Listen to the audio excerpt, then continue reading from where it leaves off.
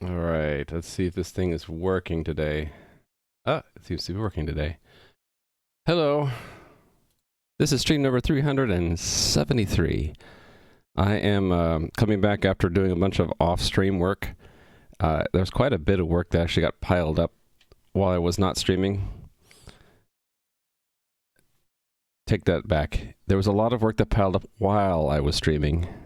So work that had to do with like my stream helper and parts of the game that I'm working on that had to do with credentials that I could easily leak by just working on it on stream. I did a lot of that while I was not streaming. Also, I was sort of recovering from staying up too late at night every night for the last week. So I had a massive headache 2 days ago. It was mostly gone yesterday. Now I think it's gone. I think it was eye strain or something like that. Hey there, Gadam. How are you doing today? Good afternoon for you. Good morning for me. So, while I was working on my stream helper here, I added a few things to it. I can now change my lights so I can make them. Oh, wait a minute! It's frozen. Uh-oh. I broke it. Dang it! Not responding. No! Close. It's dead. Of course it happens while I'm streaming. It starts up really quick though. So let's start the view timer again. And try this again. Oh, I guess this is broken. Epic Unknown, thank you for the resub. I wonder how this broke. It's broken, it's not responding. I wonder if I didn't copy the program over correctly. Hold on a second. Thank you for the resub. 12 whole months. Suddenly, a year has happened. How are you doing, Epic Unknown? Hold on, let me update the executable here. I need to grab the executable and the DLLs that I built for the stream helper. I need to put them in this folder. Open, file location, paste. Replace all 4 files. That's fine. And then let's try it again. All right, and then lights setup. Oh, yeah, now it works. So I can control the color of my lights or turn them on and off with the flip of a switch. View timer. There we go. So while I was working on that, I also moved all the data to a SQLite database and then kind of learned more about what I was doing right and wrong with the database abstraction I was going to make for my game. So I don't think I've designed this very well. Hello, Epic Unknown. How are you doing? Yeah, so the problem I have with this is Playing with Scissors actually pointed out in chat, it doesn't take advantage of any optimizations or performance benefits of any particular database. It also forces me to go through a simple create, retrieve, update, destroy, and not take advantage of any kind of elaborate SQL statements. So for example, let me show you something. If I go, not new file, I need new window.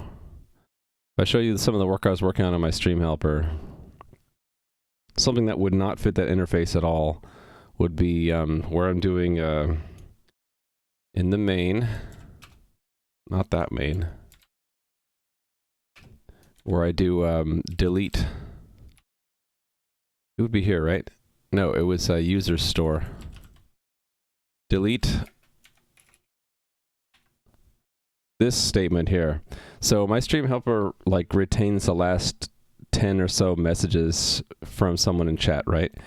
Just so I can go back, if I'm not sure who someone is, I can double click on the name and see recent chat, right? Well, this rotates the old chat out. This I can't do with my interface, but I can do it with SQL.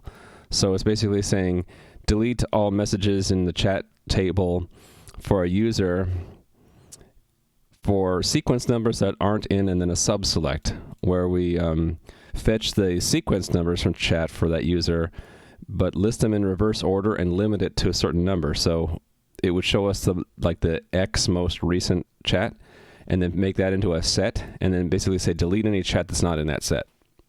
Hey there, CloudHawk. So this kind of thing would fit in my abstract interface, and so would this, but this would not. So I think I've decided to try to change the abstraction to be, instead of this create, retrieve, update, destroy, it's going to just be kind of what my stream helper is doing, which is build statement and open database.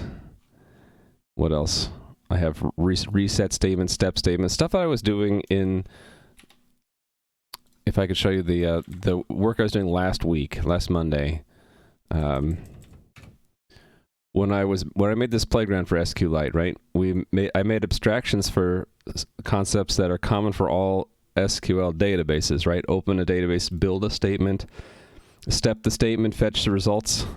So the way this would work is the code I write would be specific to a relational database that has SQL statements, but the bodies of the statements would slightly vary depending on which vendor I'm using. And I maybe try to stick with generic ANSI SQL wherever possible, so that if I wanted to, like, this would work for both SQLite and MySQL, right?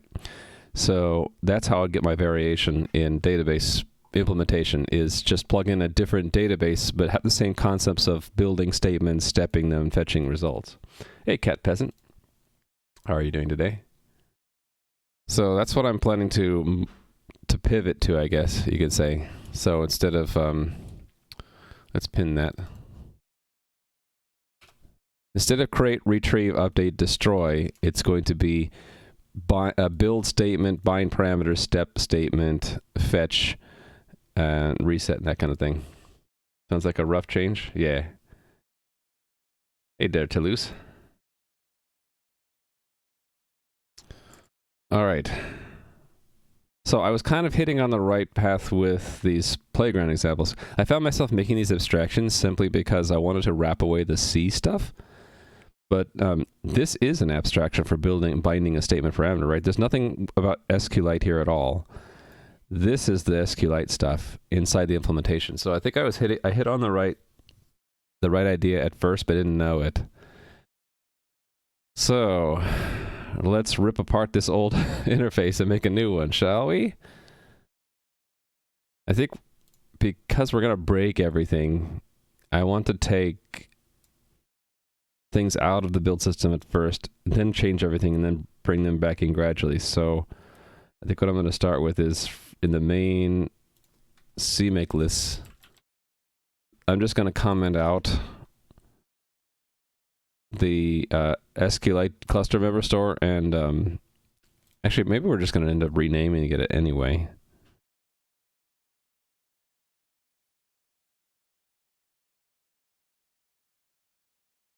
It's just going to be a generic C++. This is going to be a SQLite implementation of a generic database API that revolves around preparing and executing statements, right? So wouldn't it just be SQLite wrapper or something like that? I don't know. Maybe I'll just leave the name for now. I can change the name later. So let me build that, and that should then take SQLite cluster member store out, so its unit tests won't appear here anymore. Hey there, Aiden Garth. How are you doing? Okay, it's still there. Did I not comment that out correctly? I thought I did. Wait a second. Is this the correct CMake list? Then why is this still here? Oh, because we built it before. Okay, it's not going to build it again. I'm doing better, Aiden. I stayed up too late for several days in a row, and I got a massive headache.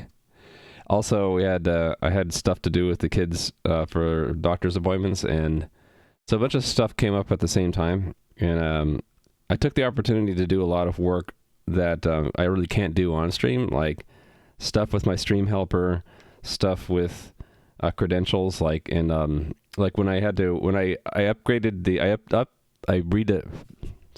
let me slow down. I deployed the latest version of my game to production and found that because of the way I moved credentials around, I ended up doing a lot of stuff with OAuth tokens that it's like, I'm glad I'm not streaming right now because I would had to juggle and hide a lot of this stuff. So got that all squared away while I was not streaming. So I also got my thoughts in order about how I'm going to do this database thing. And how come I keep forgetting to pin these files? Pin that. Thank you. Okay, yeah, so commenting that out won't remove the tests because we've already built them. If I really want to, I could wipe them. Maybe that's what I want to do. Can I open the directory where this is? No, I can't. All right, let me find the thing. All right, we can bring this on screen now. Build. And I'm just going to delete this directory. There we go. And then, so build should still do nothing. And when I rescan, that should go away. You can pin by doing Control L, Enter. I didn't know that. So you're saying if I do this, Control L, Enter, but it also deleted a line of code. Because Control L is also selecting a line of code. I must have Control L mapped to something else as well. Or is that Control I? Good damn, you gifted a sub to Avastan. Thank you for the gifted sub. And congratulations, Avastan. Now you have access to all my cool emotes, which are as cool as can be. I had to restart my stream helper, so it says I had to wave to get down. I already did that. Hey there, Avastan. And you had that nice snowflake badge from like almost 2 years ago. Okay.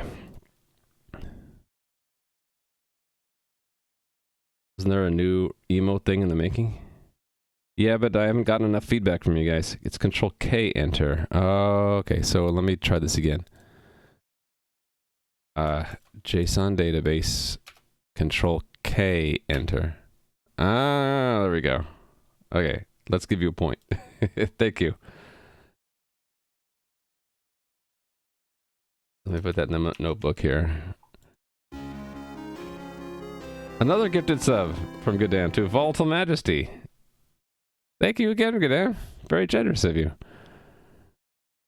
All right.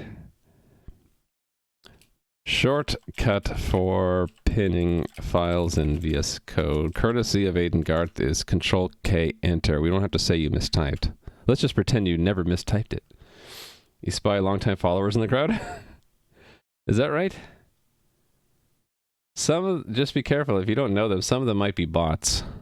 So my stream helper would tell me how long people have viewed for, and like, you don't need to give. No one needs to give a sub to Commander Root because that's definitely a bot. So, just because someone's been viewing a lot doesn't mean that they're necessarily a real person. Just keep that in mind. Hey there, Aura Driven. And Romania Hate, how are you doing today? All right. So that's useful to know. Control K, Enter pins. So I want to completely like redo this. Yeah, this is already pinned. Wait until the creator is logged into that account, and then it'll be like, oh, you've been watching the whole time? What's the pinning for?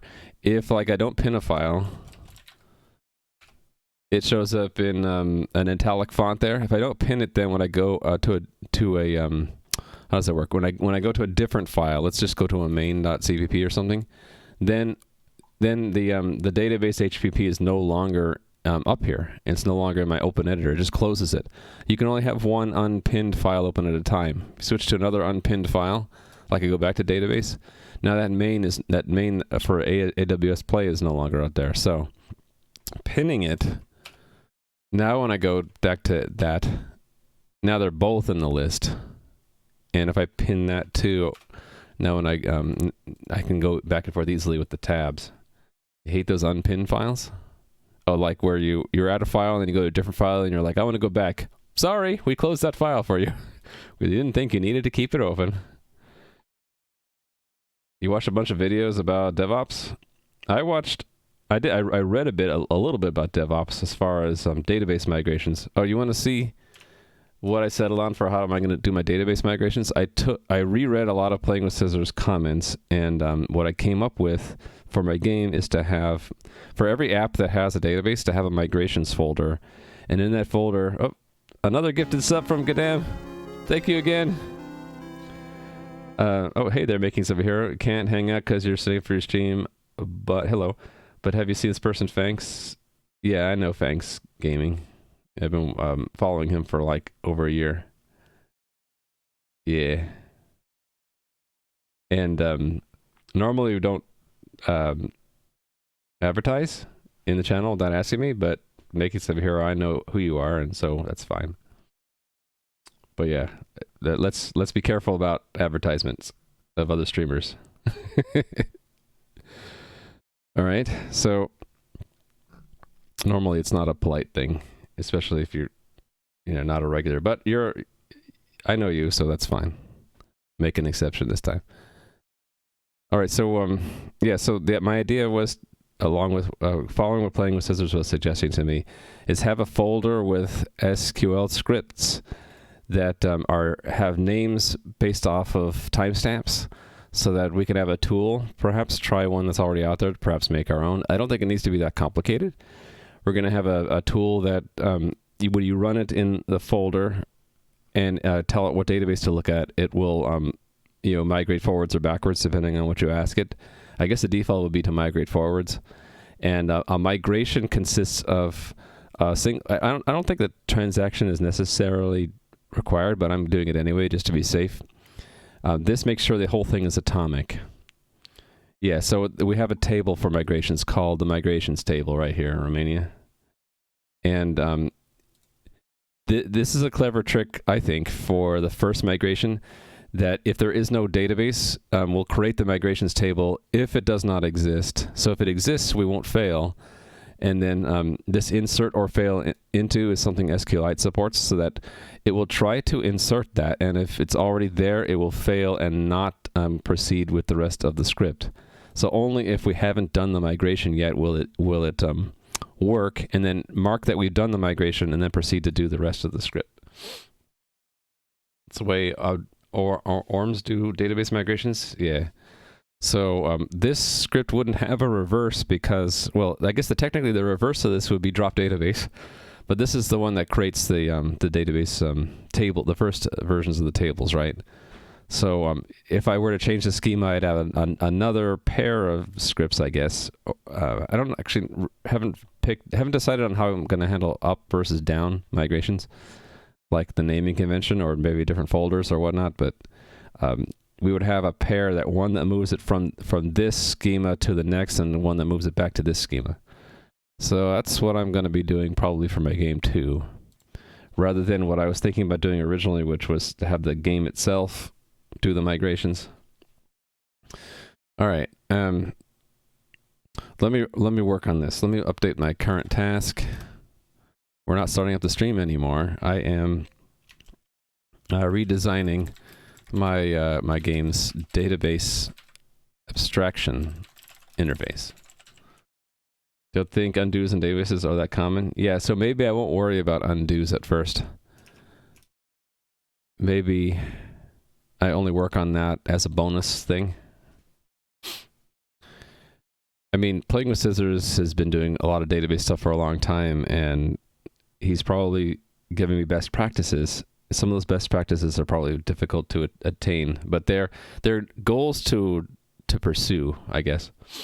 Should be able to run n-1 scripts and then run again. Yeah, if you like start over and then, right. It's kind of like doing 3 right turns to do a left. You could just start the database over again and then run n-1 if you wanted to go back one, right? You would lose all your data though. I suppose if you wanted to keep your data but move backwards and revert, then we would need to have a migration that goes backwards, right? Otherwise, just start over and just run all but the last to go back one. This specifies an abstract interface for C++ colons to access a database. I don't even think we need to say this thing anymore.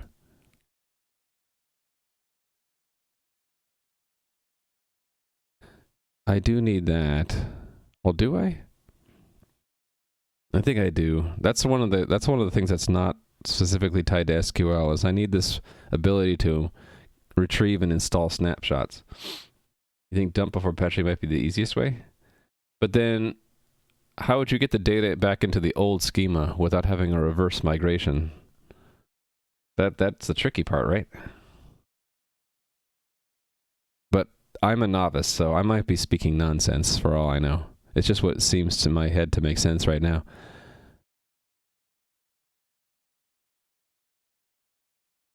Okay.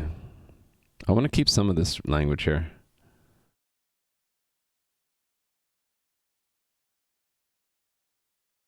Yeah, I don't know Romania hate. I don't know how that would work. Abstracts and abstract. This specifies an abstract interface to C++ components to access a database. Access a database using via SQL statements, as well as, well, do blue-green database migration. I don't know what that means. Just update the database pointed to. I'll have to look up what that means, Gadam. Remember, I am a novice. I'm going to look that up. I'm trying to get the language here right. It's difficult. I need to focus. Access a database.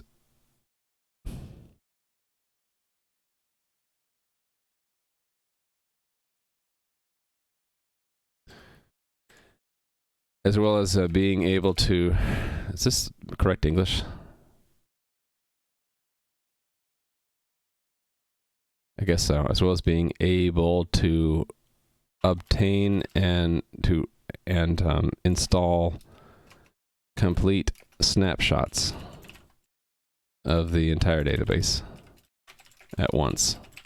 Let's leave it at that. You see forward-looking, able to support. Well, it's sort of implied by SQL statements, and it's not entirely true. If we use vendor-specific SQL statements, the interface isn't going to help us. Let me just remove this. This is true to some extent, so I'll keep it. All right. So I don't need column definitions anymore, but I think I'm going to be doing data binding both directions. So one of the keys of this is going to be I'm going to have this value thing, and I'm going to need to make some improvements to it. I don't need a print to anymore. Although I might want a print to for the data, so let's leave that. Let me put that here. Let's expect that we're going to need a print to for a value. And this should be a class, right?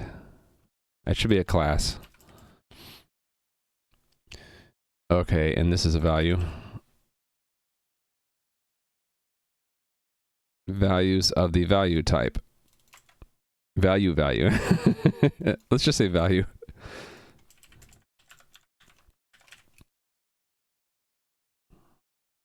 Let's rewrite this. To print out database values. Database values, sure. Okay.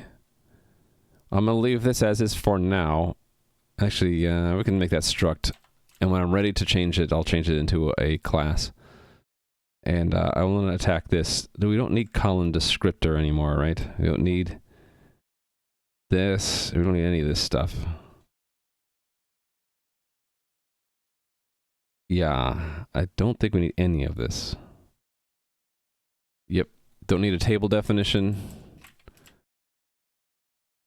Nope, don't need any of that. Okay, so this is an abstract interface for general purpose access to some kind of relational database which understands SQL statements.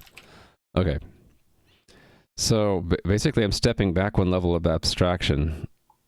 I'm not going to have methods specific to create, rename, all this stuff. I'm just going to have methods for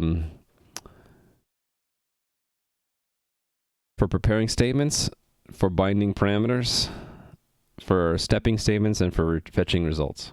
Hey there, Thompson. Migration hype. I don't think necessarily people enjoy migration, but it's something I got to do. And I never said hi to working 9 to 5. Hi. There should be a Control O shortcut like in Vim to go back to a previous file. Yeah, you would think that there would, but maybe there is. I just don't know it. Let's test. If I go to this file, and then I go to this file, can I go... Is there a way to go back? Okay, there is a go back, but I think it's tied up in, like, if I were to navigate around in a big file. So if I go to here and then I start to like jump around, and then if I go back, which is Alt left arrow, yeah, see, it's going back in the same file. I don't think that there's a shortcut for going back files. Yeah, it would be nice.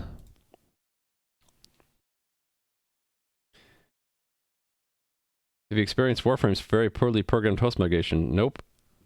Should I be glad that I haven't? I don't know Warframe.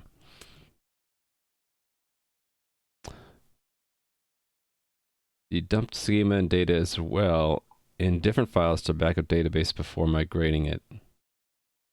Huh. So with SQLite, the schema and data are in the same file. I was just going to keep it simple and just have the entire file as a blob. Copy it and then, or transmit it, that kind of thing. Game tries to think you're a group when you're not. The objectives will reset or vanish. Wow. Sounds like they have a lot of bugs. Okay, so I don't need comments here. Okay, this all stuff is going away. Let's just delete it all. I do need this create snapshot though. So technically I do need that type. I had using blob equals standard vector of unsigned 8-bit integers.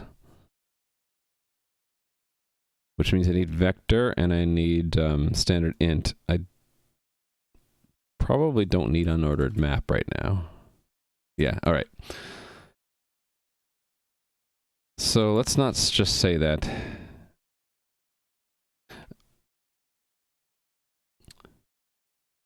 I don't really need to say that. These are designed for use in obtaining I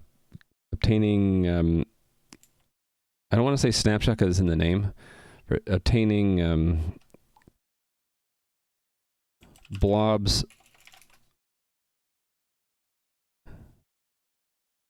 holding the complete state of the database, schema and data, and using them to replace the database using those blobs. That's what we want to say. Blob states. Hey there, MJTAU. How are you doing? And I don't know how to say your name. I'll say just key. Unpinned file feature can be disabled completely using a combination with max open editor limit. Really? I think I'm okay with it, as it's just a little bit annoying when I forget to pin stuff. But if I get into the habit of just hitting Control-K, Enter for files I care about, then I think I'll be good. Why is petting the cat gone? Because the cat is changing his habits recently. Most of the time he's sleeping or just hanging out on his heater pad, which I can't put on the cat tower anymore, or I can never put it on there because it would fall off. It's too big. And if he gets back into the habit of going onto his cat tower, we'll probably bring back the petting the cat feature. But I'm going to be hopefully replacing it soon with lights control. So I have it now locally in my stream helper. I can control my own lights here. I can say, hey, let's make it red, right? Red, please. Oh, it's purple because that's blue is up. So I can make it red, or I could make it green, or I can make it blue. And then I start to interfere with the blue chroma key. I would like to have it so that you get something like this, but on the web, and ability to control my lights in exchange for the channel points. So, or maybe even a flashbang. You can't see the lights, but you can see how they reflect off my my ugly mug. And I also want to have channel points go for doing things like world events in my game. So in the long run, that's what it'll probably be, is that the channel points will be used for spawning things or interacting with the game in certain ways. You're not a bot or a pleb. It's true, huh? Let me fix that. Okay, that should be fixed, Gadam. You should be a VIP now. Unless I'm out of VIP slots. The limited number of VIP slots for, there you go. Now you are role VIP.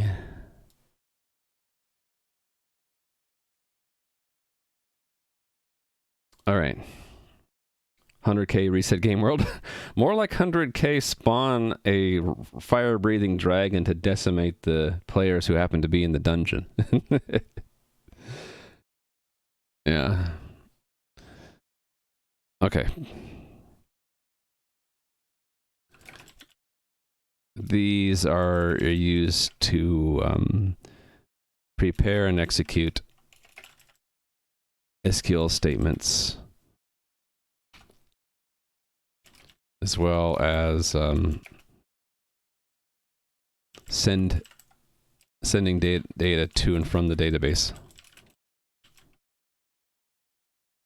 as part of executing the statements. All right, so then we're going to have virtual. Rather than typing it directly, I can just copy from what I had in the playground programs, right? Right, like these.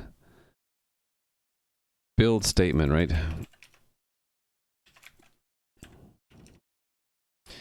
Which means I'm going to have a prepared statement object, which is fine. We can do that. We don't need a database connection because that is the database, so it's just a statement there. So I need to define whatever a prepared statement is. Right, it was a unique pointer to that. Let's obscure that though. Let's make it a class. Class prepared statement. And it'll just have nothing at first right now. Unless... Yeah, it should be a pure virtual class, right? It's just another interface. So I should just define what it is here. This is an abstract interface to an object which represents an SQL statement prepared for use with a database. It can be used to input data to the database via parameter bindings, as well as executing the statement, stepping one row at a time, and retrieving data from the database. This is a long sentence. Let's break this up. It can be used to dash maybe, or star dash input to the database via parameter bindings, executing the statement, stepping one row at a time, retrieving data from the database via column fetches. That's fine. That's a good summary. Okay, so then the methods I need for that. Bind parameter. And then here's where I'm going to keep it generic.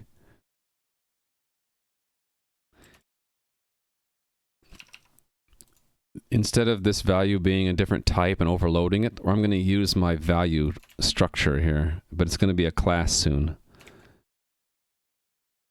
And then this is the this pointer. And make it pure virtual, and we're good to go, right?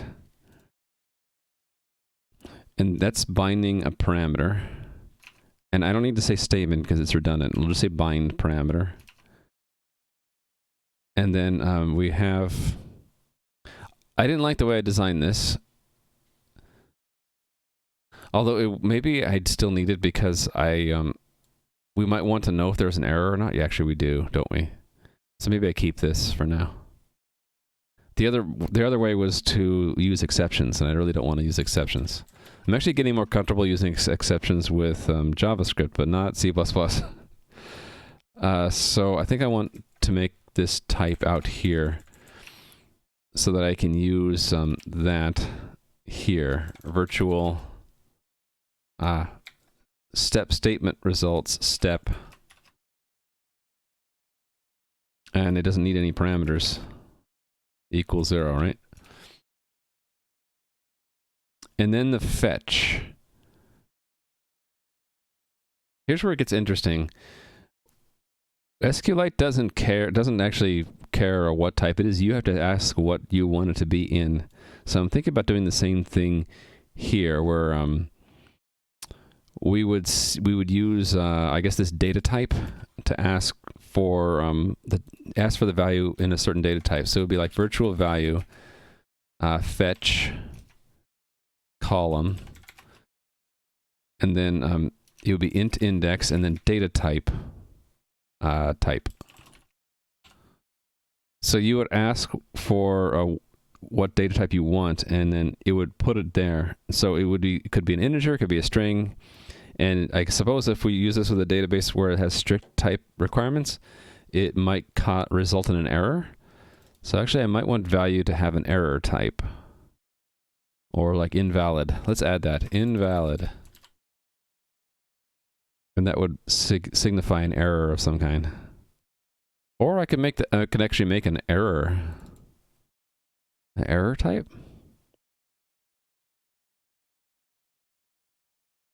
I guess we could. Or I could have both. So, like error. It would still be an error here.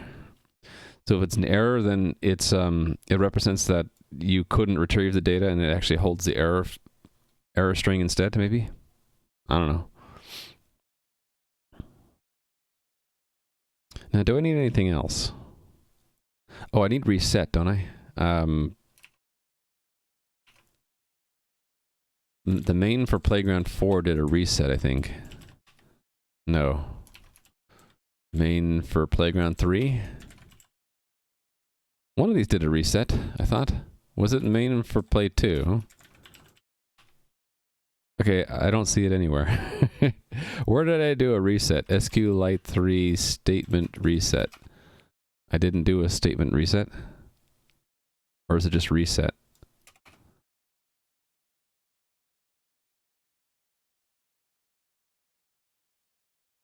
Oh, I didn't do it in the playground, but I did it in this code. But yeah, so I want to reset. Reset is what you do when you're going to bind new parameters or run the statement over again. So that would just be here, right? Virtual void reset. Let me put these in alphabetical order. So it means fetch goes before reset. Bind, fetch, reset, step. Okay, and then we have prepare a statement. What if the statement isn't... What if the statement didn't execute correctly?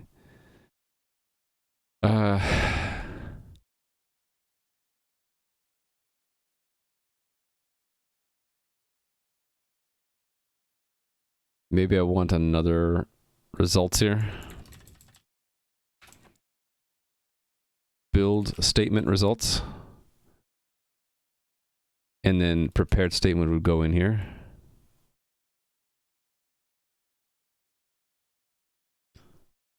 And then this would go here. Yeah, let's do that. And then that needs to be 0 virtual. Okay, and then what else do I need? Besides build statement. Hey there, Prof Elements. How are you doing today?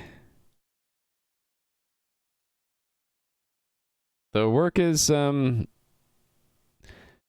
we took a turn. Hey there, Topic Nibble. I realized that I was not designing this database abstraction correctly, so I'm moving it one step back in the abstraction. Rather than having functions for or methods for doing things like create, retrieve, update, delete, I'm just making it completely just a wrapper around SQL statements. Just vibing, as the kids say.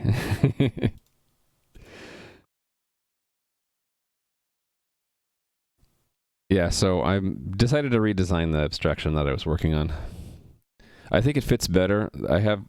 I was working on my stream helper the last couple of days, and it seemed to fit better to just to go with what I had been doing in these playground examples, which is that the abstraction layer would be centered around SQL. That the application would still build SQL strings, and these are somewhat vendor neutral, or I can keep them vendor neutral. But then the implementation is database specific on the construction and usage of SQL statements. Hey there, Resubaka.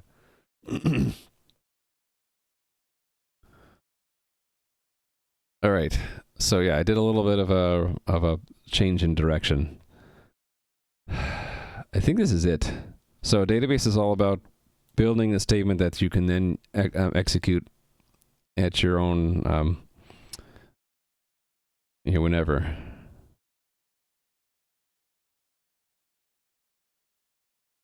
It just seems like I'm missing something. I don't think I am though.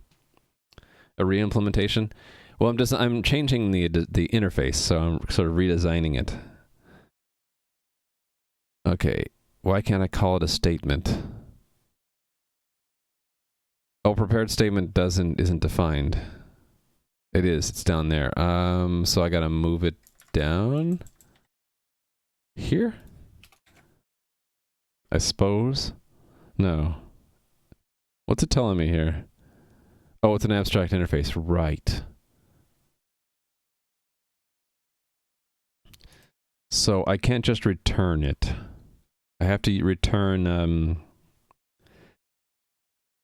I suppose the most flexible way would be a shared pointer, just in case it ends up being shared.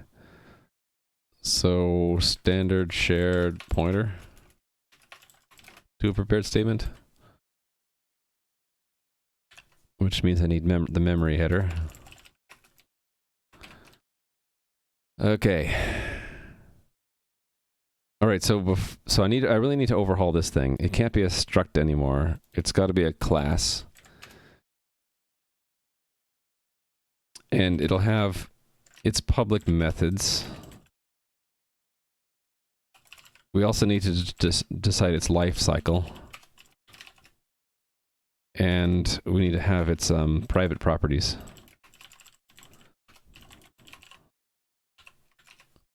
And I want to model these after what I've been doing for implementations elsewhere. The pimple pattern. So these are going to get moved to here.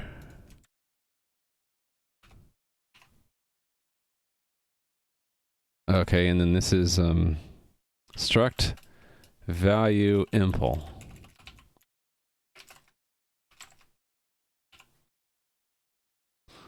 All right, and then delete them here. And then standard lifecycle methods. They look like this. It's the rule of 5. How do we destroy? How do we copy? How do we move? Both during construction and during assignment.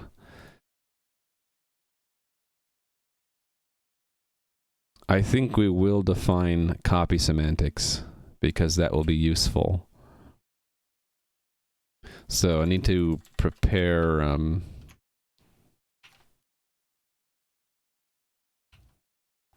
bodies for these.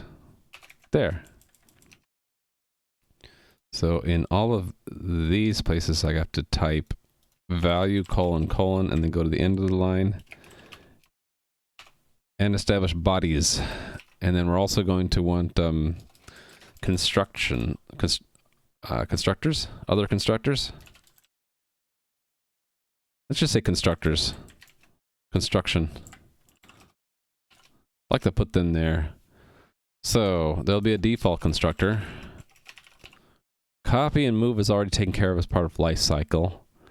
The reason why other constructors aren't considered part of lifecycle is just the rules of 1, 3, and 5 say that these are the ones that need to go together. You can have a default constructor without defining copy and move semantics. But if you define a copy constructor or a move constructor, you're supposed to define the other 4. All right, so then I also want to have constructors for the various types that we can represent. So error is going to be a special case. Let's make a factory for making an error value. Did you have to explicitly state public again since the one? It's more for readability that I like to have each section define whether it's public, protected, or private. You don't need to do that. If you don't do that, these are all public. It's for the user's benefit, not the compiler. So const standard string. I'm not sitting nicely. Your learning classes? Yeah, so it basically what these statements do is they change the compiler's state that it starts the moment it starts parsing a class. You can think of there's an internal enum value of current what is it called? Current visibility or current access mode or something. And it's one of public, protected, private. And for classes, it starts out as private, and for structs, it starts out as public. And then whenever you run into these statements, it's basically just changing that internal variable of the compiler. So all of these are public, all of these are public. This was a no-op, essentially, because it was already public. But we switch from this, when it encounters this, it switches to these being private symbols now. So a purist might say, oh, you don't need that public or that one, but you still need that private, right? I like to keep them there just for a human reader. Use SQLite 3 a lot if you want any perf tips. Oh, thank you, Atomic Nibble. Maybe later when I start to work on the performance. I will keep your name in mind. Thank you very much. I'm not at that point yet. I'm mostly just trying to get it connected, and I can start measuring the performance and then trying different SQL statements for various things to try to do things optimally. I also need to learn more about indexing and views. So not that we need to talk about it now, but eventually I'll probably be asking you for like, what are some good sites or videos to watch to learn about indexing, views, and other performance things. Just finished structs, but the course didn't explain objects clearly or what callbacks were. Okay. Callbacks are interesting. In C++, the only difference between a class and a struct is the default access mode. So class, it's private, and struct, it's public. There's absolutely no difference other than that. Callbacks are fun, and when I get to one, I'll point it out. Goddamn. The classic callback in C is just a pointer to a function. In C++, there's now standard function, and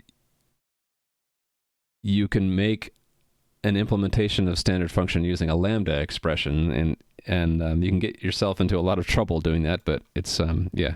There's a lot of new syntax in C++ to make callbacks, which are both fun and dangerous, just like anything else in C++. Okay, I want a real value, and I want integer and Boolean. Boolean. All right.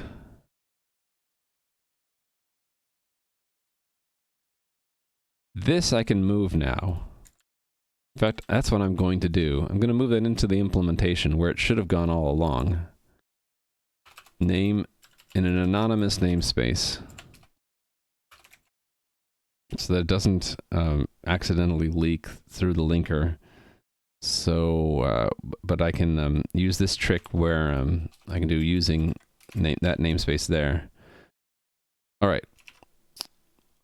So these are the different constructors, and now I want to make sure I can go the other way. So I want to have like operator standard string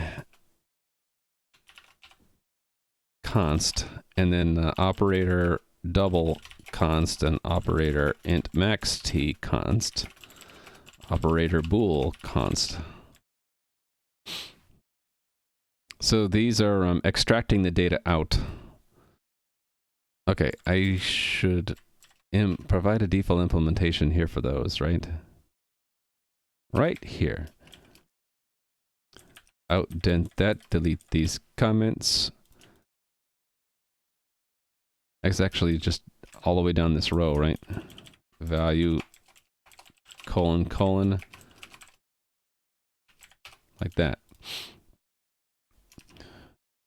Okay, what else do I need? I need a way to build a from error. So static value error const standard string error. It's an explicit factory method. So it's like a constructor, only you don't use new. You would call it in and it would return you a value that is internally type error. Oh, we also need a get type.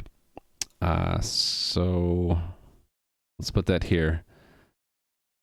Data type get type const. And I think I need assignment too, to reassign a value. So that would be void. Let me think about this. No, it's value operator equal. Oh, thank you for that follow. I appreciate it. And then all of these, right? And these are not constant. These are assigning. And I should probably also provide a move assignment for the string, so we don't make a copy. The basic types, though, we can go ahead and just leave them value objects. So this one should have an alternative, which takes a R value reference for a text, like that. Okay. Am I missing anything? If I'm missing something, I'll figure that out later, right? There's my stuff. Outdent there. So there. And down here, it's value colon colon. Go to the end. I like multi-cursor. It's so neat. Okay, so let's delete all this old crud. I don't need any of this stuff. I want to keep the print 2, but print 2 is for value now, right? Value. We'll figure out how to print that in a minute. So let's say to do. That's where TDD comes in handy. Yeah, I should do TDD here, shouldn't I?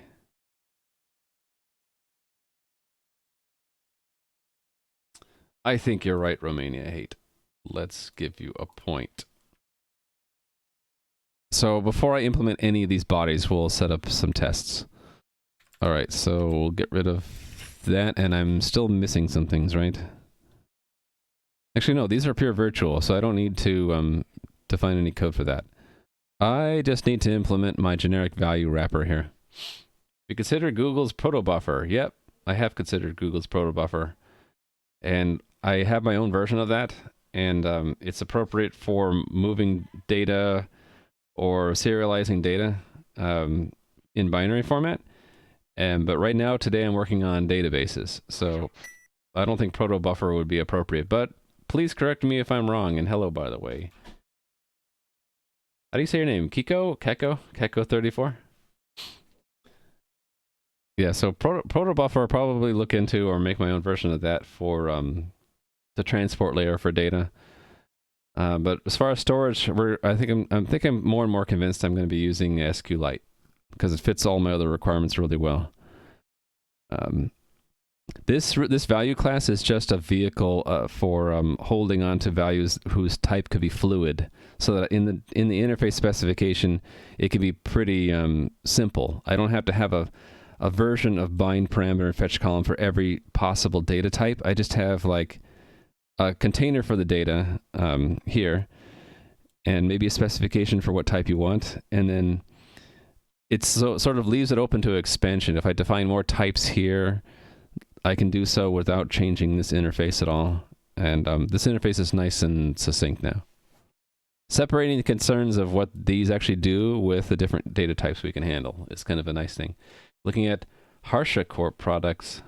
And they have Raft and some products, but not sure what they use for transport layer. Oh, I see. We support transient binds. I have no idea what that even means, Atomic Nibble. I don't know how to answer that because I don't know what a transient bind means. Maybe I should learn. So far, I haven't needed anything like that. I haven't run across that. The only thing I've needed so far is prepared statements, and then being able to bind parameter values to them, because the statements will have placeholders for them, like that, like question mark, right? And then you need to bind those two parameters. Basically, you tell SQLite the pointer you pass will be valid till the end of the query, so you can skip a copy. Oh, I think I know what you mean. So this thing, transient, right? So yeah, that we are doing, yes.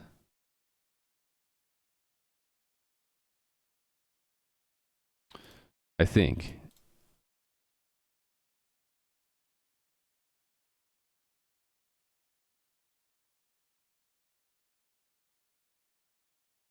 Okay, if it's transient, SQLite makes its own copy. I guess what I would do is static so that it doesn't make its own copy.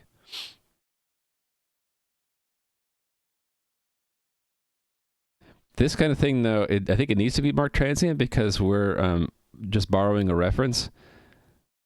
If we had control over the lifetime of the value for the duration of the statement, then we could use static and then avoid a copy, right? So okay, yeah. So right now everything is transient, and SQLite will make a copy, which might be a performance hit because it's making copies, right? How would I avoid that? I guess what I would do is there might be an alternative. Where am I going?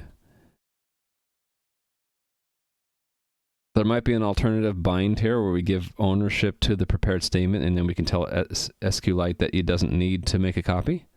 Hey there, Crumpet. How are you doing today? So I updated my OBS to the latest version, and they moved things around and added some things. And now there's this new red dot that is on when I'm streaming and when I'm recording.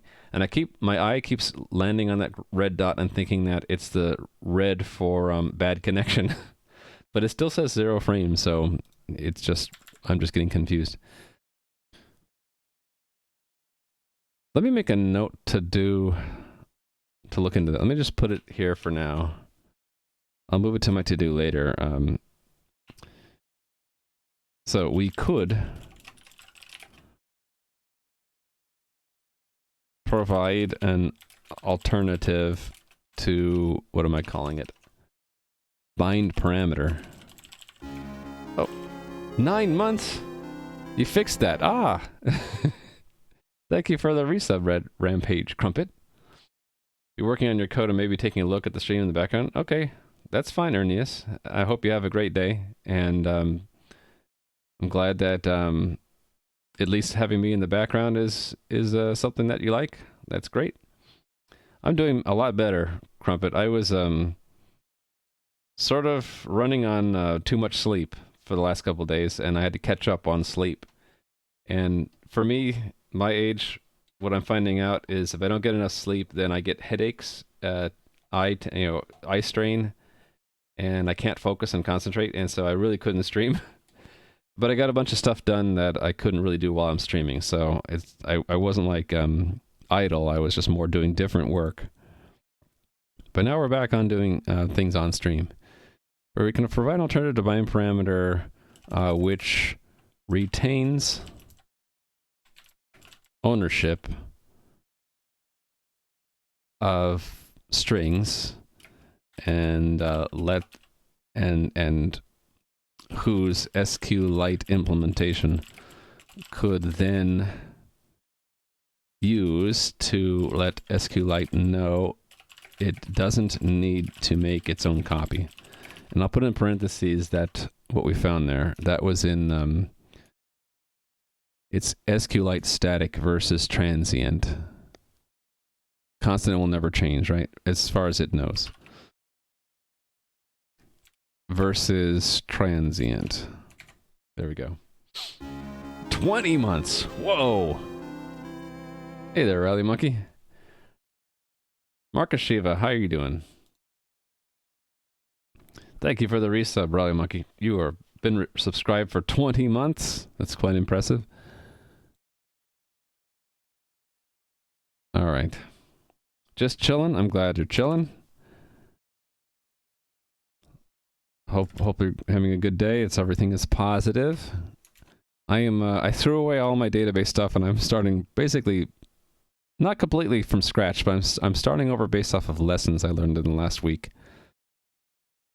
So, Rally Monkey, I don't know if you saw it, but I ditched my previous database API and I made a simpler one, which is one level more abstracted away. Rather than having methods that explicitly work with rows like create row, update row, delete row, that kind of thing. Now it's just we prepare SQL statement, and the SQL statement could be a create or a retrieve or an insert or an update or delete or whatever. So basically, this is a C++ wrapper for generic SQL. The older one wasn't getting messy; it just wasn't appropriate. It was too constrained, and I couldn't build complex queries. My example I was showing earlier was one thing I needed for my stream helper. I needed to do this statement. So if I want to remember a chat message, but then only remember the last 10, the insert will add the last chat message. But if I want to delete all but the last 10, I need a more complicated query like this. So if I wanted to fit that through a generic interface, I'd need the generic interface to be right on this build statement level, not above or below it. Is the execute function on the statement? Yeah, it's part of the step. So this step executes it and makes the any columns available for fetching. So it's modeled actually after the SQLite interface.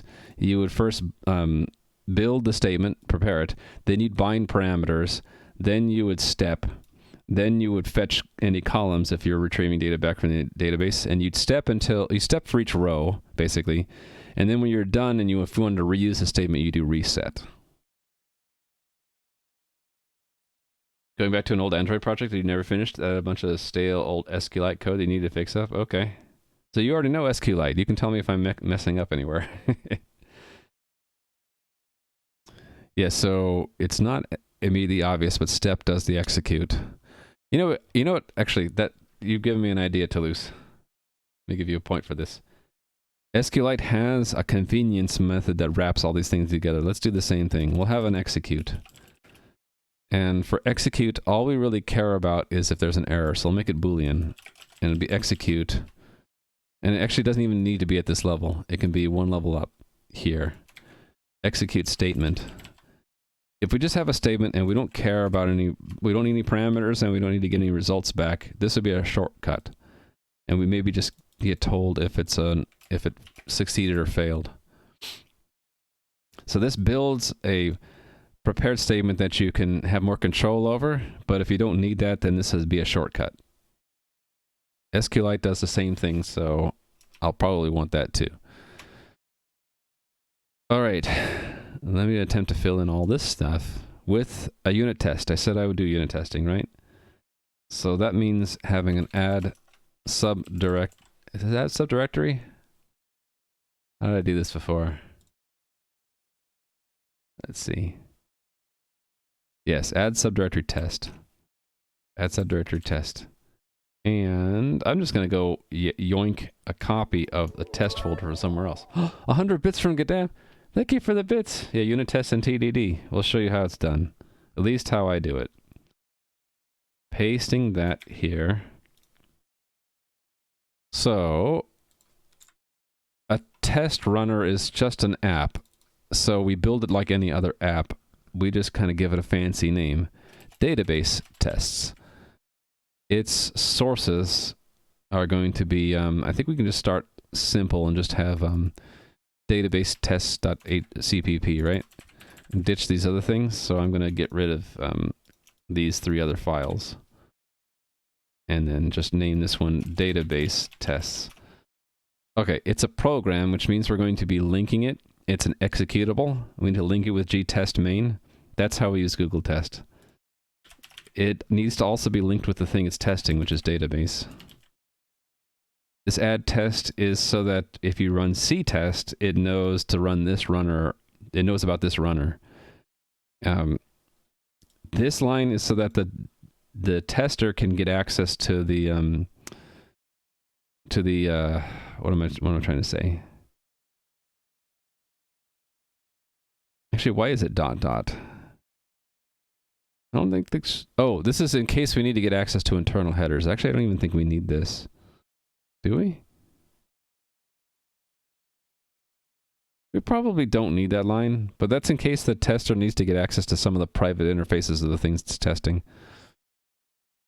Actually, I'm thinking more and more that that's a code smell. Let's delete it. I could add it back if I need it. All right, so that's our make file, and the tests themselves, database tests. This module contains unit tests of the, oh, actually, this is specifically for the database value class. So let me actually rename this to be value tests, and then rename it here, value tests. Okay. Minimally, we just need gtest and the thing we're testing, which is going to be database slash no, cluster member store. I'm going to be changing that name soon. Database.hvp. Actually, I should probably move it into its own file called value.hvp. That would be more appropriate, wouldn't it? Let's do that. Value.hvp. This file defines the cluster member store value class, which represents an element of data either sent to or retrieved from a database. All right, and then we delete everything after here. Boink. So we just have the print to, we have the class itself, and we have its data type, which I feel like I should move into value itself. Yeah, let's move that into value itself. We'll say that it has its own types. And one of it is, and then I can just remove the word data and just call it type. And then this will just say type. Yeah, I like that. Nice and clean. Our makefile needs to include that though. Value. And so should our sources, their only source will be value.cpp, right? Value.cpp. This contains the implementation. Why did I say roots? Implementation of the cluster member store value class. Too long. There we go. Right, so this is type now. Data, value type. Why doesn't it like that name? Oh, because this should say value. All right, and then I can get rid of... That would normally be type, but type is not declared at that scope, so we can say auto and then put the type over there, and then it works.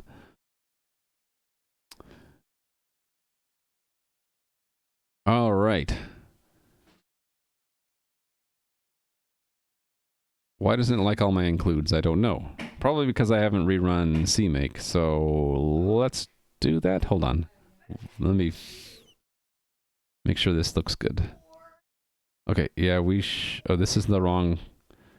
That's the wrong name. It's cluster member store.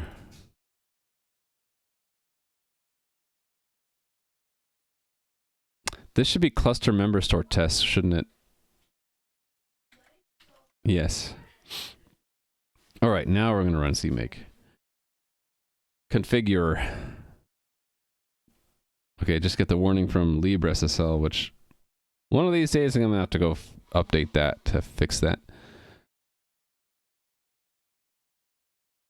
Okay, no longer complaining about my includes. Do I need all those includes? I don't know if I need vector anymore.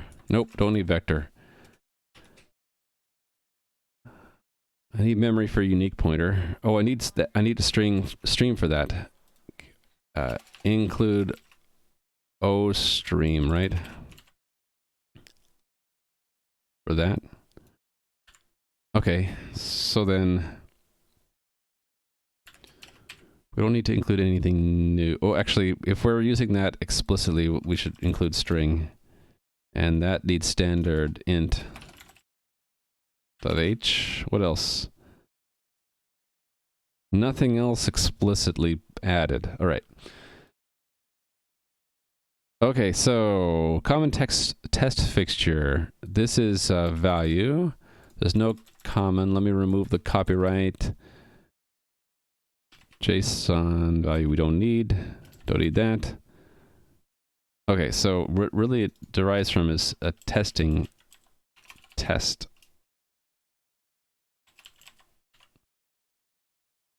This one gives us setup and teardown methods. I probably don't even need them, so we'll just leave it as an empty shell for now. And we get to define what our tests do here. I like to follow the arrange, act, assert pattern for tests, but let's pick something that we want to test.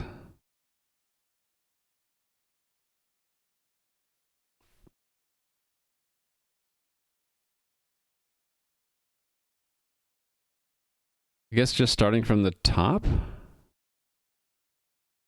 I'm not going to bother having explicit tests for life cycle yet, although maybe I should for copying. Let me just start from construction. So the default value. The arrange would be no arrangement necessary. The act would be auto value or value. This should have a big include or using namespace cluster member store at the top, so we don't have to be explicit. So the assert here would be expect equal value type invalid for value get type. We are using the thing under test's own methods to test itself, but if I have more tests for that later, then I think that's okay. Next thing, string value or text value. So here the value is constructed from a test. Hello. And here it should be type text. N should have hello as a standard string.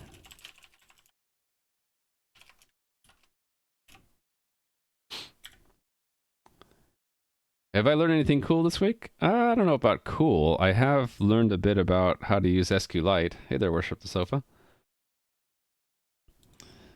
What was the coolest thing I learned today, or yesterday, or the day before? I can't remember. I'm sorry, worship the sofa. I never said hi to Rally Monkey, too. Hi, Rally Monkey. I can't remember worship the sofa. I've been sort of like, I've had a headache the last couple of days. It's kind of hard for me to remember if I've learned anything cool. Let's say I've learned a few things, but they weren't cool enough to say what they were. Hey there, Rither. Hi. I did have something interesting happen while I was working on this thing. This light setup that I added, so I can change the color of my lights. So now it's like more purplish. Now it's red. Now it's off. Now it's back on again. Now it's back to sort of white. When I drag these two frequently, it's sending too many requests to my Raspberry Pi, and I rediscovered that my web server code had a rate limit in there. I actually accidentally banned myself from my Raspberry Pi's light control by moving the lever too quickly. So that's something I forgot that was in there that I relearned. That was sort of interesting. Thank you for the follow, by the way. Okay, so we're going to expect hello for value if we cast it to a string. What does it not like about this one? Oh, expected a semicolon there. There we go. So you move it from 100 to 50, does it send a request? Yeah, it sends a request for every change. Yep. So I haven't put in coalescing functions in there, so to where like if it's still waiting for it to apply the last change, it should not ask for another change and just accumulate. I haven't done that yet. It was just every time I moved the slider, it would send a new web request to the Raspberry Pi, and so it was just sending a ton of requests. Just notice there's a timer in the Twitch player. It's there if you. It was there if you had the BTTV plugin installed for your browser. So maybe it's there by default now. I don't know. It could be that Twitch added their own. I've always been running with both FFZ and BTTV plugins, so I've seen the timer and a bunch of stuff there for over a year now. So who knows? Maybe Twitch added it to the main one. I wouldn't know. Let's have a real value test. So this would test 1.23, and then we should use a near here. Expect near because of potential floating point error. Actually, it'll be the same error, so I can use equal.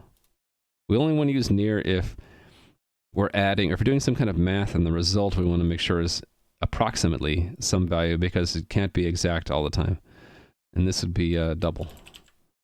And then it has to be a real type. Okay, continuing on. Integer. 42. Expect 42 for int max t value. Is this ambiguous? Is that what it's telling me? Right, so I need to say, actually, I wonder if it would be okay to have int as well as int max t.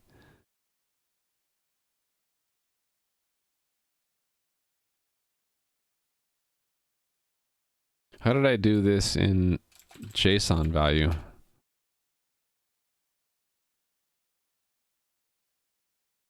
Oh, I did have them separate. And I also had a size t as well. Okay. Yeah, let's do that then. Two more integer variants. This is they're all integer. They're just different kinds of integers. And did I do the same thing for typecast operators? Oh, I should also have comparators. Yeah, I forgot about that. I forgot about comparators. Oh, I did. Okay. So we should do the same thing. Have an int variant and a size t variant. And this should have an int variant and a size t variant. And I should also add comparison operators. So bool operator equal other, and then a not equal. And I'll leave it at that. I won't have a less than. rolled out yesterday for you. It's a little easier. So they must have just taken a leaf out of BTT book and then just added it themselves then. Okay, so these got added to here. Where exactly do they go? Like above this one, right here. There and there, add. And then two more versions of this one. One that's int and one that's size t. Okay, and then the typecasts, two more of those. Int, size t. And then two more of these. Int, size t. Okay. What are the operator definitions for? These ones are for converting a value into one of these primitive types. These ones up here are for going the other way, making a value out of a primitive type. So these construct a value from a primitive, and these ones convert a value back to a primitive. These operators are kind of like the constructors, only they're for like reusing a value. So for every constructor here, I would want to have a assignment here. In fact, I need to have another constructor, don't I? I want to have a move constructor for strings to match the assignment operator I had. Am I missing anything else? 1, 2, 3, 4, 5, 6, 7. 1, 2, 3, 4, 5, 6, 7. Yeah, okay, we're good. So yeah, I hope that's a little bit of obscure C++ syntax that it's like the opposite of a constructor as far as data movement. If we're moving a primitive type into our class with constructors, then this is how you move them back out. And again, these are assignment operators. So if you assign a double to a value, it would call this function. And then these ones up here are special in that that's the rule of 035. You can look that up. It's if you see in C++, if you define any one of these 5 methods, you should define them all, and so I like to keep them grouped up.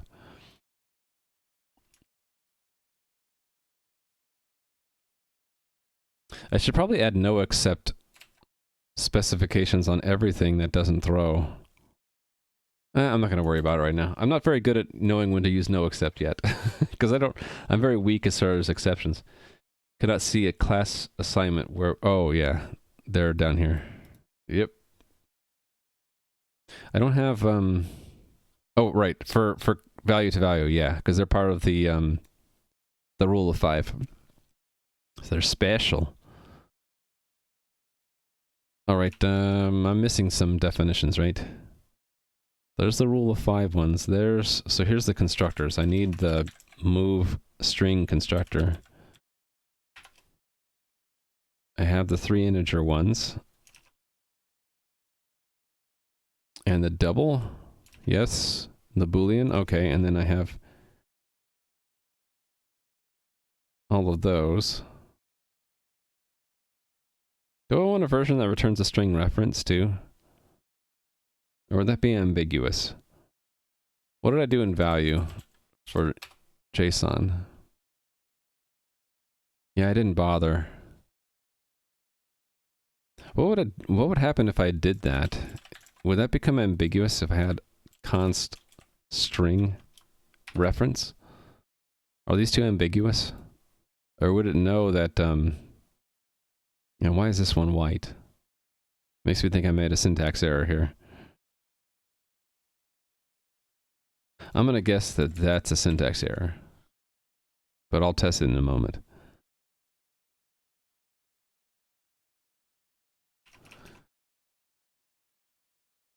I am missing the error function, aren't I? That goes there. We remove the word static off the front. And we do that. Okay, and to get this to compile, I need to like have everything that return something return something. So these ones would return this.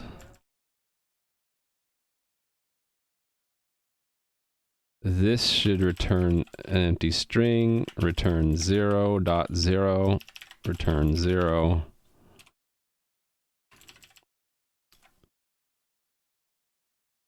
Return false. Return type invalid, I guess. These all return this as well. Oh, no. These ones down here do. These return false. These are the comparison operators. Okay, and then, yeah, assignment, you just return this to so they can be chained. And this is just going to return an empty value. Okay. Let me get some of these tests filled in. This is, should I just put them in here? The integers together. So that'll construct from an int, right? And value 2, let's have it construct from int max t, 1, 2, 3, 4, 5. And another one, a size t,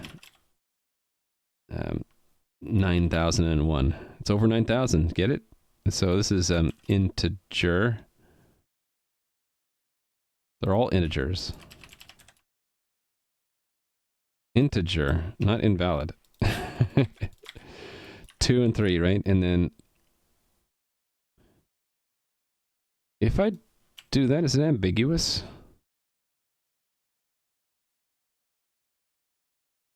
Or will it understand that? I guess that works, right?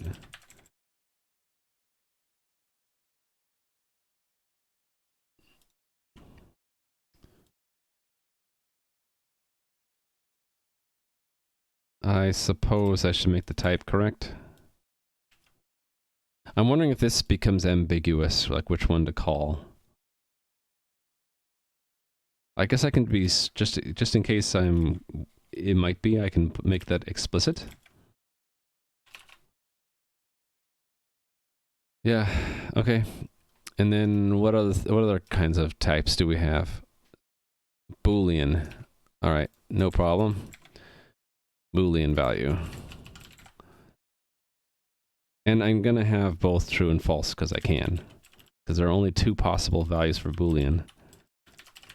Oh, do I want to have a representation for null also? I should probably do that, right?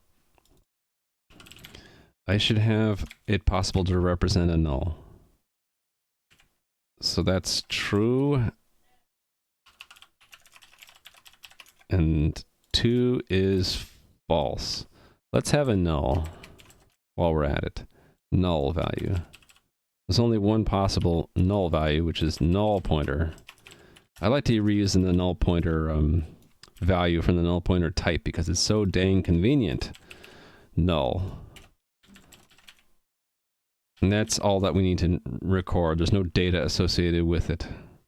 So let's add null to the list.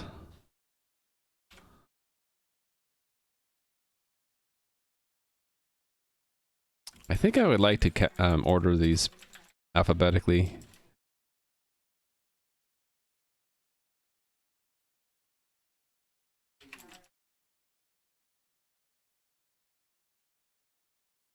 All right. Okay, build.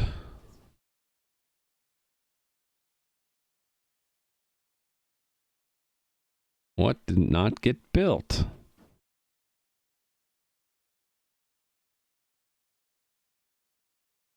Database HTTP line 95. Okay, so it's in here. We have issues. Oh, it has value. I forgot to remove this out. So this should include value.http and not define all this stuff. Right. Okay. Yeah, so that has to be after prepared statement, right? So down here. And then this is value type. Okay, and so let's try again. More errors. I love it, compiler errors, don't you? Line 49, missing type specifier for this. Is that because memory isn't included? No, it is. Syntax error. What am I... There's some kind of syntax problem here.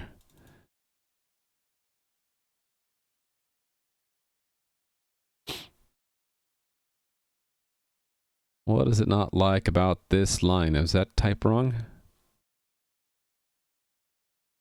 Equals 0, equals 0. What am I missing here? Hey there, A squared. So A squared, I'm sorry that my replies in Discord were not prompt. I was in AFK a lot yesterday. So I would come back and I'm like, oh, A squared wrote something 2 hours ago. Oops. Oh, he wrote back, you know, two hours ago. After a second time. So my apologies for being so slow in responding. When I start to see errors like this, I start to think I'm missing punctuation somewhere. And I don't see it here. I'm wondering if it's in this value header somewhere. Am I missing some punctuation here?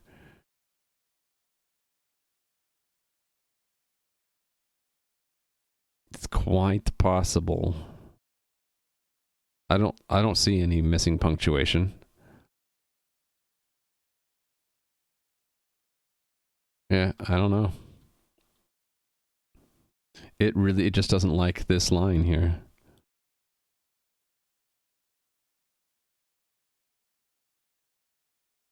Am I in the correct... Oh, I'm in the correct... I'm not in the right file. There's JSON database. Shoot. Okay, I need to not build that for right. It's broken right now. Let's not build it. JSON, this one. There we go. Discord isn't a platform where I want you to expect real-time stuff. That's exactly what my mentor would say. What's the first error? The first error, it was just in the wrong file. I thought it was an error for that file database, but it's an error in this JSON database, which I haven't rewritten yet. It's using the old interface specification, so of course it's not going to work. So we're not going to be concerned about that right now. I'm just focused on getting this, mostly just this value type to work with its tests. And so all of its tests should show up here under database tests, right? How come I don't see it? Oh, cluster member store. Here we go. Value tests. Yeah, they're going to all fail except for default. First error was not reading the error right. Exactly. I need to be more careful and actually read better. Okay, let's implement some functions. Apparently I got this one working by sheer luck. I think it's because the default value for a data type is invalid. We should be explicit though. Let's say this is type invalid.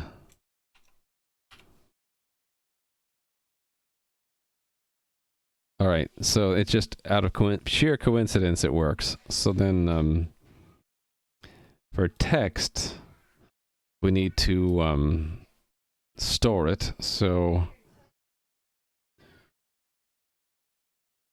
impl data text is new string from text. Impl type is type text. Now let me balance that right away before I get too carried away. In the destructor, we need to see if it's text, we need to delete the text, right? If, or let's just do a switch off of impl type case type text delete impl data text.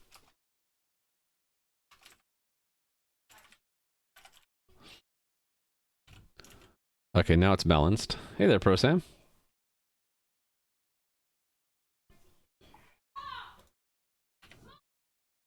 Oh, I didn't test the move text constructor, did I? Now they're all broken. Hey, there is Matt. Oh, an exception. Oh, wonderful.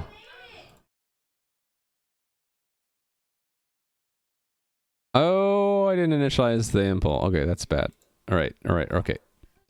Yeah, we need to create storage for the actual data, right? No, we have storage. Oh, but it's an impl. Duh. Okay.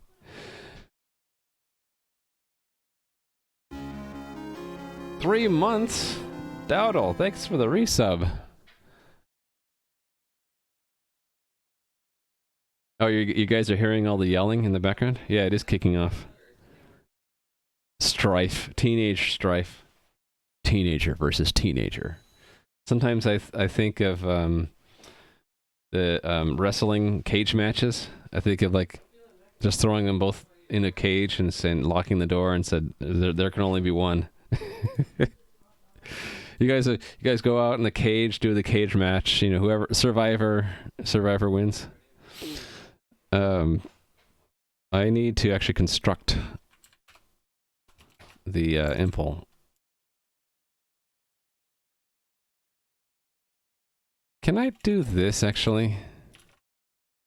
Then does that actually work in C++ now? Then I can do something like this. I don't remember if this is a thing that we can do now. New impl. But that actually might work. Let's see if I can get away with that. Yes, it worked. I got away with it. Look at that. But my text is still broken. Interesting.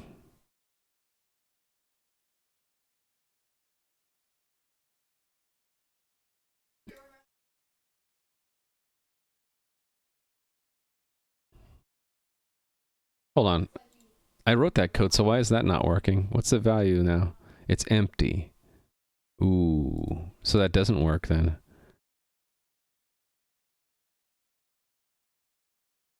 Hold on, so does that mean we never get to that? Let's run this test again. Oh? Wait a minute. Which, oh, it went to the move constructor. Yeah, okay. So we need a copy. So this is text copy, and we need to have text move.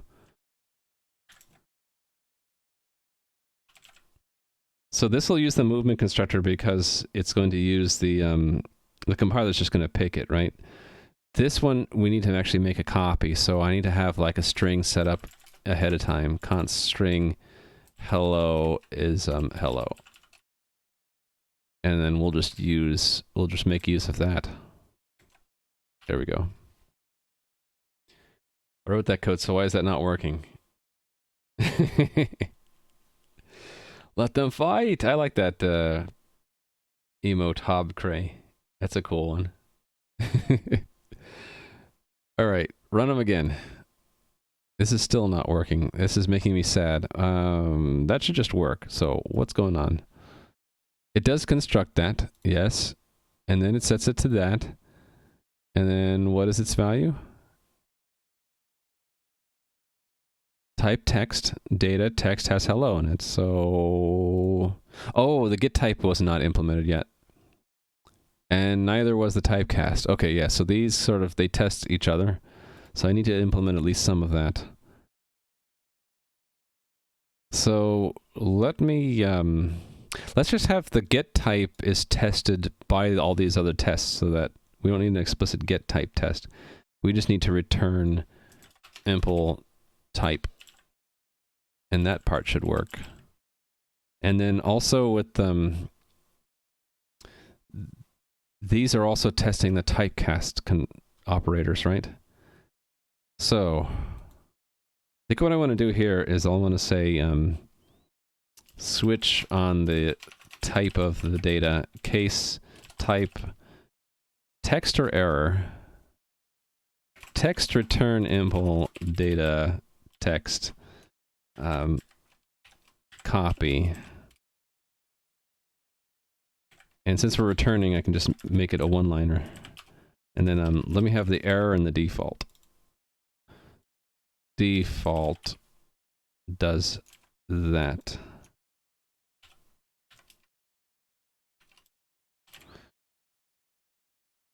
Error should, I don't know why I have it in a separate thing, but I do. It's a union, so it doesn't cost me anything. Technically, I haven't written the test for that yet, but let's ignore that for a moment. I just want to get these tests to pass. There we go. So then the move constructor for strings is next. So leveraging this new way to chain the constructors together, I just do this and I do standard move text to make that correct, right? Still wrong. What's the error here? Exception. Ooh, I like exceptions. Oh, it didn't go through the correct constructor, I guess.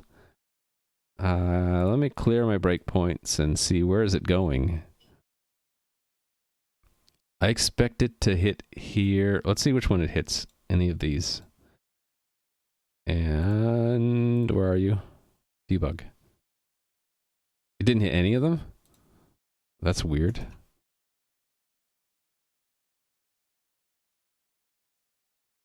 Oh, is it calling the integer constructor for that? So I need to have a const char pointer constructor for it, I think. Yeah, I was storing everything in a flat file. You want to see it? Game.snapshot. I've been showing this for last week or so whenever someone asks. So JSON, and then we'll collapse the whole thing. What was the collapse all button again? Just this one? No, it was K0. There we go. So this is just in my test local environment. It's 11,000 lines long. So my stream helper had the same kind of problem where I was storing everything in a JSON file. As the data grows to like 100,000 lines plus, it becomes prohibitively expensive to read and write the JSON file. So I need to get it more scalable. So I'm moving everything to a real database and using real SQL queries to fetch and update things. Nope, not even, well, the different players are in here. But yeah, they're all in a big players JSON array. Yeah. That C++ calling int overload so silly. Oh yeah, by mistake, yeah. Because a pointer is more convertible to an int than to a string. Yeah, one file to roll them all, but not much longer. It's going to be moving to at least one SQLite. Actually, it'll be one SQLite database, but multiple tables. And also move back in the ticketing system. The ticketing system actually is a separate file, but it's also JSON. I split that out because it alone was getting huge on the production server. So technically there are two JSON files, the ticket system and then everything else. They're both moving to the same SQLite database now. All right, so I need to add some more functions here, don't I? So to get this one explicit, let's let me just, so it's not confusing. Let's make another. Actually, let's copy this test up here, and this will be text convert C string. C string value? Text C string value. There we go. All right, so then this would be text move value.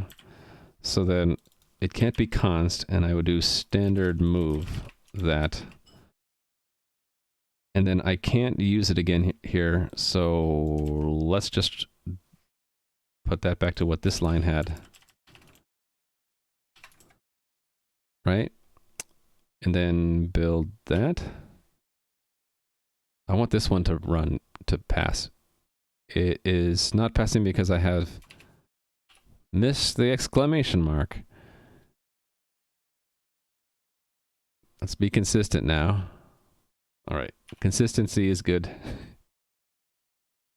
All right, so then the C string value, I need to actually define that properly, right? So right now it's probably defaulting to the int or something like that. So let's add one for const char star. I'm not going to have a conversion back. I think it's okay to just convert it to C++ string and then do C string on it. That's fine, right? Actually, why don't I make it completely completely balanced? I can do that. That can just be a convenience wrapper. Thank you for that follow. Why remove the string ref? You mean this? It was just to see if I don't know if that'll actually work yet, so I'm leaving it out for the moment. I'll add it back in a minute. Thank you for the follows, by the way. You got to go make some lunch. Enjoy your lunch. Curious on the reasoning behind SQLite something versus Postgres. Let me start over. You're curious on the reasoning behind SQLite versus Postgres. I know you have to go and eat lunch, but the quick answer is that my game already has separate copies of the data because it implements the Raft consensus algorithm. So each server that runs a copy of the game has its own private copy of the data anyway. So SQLite is pretty much hitting all my requirements without adding crap that I don't need, because already these ones store their own copy of the data in a file. SQLite stores its database in a file. Each one of these has solo exclusive access to a copy. SQLite Database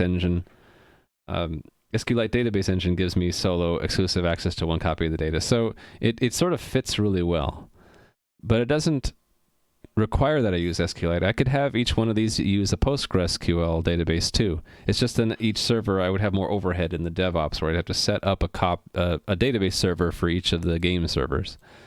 Because part of what we're doing here is fault tolerance, is that there's redundancy in the data storage. So I would want to have 3 databases, not have one shared database.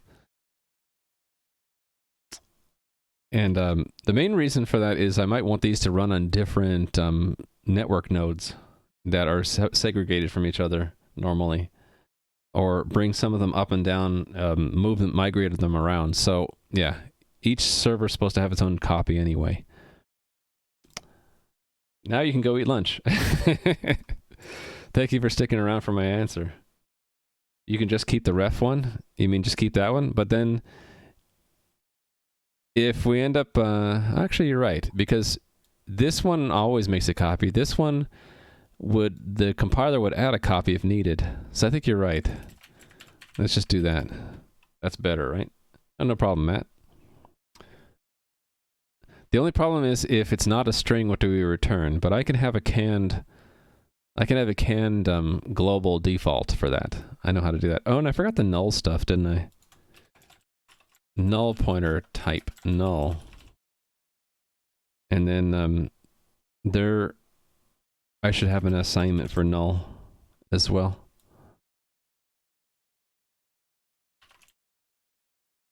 There doesn't need to be an operator for null. That doesn't make sense, but we need to type to tell us if it's null or not. So let me add placeholders for these. That goes here, right? And then the operator assignment goes way down here. Value : So you guys can all ignore the fact that this probably all isn't necessary in C++ 17. We could just use the variant, or was it any type? I haven't switched to C++ 17 yet. Hey there, Nui. Good evening to you. I forgot to say hi to Dryasjans. Hello, Dryasjans. What database did I choose? SQLite. I picked SQLite because it fits really well, like I was just explaining before. Right, so this is now const reference. And that still works. It's just that that's going to be a problem because we're constructing a temporary string out of that. So you know what I'm going to do? I'm going to have a static const default string. And I'm just going to return the default string. That way the reference stays valid. And we don't, yeah, so the reference stays valid. Because it is light. It's because SQLite can be embedded. So in each of these server programs, they will now have an embedded SQLite engine. I don't have to have a separate process or program running for each server that hosts a database. It hosts a database directly. And the API is pretty simple. It was just a good fit, I think. But I haven't said no to any other database. It's more like this is going to be the first database. I'm still doing this abstraction layer because I want to potentially switch databases if I need to. It is pretty awesome.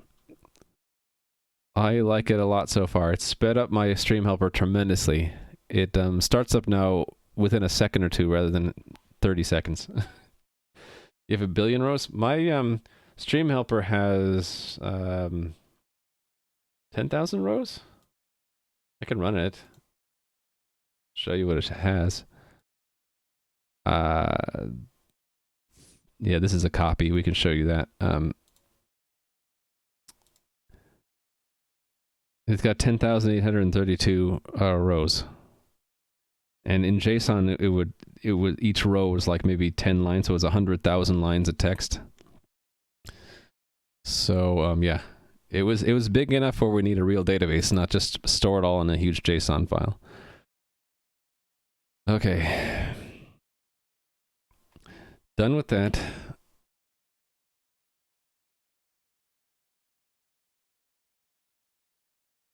Oh, it's not building. What did I do wrong? Unresolved symbol. Oh, the constructor that I added for C string, which I should have a test for too. Let's remove all of our breakpoints.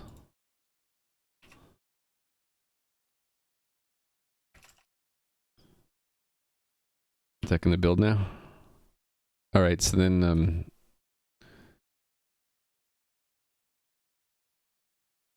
I put this in the wrong place technically. It should go up here, right?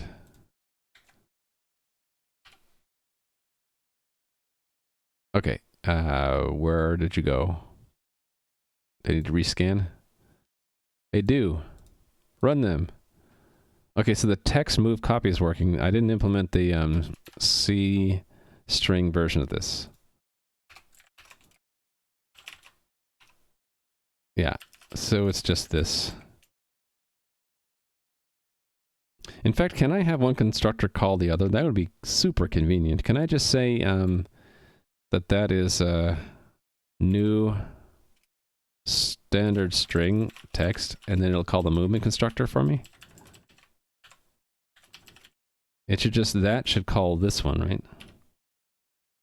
Ooh, I like it. So when that should hit this one when I run this test. It does. Not. It's still empty? Okay. I expected that to enter here, but it didn't. Interesting. So where does it go after that?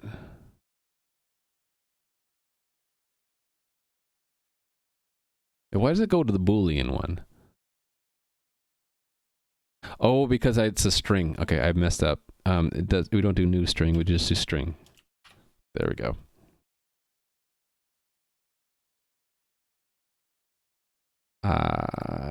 Run it again. Yeah. So when I debug that, it should. Yeah, it hits that constructor, then that one, and it's going to move the temporary into. It moves the temporary and it makes a dynamic pointer to it. Yeah. Okay. Cool. Yeah, you're right. You're right, Key. I'll give you a point. You have 2 points now. You must have a point from a long time ago. Yeah, now you have 2. All right. I don't need my breakpoints. Let's continue getting these tests done. Real value. So value impl data.real is real. It's getting real here. Type is type real. These should go a lot quicker, right? What? Oh, I didn't do the conversion in the other direction. If impl type is... Actually, I should have a switch, shouldn't I?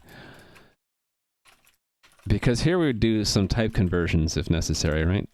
Default should just return 0.0, right? But we can have like int to int to real. I'll make tests for that. Right now, it's going to return the data directly. So get that test working there. Okay, and then let me get all the tests working. All the tests must work.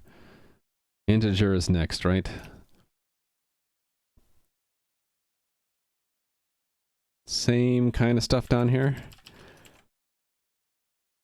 I could have these all go through the other one, so just this one, if it's integer, return the integer value, and then these ones can just return int max t of this. And then this returns the size t of that. And then I need to do the constructors. So I can do them all together, actually. Make a default one, and then say impl data.integer is integer. Impl data.type is type integer. And then these ones I just need to typecast them on their way in. Like that. Why didn't it like this? Because it should be just type, not data.type. There we go. Yeah, tests. Some people don't like tests. They're kind of boring. Exception. Except for when we throw exceptions, then it gets serious. Okay, what did it not like about this? Stack Overflow. Ooh. That's fun. So it's a constructor calling itself over and over again. Oh, yeah. Yeah, we don't want to do that. It should return the int max t of this. It was calling itself infinitely. Now what's it telling me? Oh, that should just be return 0. And this should be... I know what I'm missing. It's use that type cast and then cast it again. There we go.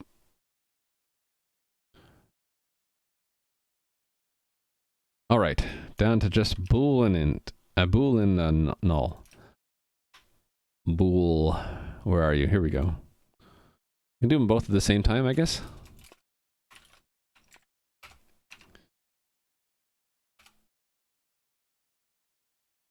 Impl type is type something.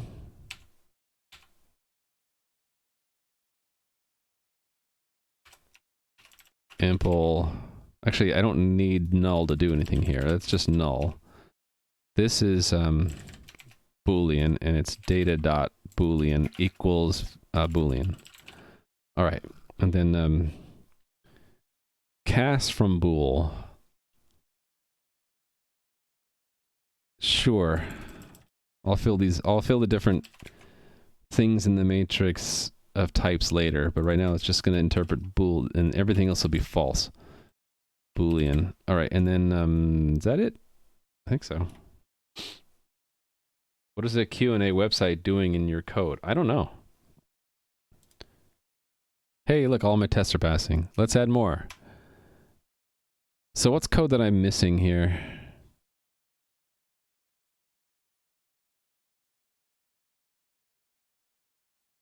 This is all correct. Oh, I don't have tests for copy and movement.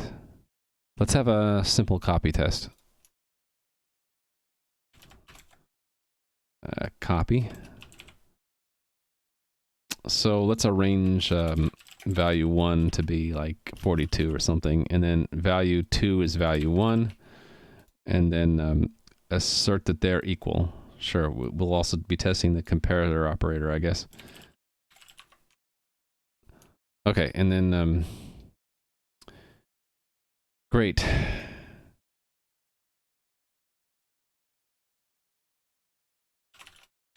Default constructed, and then we want to copy over the type.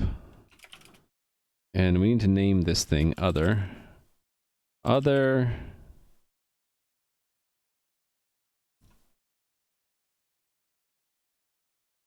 I don't need to name them at this point, right? But I have been naming them, so I should probably name them everywhere. other.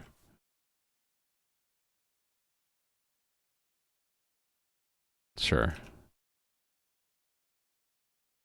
Let's give them names everywhere. Other impl type. Switch on that type. Case type. Boolean. Yeah, we're not returning, so we should have this style, I think. Data.boolean is other impl data boolean. Okay, what's after boolean? No suggestions. Come on, compiler. It's error. And after that, it's integer, and then it's invalid. Actually, let's have the default case just handle that.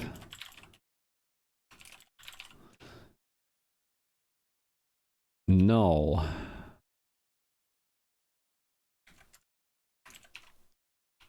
Actually, I don't need to do anything for null. Real and text need something, though. Okay, Boolean error. So Boolean is good. Error is going to be error is a new standard string copying from the other one.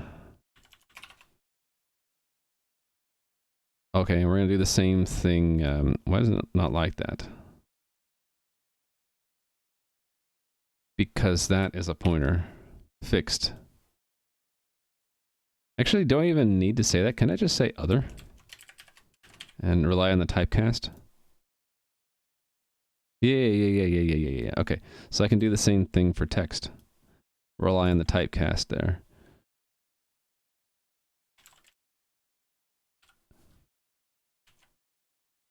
Actually, can't I just do that everywhere? Except for there.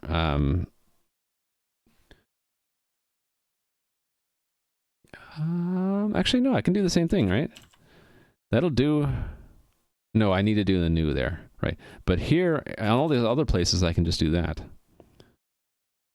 First, rely on the typecast, and that's not Boolean, it's integer. Yeah. Hey there, Cthulhu. How are you doing today? And Dumbbats, how are you today? Sorry I'm putting you to sleep with tests, but I gotta do it. Why use a string instead of a class for an error? Don't need anything other than a string right now. If I needed a class, I guess I can convert it to a class later. Doing okay.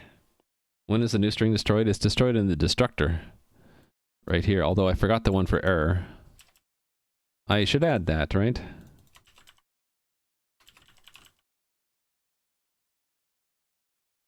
Destroyed in the destructor. Also, we need to, when I get to the assignment operator, we're going to have to also do it. So I'll probably move that into a helper called dispose or something like that, and then reuse it in the assignment. I tend to like spaces between these because it's easier on my eyes. I think I got it. So, oh, no, maybe not. Ambiguous comparison could be built. Oh, is that big?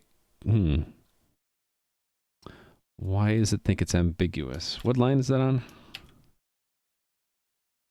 126 of value tests. 126.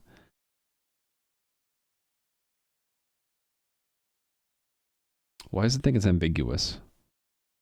Don't I have... Don't I have the... I have that declared there. Why does it think it's ambiguous? Oh, because there's no const. There we go. Those need to be const, otherwise it's not going to be able to use them. So I need to add that. There and there, and I'm going to have to implement it for that test, right? So we have to implement it. The not equal is easy. We just return that this, not this equals other. Version, it's C++ 11. One of these days I'll move to 17 or 20, but not today. Okay, if this is the address of other, return true. Otherwise, we have to be very specific. So I'm going to copy my switch from earlier that I made way up here.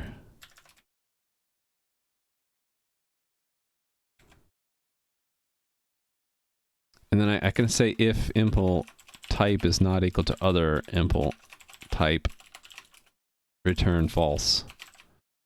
I'm not going to do like if an integer 42 equals a real 42.0, I'm not going to do that. Although I guess I could. Actually, why don't I? I can just look at the left-hand side type and then just use the comparator operators of the underlying types, right? Yeah, what if I just do that? So it would be it would be return that Boolean equals other. Yeah. Return that the pointer to error equals other.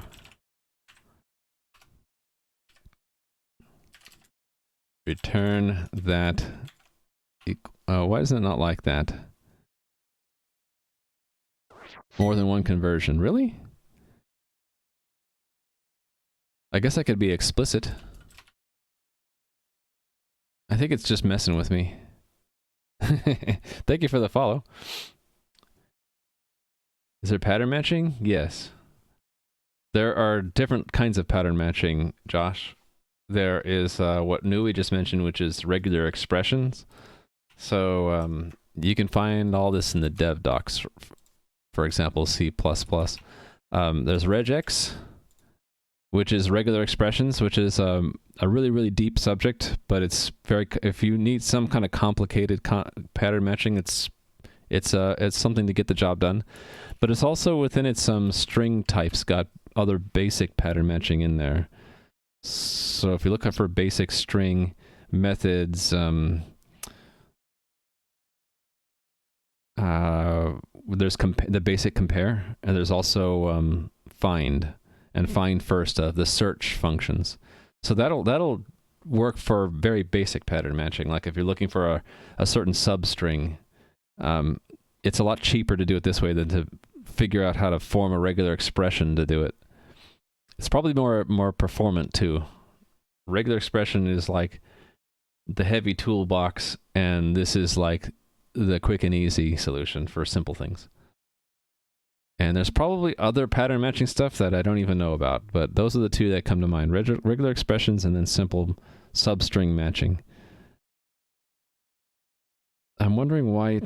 I'm thinking this is just an IntelliSense thing, but maybe the compiler is going to correct me in a moment.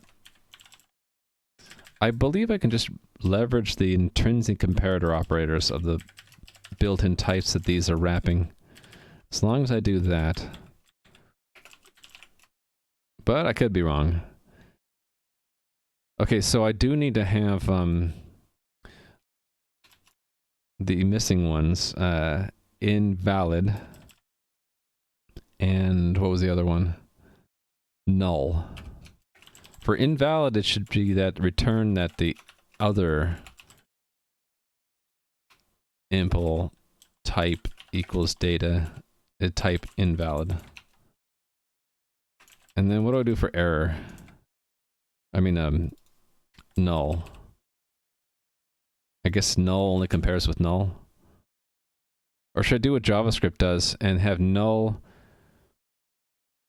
be equal to invalid? Nah, let's keep it simple. Default is return false. Okay, I don't think it's gonna like that. Yeah, it says it's all ambiguous. Why does it think it's ambiguous? Is it because, yeah, that is a Boolean. That's a bool. So why can't it compare a bool to something else? Why doesn't it do a typecast? It's trying to upcast that to a value and not downcast. It's probably because it prefers upcast rather than downcast. So if I'm explicitly downcasting that to bool, it's probably okay with that, right? And we can make that a const C string reference. Int max t double, and then again with that. Maybe that will be work. Yeah, that works better. All right. Maybe meant Haskell and other functional languages like pattern matching. In that case, there's structured bindings. Yeah, I'm not familiar with Haskell. What unit test framework am I using to do C++? I'm using Google Test. Yeah, there you go.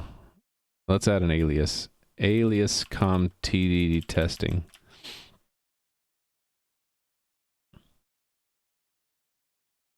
Also, there's gtest. So that has a link to a video I made about how to set up Google Test with CMake with VS Code. Like, that's what I do. May want to delete test. What does test do?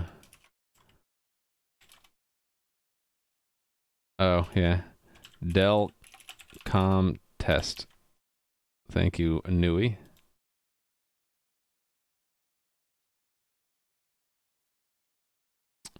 Yep. All right. Everything runs, right? Okay. So far, so good. So let's try move value.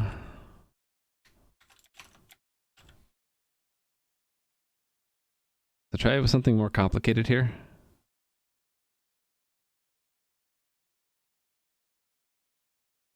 I think so. Yeah. Let's do, let's construct it from a string. Hello. And this would be standard move value 1. We would expect that that hello is what we get when we cast this back to a string reference. And then we would also expect that value 1 get type is JSON, not JSON, value type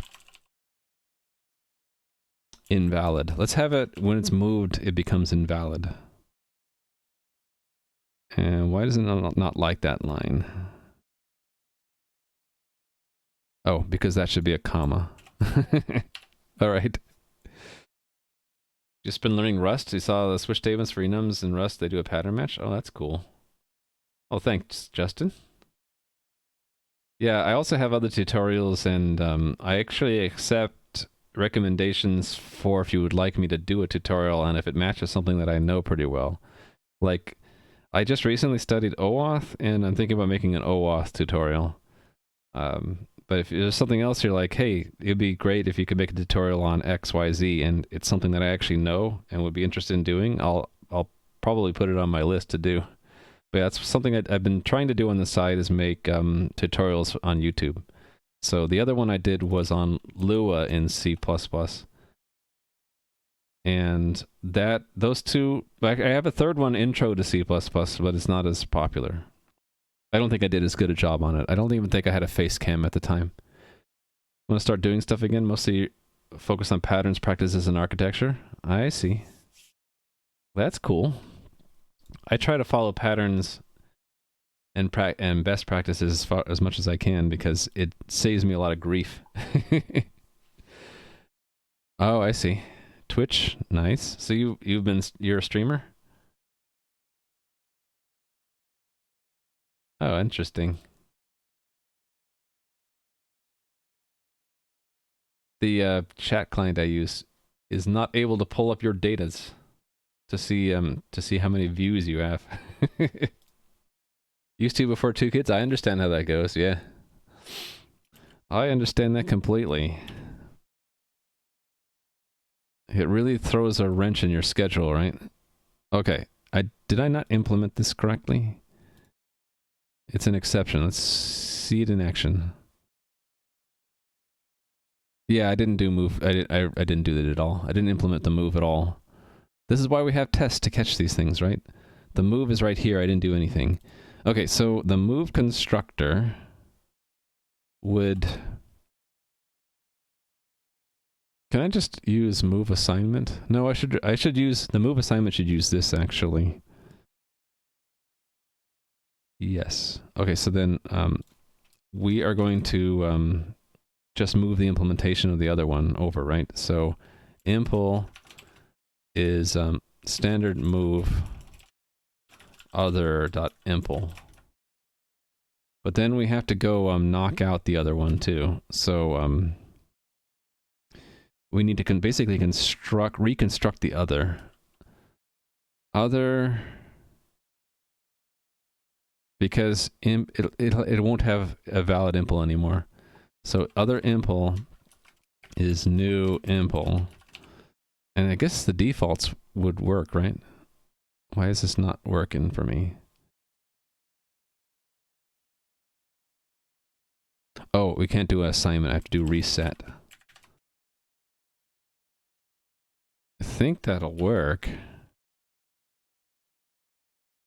So run. Yeah, there we go. Hey there, new dev. It's going all right. I'm building up a generic data container for an interface I'm making for a database to go between my game and its data. It's sort of silly when you think about that. If I were to just move this to C++ 17 and use any or variant, I probably wouldn't need all this stuff, but I think it's actually a good exercise to remember how to do various things like assignment operators, typecasts, comparators, variation on construction, that kind of thing. And it's not too deep. It's only what? I'm almost done with it, I think. It's only 250 lines of code. I just need to make sure my tests cover everything. So how far have I gotten? I've done... Sort of implicitly, I've done destruction. I've done copy construction, move construction. I haven't done assignment. That's what I haven't done yet. So let's do copy and move assignment. Copy. These should be like copy construct value, and these should be copy move assign. All right, so the arrangement would be to have value 2 and then say value 2 equals value 1, right? And then same thing down here. We would say value 2 equals standard move value 1. There we go. So those will fail because I haven't written them yet. And I need to write them now. I'm doing a lot better, Backcraft. The last couple of days I've had a headache and been tired. I think because either I came down with something, hopefully not the coronavirus, but probably not because I'm feeling much better today. More likely that I just stayed up too late playing Project Ozone 3. No, staying up late working and up till 2 a.m. and I can't do that anymore. I'm getting older. I need my sleep. If I don't get my sleep, then it really wears me down and I can't think. You came down with something? I know. No, but I'm feeling better today. I think it was just I didn't get enough sleep. I just couldn't think. I had eye strain. It was terrible. Yeah, working on applied energistics. You know what I'm talking about, right? Anyway, where's my move? Here it is. So one thing that's unique about you have to check in this kind of thing is if this is the address of the other, then you can shortcut it. So I can actually phrase this: if it's not equal to it, then we actually do work, right? Then we're basically making a copy of everything. Can I leverage another method here? I can leverage the copy constructor.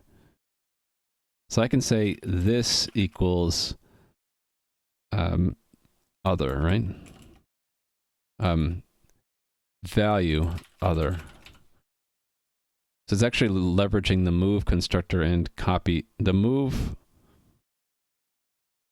movement assignment with the copy constructor. That's what we're doing. So that's going to leverage this. So this has the same kind of deal, right? Only we can't this is where we have to do the actual work. I can use the move constructor here.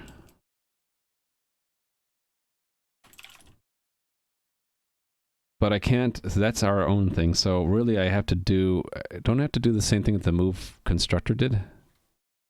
Where's my move constructor? Here it is. Let me think about this. Would I just swap it and then reassign the other one? That would be the easiest, right? So then impl, or standard swap our impl with the other's impl. And then reset it to be a new one down here. That would be the easiest, right? You may or may not have been up until 3 a.m. watching tutorials on how to make a Spigot plugin. Ooh, so you're actually doing, not just playing the game, but you're actually going to modify the game. That's awesome. Having a lot of fun with that, actually. Nice. If it can be some work to figure out how to get 1,024 channels where you need them. Yeah. I just recently had to add a second 64K drive to loose. And I forgot to say hi to Just in Time, by the way. Let me give you a hi, because I forgot.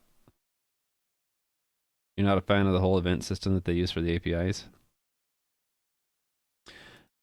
Yeah, I have no experience in modding games, so I wouldn't know. You need a lot of drives to finish? Yeah. Wonder how many Fail had. Only Fail would know. I'm sure Toulouse wouldn't know this. Alright. Probably 70 or 80? Just make a whole long line of them. Just add more, right? Okay, it's working. Do I move on? Or, let's see, what's not implemented here? That's the default constructor. These are all implemented, because that doesn't need any... This is just leveraging the other constructor, right? Okay, and then the normal constructors. Oh, I didn't do conversion casts, not direct casts. What else did I not do? I didn't do the assignment operators for different types. Yeah, let's do that. So let me go back through here, and we'll make copies of each of these tests. This will be default construct value, and this is default assign value.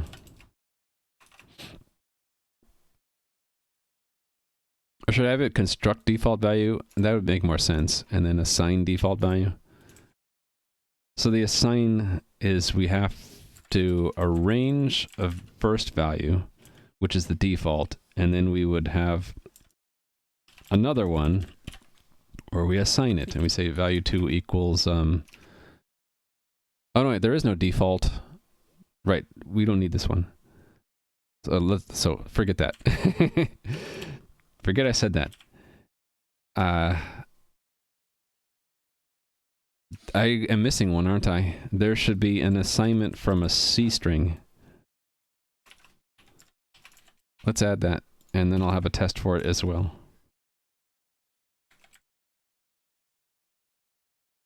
Alright, so we always have to return this. Okay. Sorry, this would be construct text C string value, and then the other one would be assign. So we just move that to there and name it 1, and we have another value.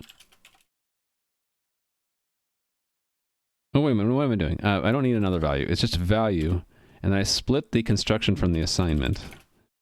That's exactly what I want to test. There we go. So for example, that, and that should fail right now. Yeah. So then that's implemented here. And I think I can just do this equals value text and leverage the constructor and the move assignment to do it, right? I think that'll just work. Yeah, so they're leveraging, these functions are leveraging each other. Okay, and then construct, assign, copy, move. So this would be, again, construct real value and then assign real value. And how did I do this up? Right, so split this up, right? Define it, and then assign it.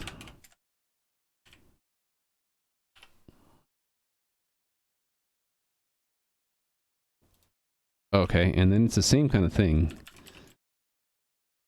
Oh, I missed two. I missed these two. I have to come back and do them. But yeah, it should be that easy. So most of the complication is in the testing, not in the actual code.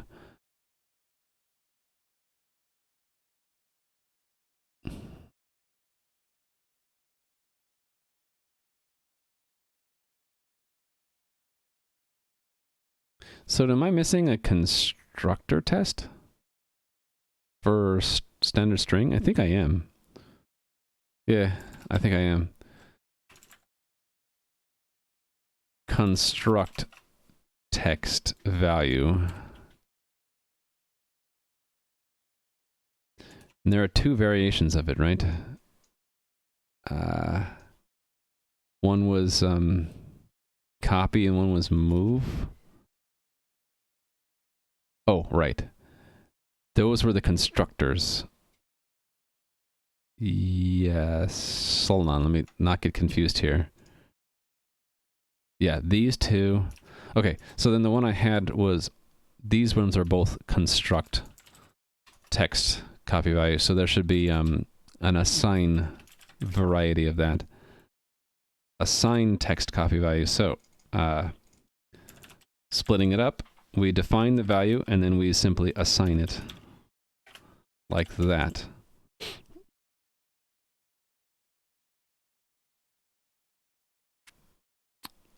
And then move assignment. Construct and move. I mean, assign. Construct and assign. So value, and then value equals standard move of the string.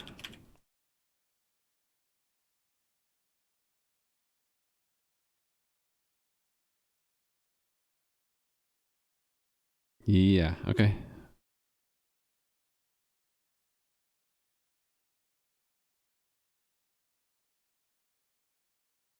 Yep. So the new ones are not working because I haven't implemented them yet. Where are they? Where are they? Down here, right. So it's just more of these. And this one is move, so it has to be standard move.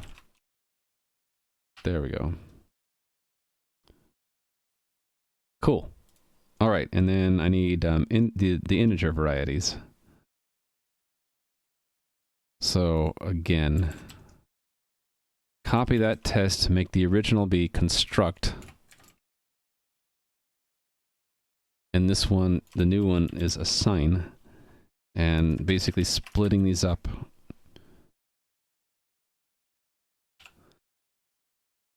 There, equals that.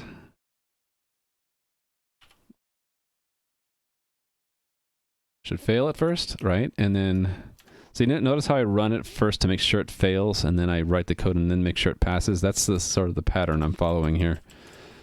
So the cool thing is I get to, because I've already done the logic to do the construction, I just leverage the copy, the move constructor here.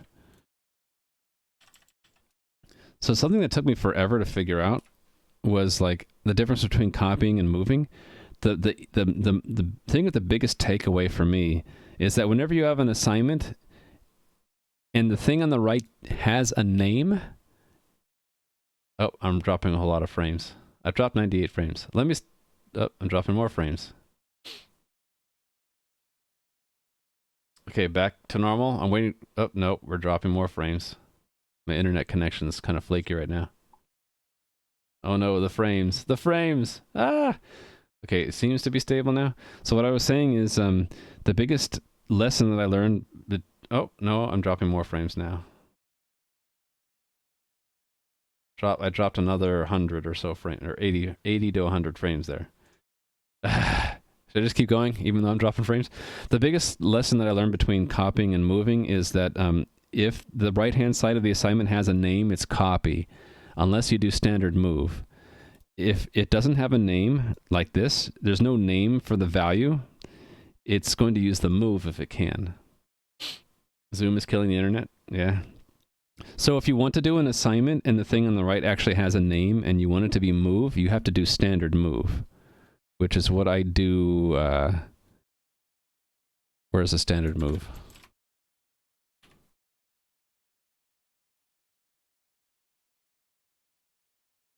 With an explicit assignment. Actually, I guess I never do it. But in these contexts where the thing inside the standard move has a name, and when something has a name, it will use copy instead of move, unless you do standard move around the thing to turn it into an R value reference. And then basically what standard move, you can think of what standard move is doing is it's stripping away the name from the value so that it can work like a temporary. But it has a side effect that after you've passed it to something, you should consider the thing that you move to be back to its unconstructed state or uninitialized state. So you're not supposed to use a value after you've moved it somewhere else. So if you remember that rule, and then whenever you want to make sure you're moving it, you would ask first, does it have a name? If so, you have to wrap it with standard move. If it doesn't have a name, then you don't need to put standard move around it. It'll use move automatically. Use pass by reference to avoid copying. Yeah, the move semantics are really come into play when you're working with something that has its own memory management, like a standard string or a unique pointer or something like that. If I were to just do that, it's actually not going to move the text. It's going to make a copy of it. So if I mouse over here, you'll see it's going to call the oh, actually it still says it's going to call the move constructor. Oh no, we're moving the value, but the constructor we're calling here is the copy constructor. See that? So we knew we're going to call a copy constructor, but if I put standard move in there and then I mouse over it, it's like, oh, you're going to use the move constructor. So yeah, here IntelliSense is sort of illustrating it. In this form, when I put because it's a name, if I put move around it, it's going to use the move constructor. But if I remove the standard move from it, because it has a name, it's going to use the copy constructor. So it's not taught this way, but it's the way that I've taught myself that stuck the best. Is that something has a name, it's probably going to do a copy. If you have something with a name and you want to move it, you have to wrap it with standard move, like that, to end up using the move constructor. And now it's popping up something different. Oh, it's just it moved where it put the box. There we go. And what is when you do an equals X?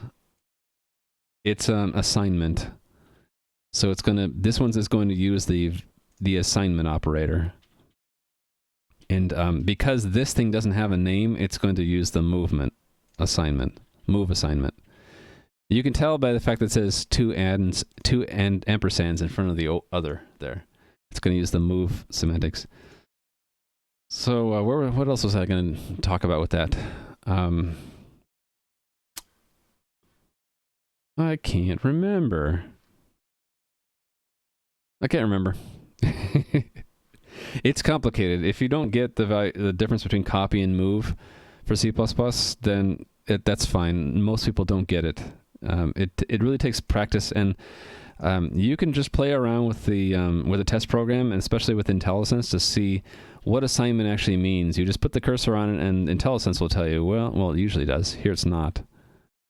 Probably because these are simple types. But like if you do an assignment with something that's not a primitive type, like I was doing down here, it will IntelliSense will say, oh, that's going to be the move assignment operator, right? Yeah. Okay, I was doing integer assignment, right? Which I implemented. Did I just not run the test again? Yeah, I just didn't run the test again. Okay, next one was Boolean. So make a copy of that test. Construct Boolean value and assign Boolean value. So here we're just splitting it, right? We are defining them. And then down here we are assigning them. Making sure that they still work. A deep copy, yes. The only thing that would be deep about this value is these strings, right? So that's why in the copy constructors, I do this new. The constructor for standard string, which takes a another string, does a deep copy of the string. So it allocates memory for the string, makes a copy of the contents, and then makes a wrapper for it, which is what they give you back. There are actually two things you're allocating here. You're allocating memory for the actual contents of the string, and then you're allocating memory for the string object itself, which is going to be a lot smaller. It's typically just a pointer and a length, where the larger thing will usually be the contents of the string. But you have to remember that there are two things we're doing here. We are manually constructing the wrapper and then using the copy constructor to do a deep copy of the contents of the string. And the flip side is when you delete a string, it not only deletes the wrapper, but the destructor for the string itself will then also free the memory for the actual contents of the string. These other data types are all built in, so they don't need, we don't need to be concerned about deep versus shallow. They're the same thing. So yeah, the semantics of this value type are all deep. As shown here in my copy constructor, we're doing a deep copy of the string. If we want to do a shallow copy, what we would have to do is share the string. And then, so I would have to, instead of having a normal pointer here, I would make it a some kind of shared pointer, which wouldn't work with union, so I wouldn't be able to use union, but I'd figure something out. Probably have a pointer to a shared pointer. Have yet another level of indirection. All right, let's run this. Fails, so then I just need the assignment operator for booleans, which is to do that. And I'm going to need a null, aren't I?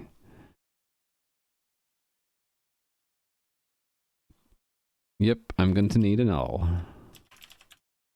So construct null value and assign null value. Copy that to there. It doesn't have anything in it. Then we make it assigned a null pointer. It should be a null. That will fail until I actually copy this line here. Should probably move the destruction code to the impl type destructor. Why?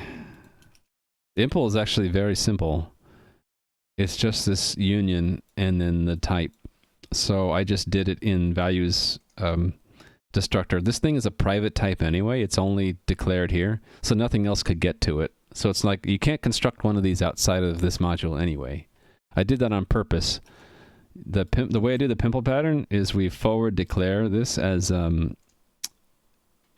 defined in the implementation only. It's scoped within the class, and you can't construct or destruct it anywhere else. If you happen to get a pointer to one, it would be a syntax error to try to delete it anyway. So I figure it's all properly scoped in this module anyway, and it's simple enough that I could do that. So I could do what you're saying. I think it would just be maybe pedantically more correct. I guess we can do that. So if I do what Kai is saying, then what I would do is just move this code here to the destructor for impl. But then, because I'm making a destructor, I would then have to follow my own rules. I'd have to follow the rule of 5, which is I would need to declare the life cycle for the impl. It's just a little bit more overhead, right? So we would say we have our properties. Now we also need our life cycle, right? What's our life cycle for impl? And we're only doing this because we want the destructor code, right? So, and then because we define those explicitly, then we must have a constructor, but we can default it. And we can also default a bunch of these other things, right? We can default the move, assign, construction, and assignment, and we can delete the copy constructors and assignment. Copy constructor, copy assignment.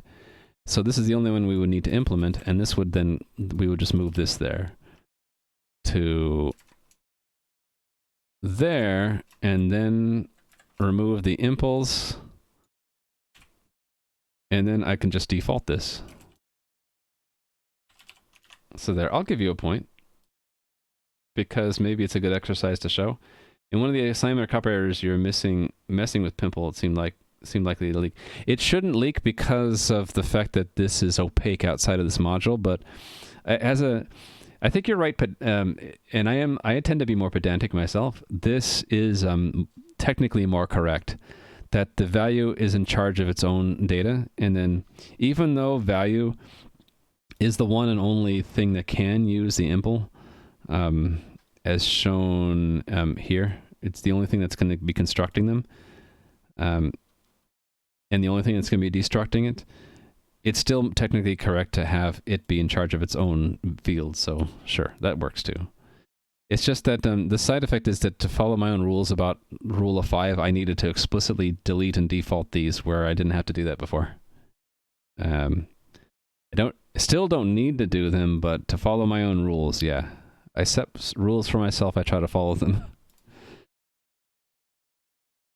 Yeah, we'll leave that. I think you've convinced me, Kai, that that's what I should have done and not have this one be in charge of that. That would have been a code smell. You have extra destructions when you call reset. Right there.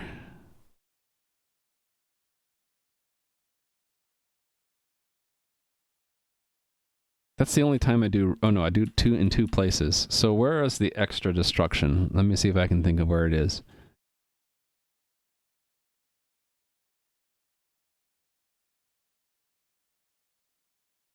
Well, here we're just transferring the implementation from other into ourself.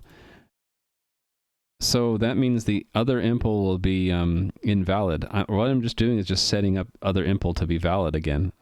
Like technically I don't need to do that, right? Is that what we're saying? And then does that mean here I need to check to see if it's valid or not? Because the destructor will still be called. Yeah, we need to invalidate the object, don't we? Yeah, so this is a quick way to invalidate the object. So doing that will set it up to be an invalid, and so when it gets into this destructor, it'll go to the default case and not need to do anything. Let me see if I missed something, though. Nice work, Twitch, on the problem reporting feature. Is it messed up?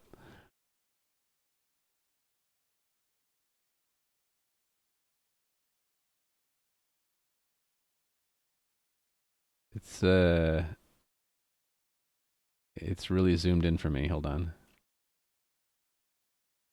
It's all in German too. I can't understand it. Oh, you're saying that the dialogue doesn't work very well?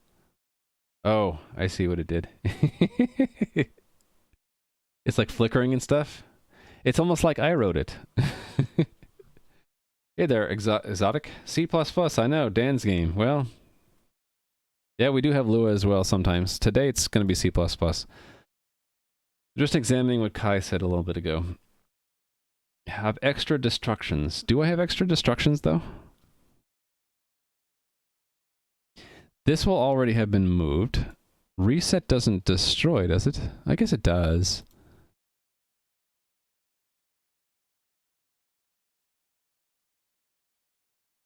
So would it be just more clear just to say that this dot, this arrow... No, wait a minute. I have to have it point to something, don't I? I guess what I can do is I can just say that's null. Right? And then I should do a check up here. No, this will do the check for me, right?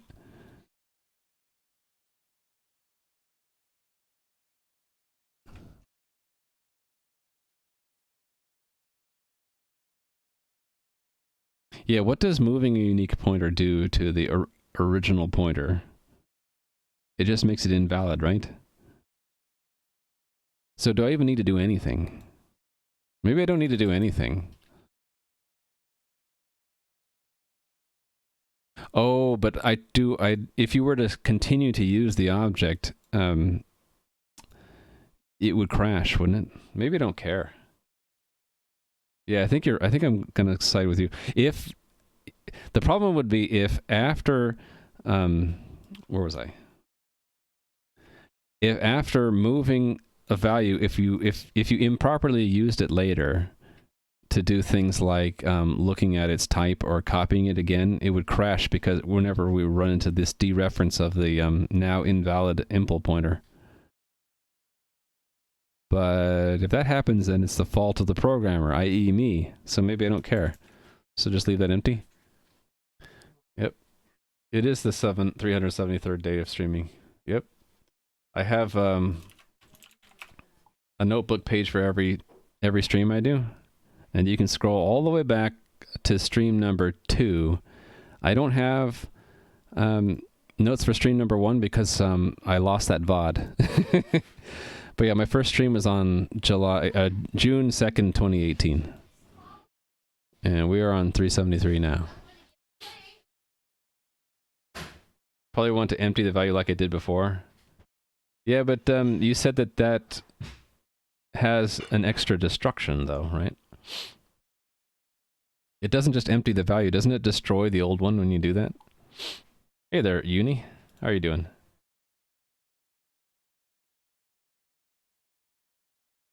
So you're saying I should do that, right? And not bother. So that... Wouldn't I just do reset to null? Actually, that works, right? Yes, I am using Fira code.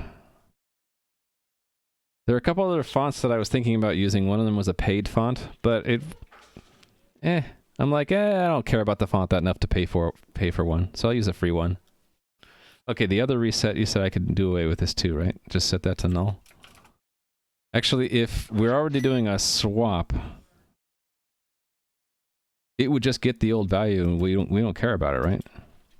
Yeah, I want to just leave it like that. Thank you for the follow, by the way.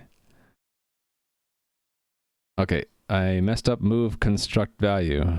Oh, because of this all right, because we're not allowed to do that. Yeah, we shouldn't be doing that. So the test was not valid before. Okay, good. We are in good shape. Operator is so nice, though, I know. Isn't that operator wonderful? Okay, what did I not write a test for? I haven't written a test for error.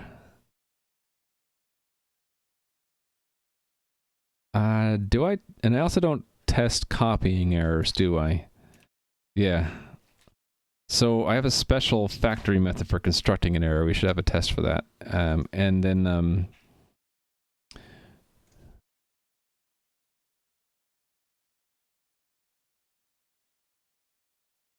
are these redundant? No, they're not. No, they're not. I misspelled construct, though, obviously. Construct. Yeah. It's these I need to clone for errors, right? So construct an error value and assign an error value.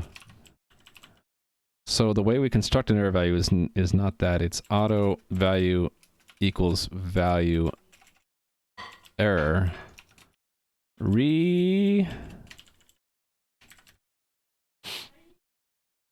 Oh no, you didn't cause any confusion. I need to go through that process, that thought process anyway, Key, to keep my understanding of the language from drifting away and then causing problems later. So I think it's a useful exercise. This should be equal to type error. And let's make that one I think just say const auto. Message is re. And then I could just say, that should be what we get back for if we were to convert to const char star the message, the value. All right, and then the assign is the same as construct, only breaking up this part into two, right? Making that a value, which is empty, and then just, oh no, I got it back, I got it wrong. It's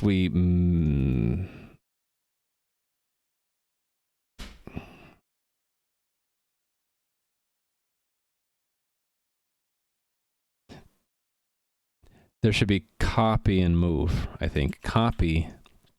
Yeah, this is what I want. I want this to be set up here.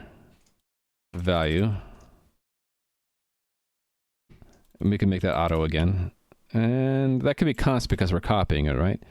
So then this is... do I need to do this? Do I already capture this in the copy?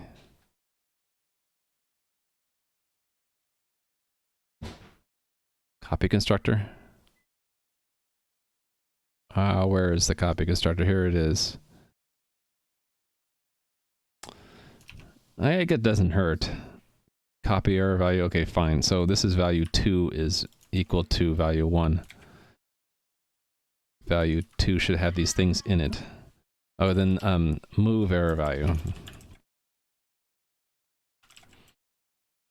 So that can't be auto anymore, and then this will be standard move of, whoa.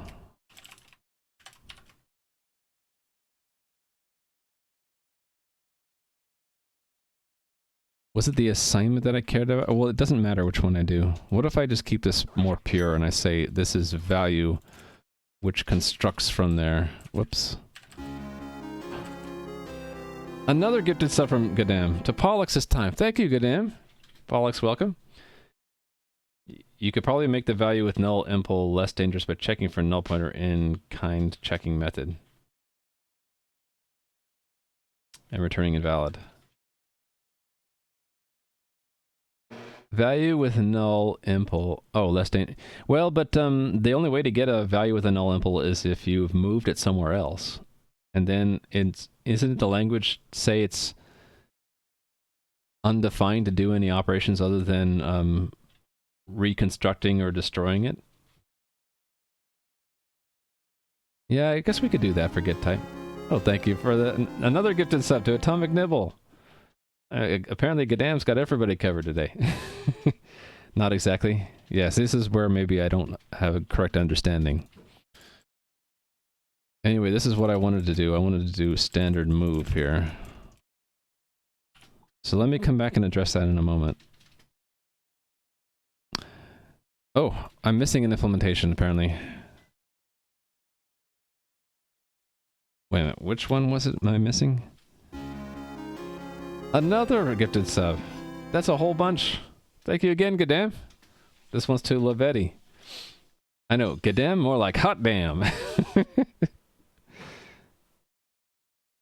After moving, object should be valid but unspecified state. But it shouldn't crash when you use it, I guess? Is that what we're saying? Oh my goodness. Hot damn, Gadam. Another sub to Metal Storm. I'm missing... Oh, the cast to C string is what I'm missing. That's this one. Apparently I'm missing that one. That means I must not have a test for it. Right here it goes. Okay, we're missing a test apparently. Return empty string so that we can fail our test. Let me make a test for it. I think when we were dealing with strings is where I wasn't testing it, but I was testing with string.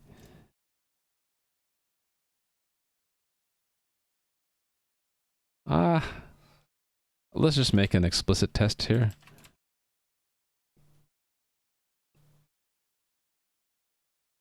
Where to fit in with these other tests? Construct. Oh, probably I should just put it here, right? Then it's balanced with the other one. Const char star, something like that. All right, and then refresh, and then they show up here, and then we run it, and we see that it's broken because I haven't implemented it yet.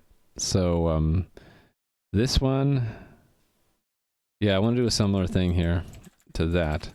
Only this is going to be const char star, and that should just be an empty string of some kind. Yes, and so instead of doing dereference like that, we do it like this. Yep. Build that.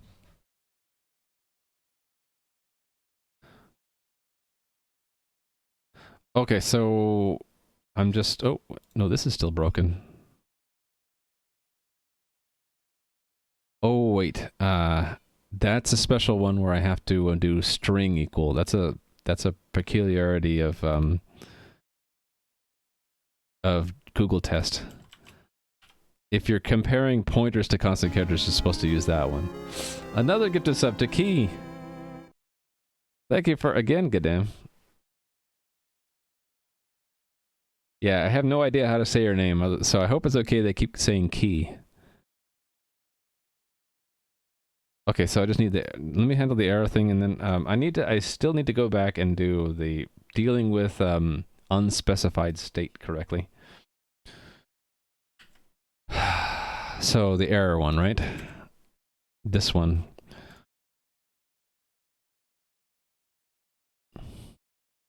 So, no, this is a special factory. What am I doing? I'm not doing an assignment. This would be just making a new value, right? Value dot impl type is type error. Value dot impl error is new standard string error. Return value. And here's one of those cases where you don't need to do standard move because a tail return like that, it knows to do a movement. It doesn't actually make a copy of that variable. It just moves it back out as the return value. One of those optimizations we can leverage. Okay, it's not working. What did I do wrong? Oh, again, it's doing the I need to do a string comparison. Probably in all three places. Yeah. String equal, not equal. You can use equal with C++ because it leverages a comparison, but here we can't. Copy elision. Thank you. You have spoken the magic technical word for it, name for it. I can never remember esoteric names like that. Copy elision. Because how often do you use the word elision in normal speech? I don't think I've ever used that word elision any other context other than that. It could just be that my vocabulary is small, but you know. Okay, so I should probably construct a test where we or maybe just build it into one of these other tests where we no, let's make it an explicit one. Where we move away a value and then try to what can we do with so unspecified state after move. So value 1, value 2 is moves value. So we're going to operate on value 1 now. So it should be I had these backwards. That should, wait a minute. Oh, that was already there. Oh, interesting. Probably because I did swap. That one we don't care about, but here I do, right?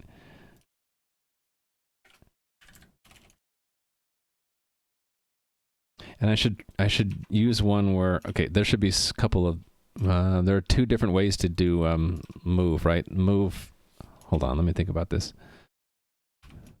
Where did we handle our value references?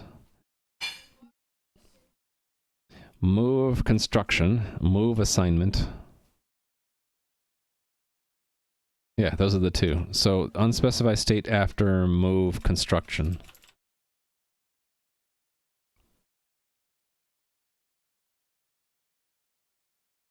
Sure. And then this should be after move assignment. And this one should be value 2 is constructed from that. There we go. All right. Yep, so that's broken. I think I know why. Because when we did the That is a problem, right? So the easiest way to get out of that is get type should check for null, right? Get type, here it is. If impl is null, return type invalid. There we go. It's all green. Okay, I feel like I should check this in. Unless there's like some loose end that I forgot, but I think I got everything. No, I didn't do the print too. Do I care about testing print too? I guess so. Yeah, let's add a test and then we'll check it in. Print 2.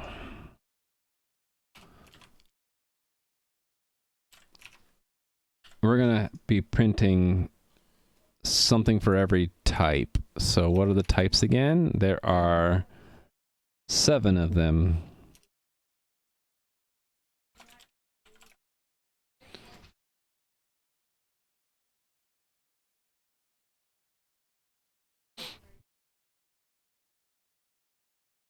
I would like to make a little helper here. Const. So I'm gonna have a function. Do I need functional?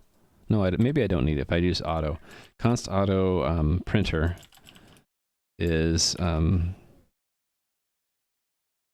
context required. It's going to take the value, const value, and then it's going to return a string. So we're going to first make this is I need something to print something to a string. That's stream, and then that's an O string builder, and then we're going to say print 2 value comma address of builder, return builder string. That way I can button up what I'm going to be doing 7 times in the act here. So value 1, so 1 for each type, right? So boolean true. Value 2. Error. So we don't need to say the type here. Auto, const. These can be const also. Is value error re. Const value 3. Integer 42.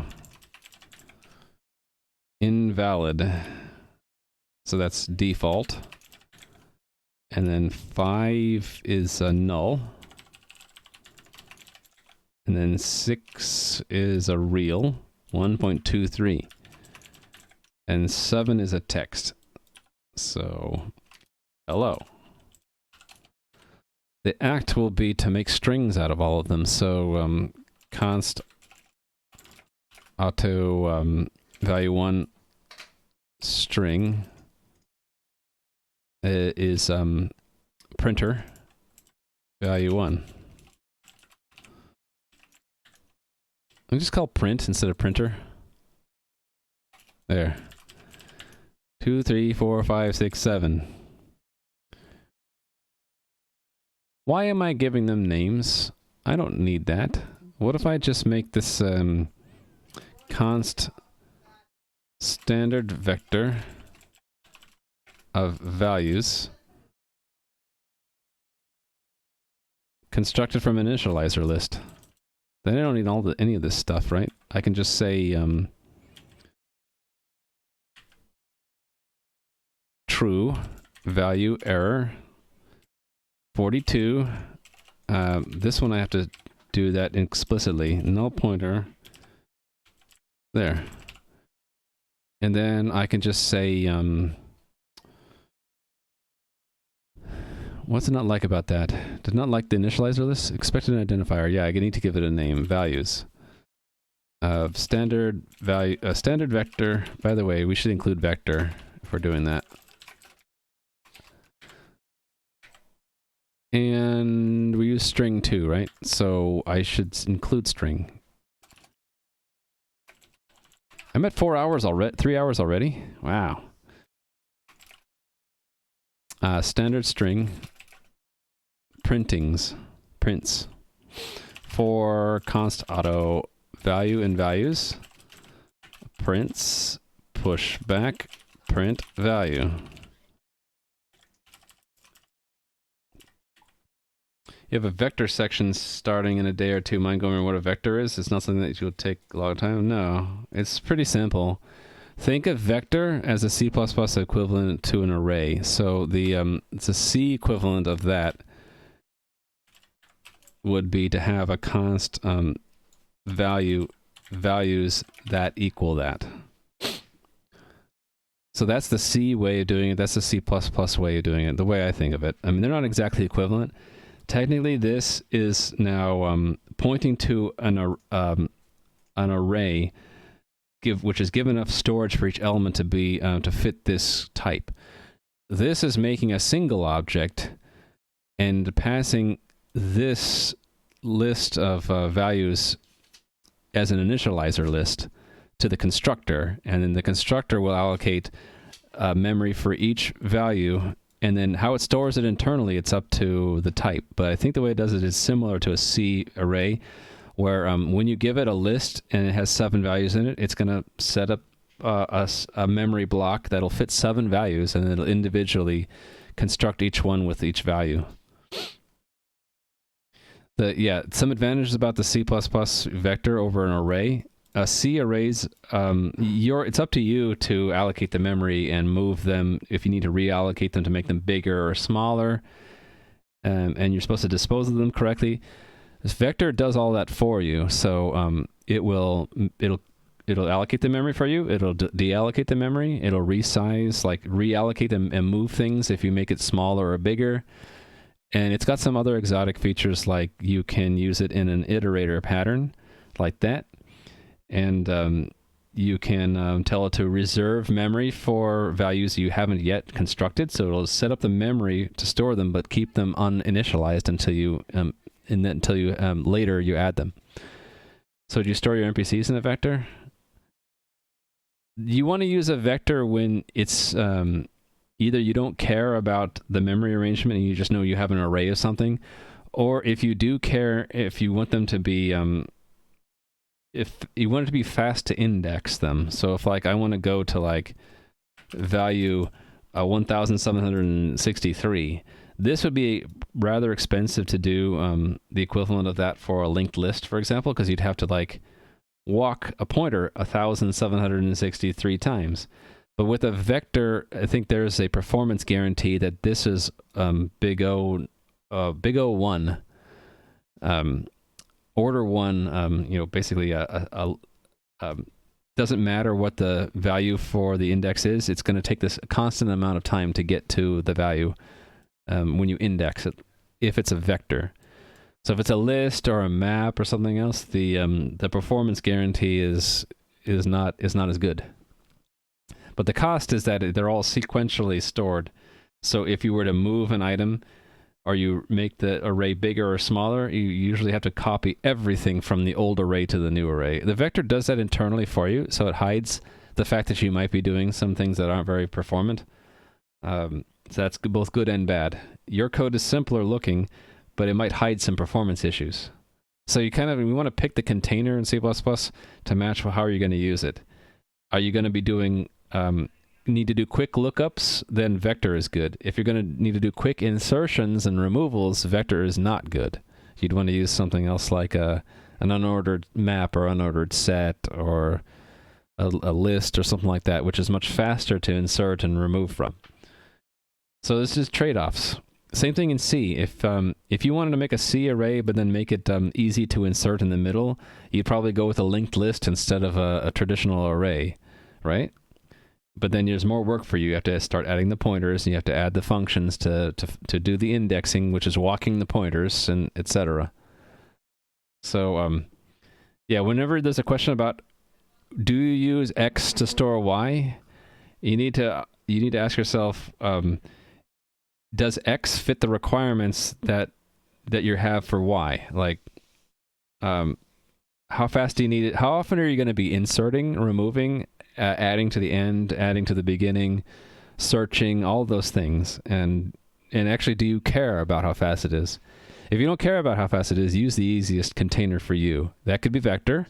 For me, it is. I'm using vector because it's convenient. I can just list the values out and then iterate them. I don't care how fast it is. It also happens to be the most efficient in this case because we are already know the size of the set. We're not inserting or anything.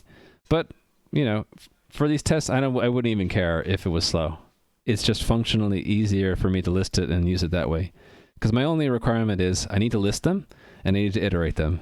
So vector fits there, so does list. So does, well, unordered set would work if these were hashable. But yeah, there are multiple containers. Vector is just one of them. I don't care here. Vector is pretty good default until you start worrying about performance. Hopefully I answered the question and I didn't over-answer it. All right, so after we print them, I need to make sure that the printings are what we expect. Expect equal. We're going to make our own vector handcrafted and see if it matches what we expect for prints. Okay, what do I want to see? For true, I want to see true as a string. For I want to see error. And then that.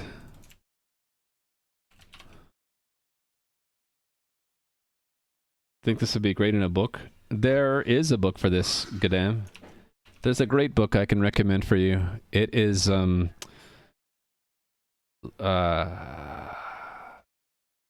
don't need to find it. It's in my notebook. References? Or do I have a section for books? I can't remember now.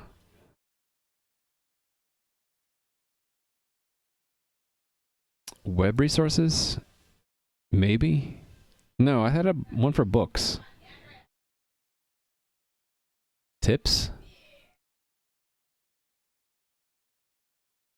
Why don't I just search for book? Book.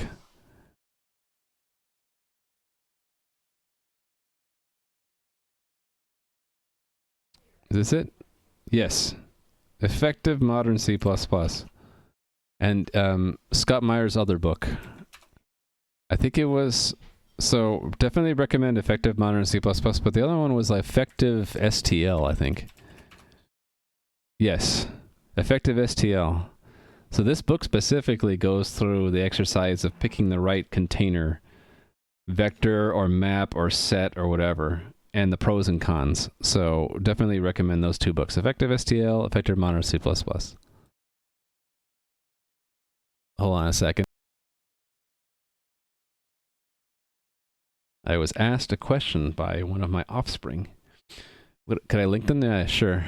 If the other one was in the notebook. No, I don't have a link. Shame on me. So, hold on. That has a generic link. It doesn't have my personal info in it, right? Copy link address. Yeah, that looks generic. So there's Effective C++ and then Effective STL. Yeah, this one. Copy link address. There you go. I think I have a copy of this book, but it's an older edition. This one goes up to C++ 14 now? That's when it was first published. I don't know. I kind of don't want to click on the link because I can't remember if I'm logged into Amazon with that. Did you know that you can remove the descriptive part of URLs and they still work? No, I didn't know that. So I would just strip off that from the route? Oh, okay. But I kind of like the link to have the description in it. You can look at it and know which one's which. But thank you, Dobson. I actually did not know that. More bits from Gadam. Thank you. Oh yeah, no problem. Yeah, those I should list that here. Myers. Scott Myers is a very prolific teacher of C++. At least he was. I don't know about these days. Effective STL. This is more, the STL one is more focused on what to use from the standard library in terms of like containers and other classes. This one is, I think, more important because it teaches you just overall language tips. You might not like, well, just look at the electronic versions of some of them and see if they're worth it, right? Can't you get like the first few chapters with Google of any book and you can see if you like it? This still links to it? Yeah. Oh, you can actually change it to anything? I didn't know that. I was going to put this in the log for today.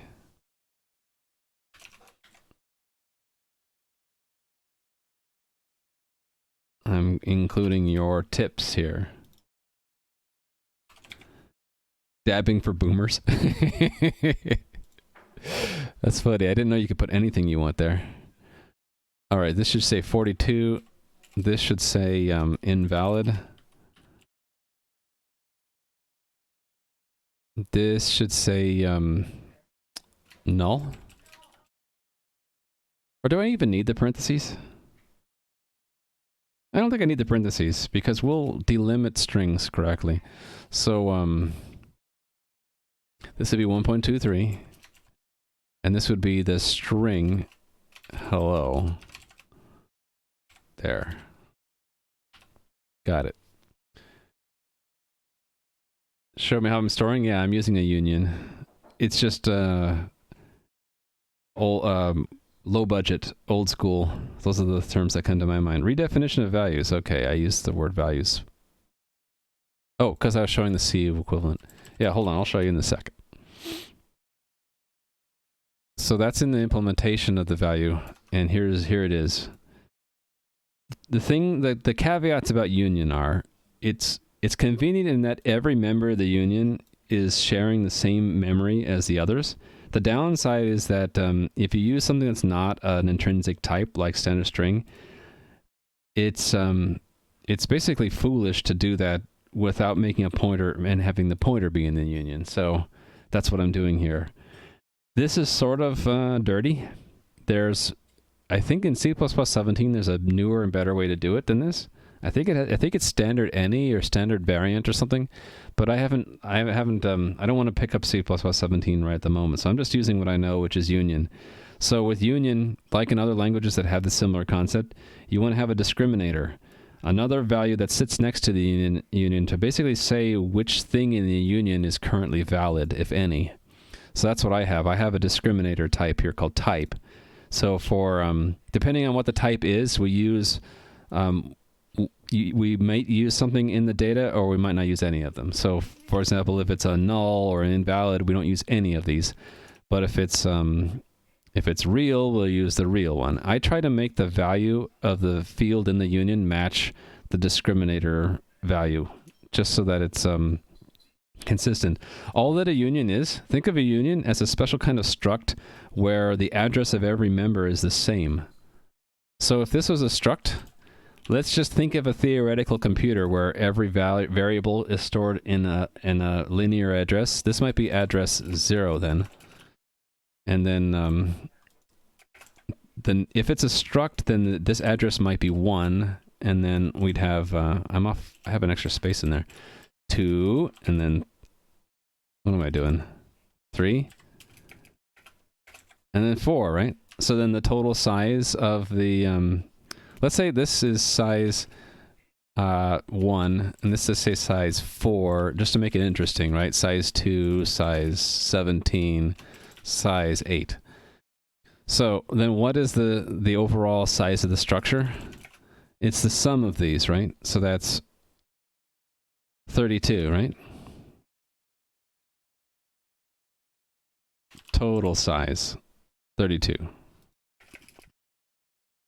It's adding these up, right? Now what happens if I make that a union? Can you guys guess what a union would do?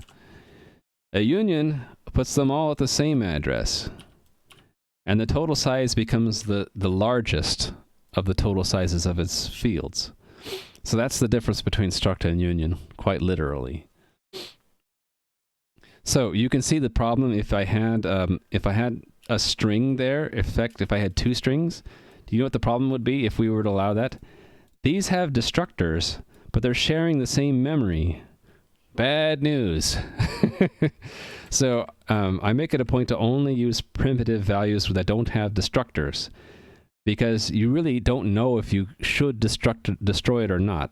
The knowledge of which one to destroy is outside that type in the discriminator. So usually a union is, you can think of it as a partial type, because it needs to be coupled with a discriminator to know which thing is valid. Another use that I've seen out there for data, for a union, would be if you want to take in some binary blob, like uint8t, some blob. And let's say you have to actually give it a size, right? So let's say you have like an 8-byte blob, right? And then you don't know, perhaps it's a double, or perhaps it's a 64-bit integer. Now the size is 8. You can read in the blob, and then if you know it's a double, you can just read it straight out of the union. Or if you know it's an integer, you can read it straight out of the union. You don't have to do a copying once you've figured out what the type is. So that is typically used in like protobufs and other places where you pull in the raw data and then you use the union along with some other information, the discriminator outside, to figure out, well, what the blob actually is. And this you can even have structures in here. That could be a struct which has uint8 byte 1, and then you could have int16 type bytes 2 and 3, and then int8 the rest, which would be in this case 5, right? So then you can say data byte 1, and you get the first byte of the blob, and you say rest, and you get the rest of the blob, and you know, interpret bytes 2 and 3 as a 16-bit integer. So the use case I'm using is just the case where they are, it's one of many different possible things that we're storing, and the discriminator just tells us what's in there right now. And mostly that's so that we can know if what we should be destroying, really, right? We switch on the discriminator to say, do we delete text, do we delete the error, or do we do nothing? But yeah, I've seen that when we're dealing with network protocols, where you pull in the data and then you figure out what's in there, and then you pull out the appropriate pieces. This is also convenient if you even if you already know what the data is, you can pull in the data with one memory copy and then pull out what you need by name without having to do extra copies. Okay, back to union we go. All right. Print 2, we need to implement that. Last question before you get back to work, but why did I namespace? Oh, this thing? So there's two things you might be asking about, or three things. Why did I make it in a namespace? Why did I use an anonymous namespace? And why did I collapse the named namespace into the anonymous namespace? Three different possible questions. Let me answer them all.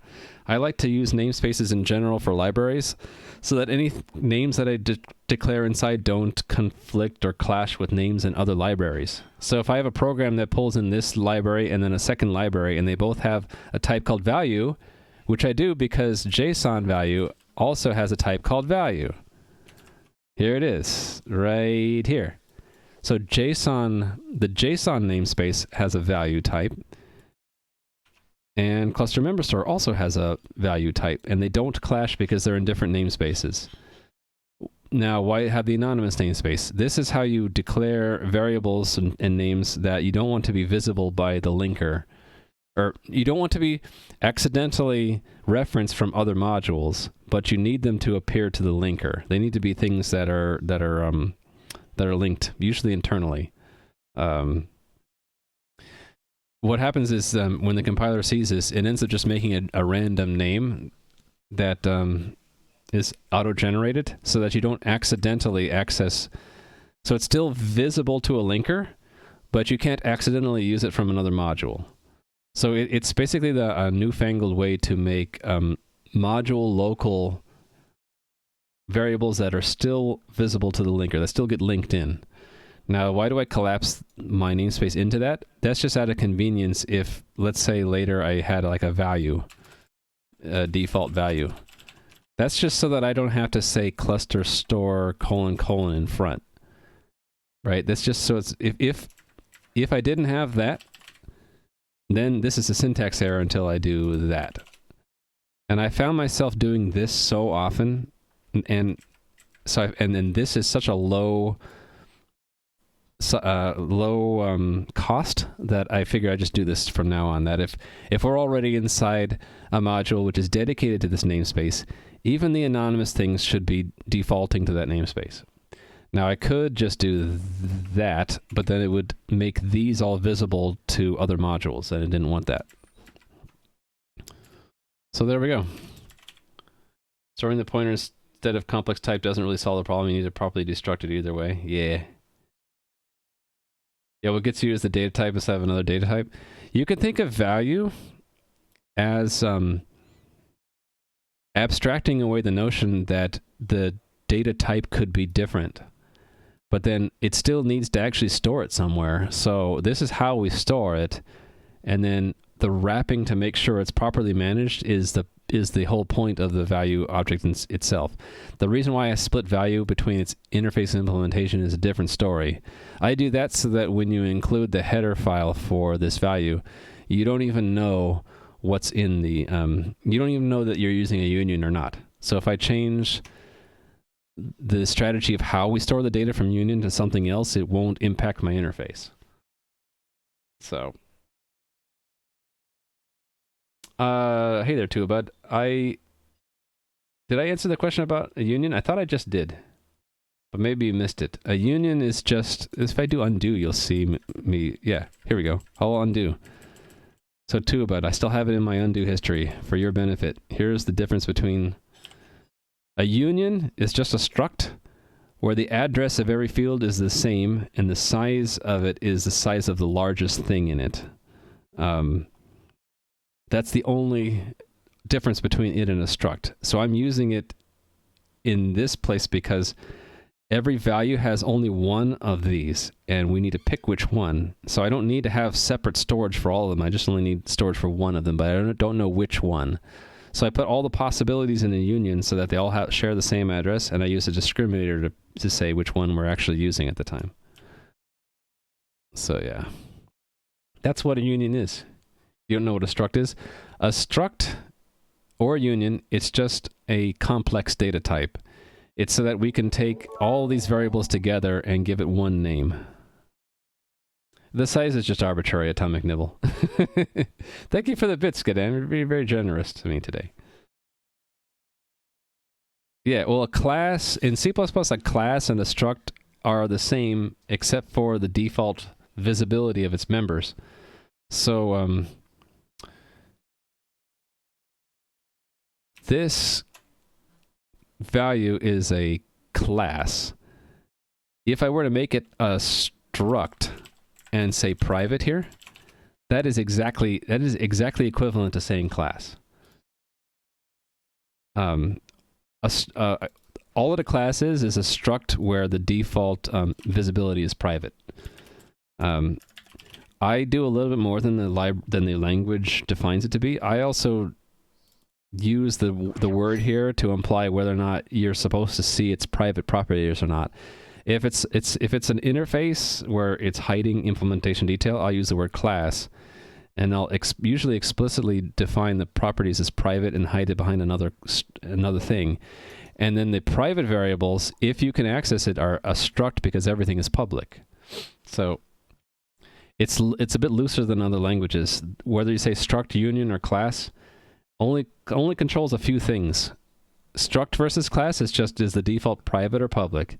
Union or struct is, do they all share the same address or not? So that's the only differences. In C++, struct class is more like defining a memory layout of the data. Yeah, I mean, you can think of it that way.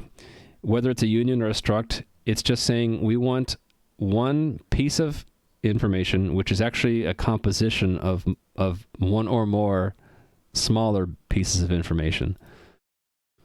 So like this struct value, this impl will be, the size of that will be the total of the size of data plus the size of the type. And then it's kind of like a row in a database. The whole row is a composition of its columns, and so a struct is a composition of all its fields. That's the best way, another way you can think of it. Since you asked for that a while ago too, okay. Hopefully I've covered all the questions. And you've clipped it, so maybe that's useful for other people. Thank you. Actually, my voice is getting sore already. I guess I've been over-explaining. All right, I didn't implement print2 yet. I have the test for it right here, but I have not implemented it yet.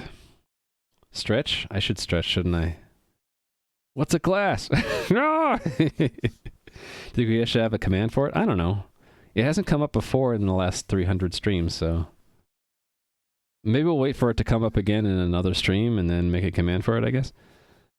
Yeah, well, let me get the print2 done, and then I'll stretch, and then I'll work on... I won't be able to get it done, but I'll work on trying to adapt this interface to... Let's do SQLite instead of JSON, actually. Yeah, I'll stretch after I implement print2. Switch... it's not column definition. That's an old... I must have copied that from somewhere else.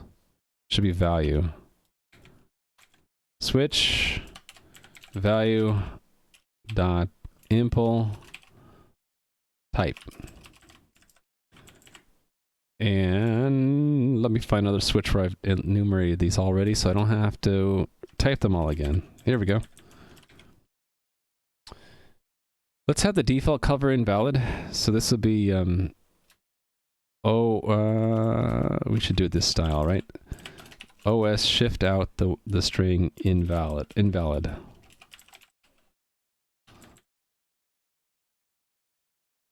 Okay, Boolean. OS shift out value.impl data Boolean. True or false? And I don't remember the order of operations, so I'm going to do that. Oh, we can't do that, can we? I have to do get type. And then we should just cast this to a bool. Bool value. There we go. Just dance, yeah, I know. Value type. We should put that in front of all these places here. Actually, error and text are the same, right? No, we wanted the string to be slightly different. Yep, so I'm going to copy that down to here. And it's going to be, give me a C++ string for it. But then in front of that, shift out error. And then what did the test require?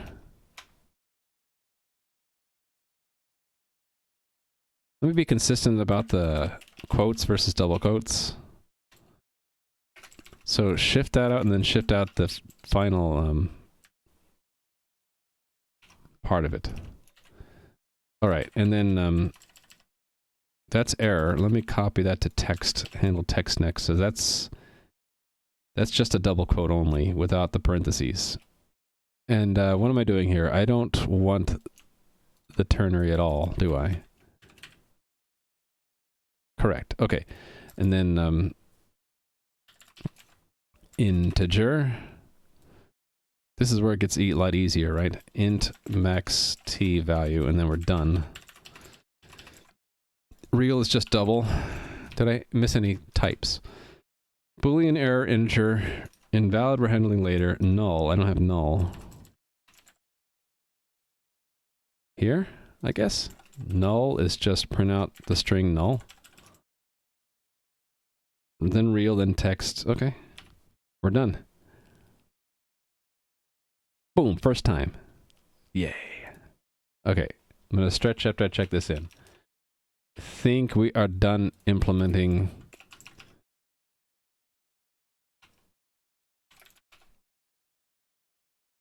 I'm just going to check in value. I'm not going to check in. Well, I guess I could check it in. I could check all of it in right now, right?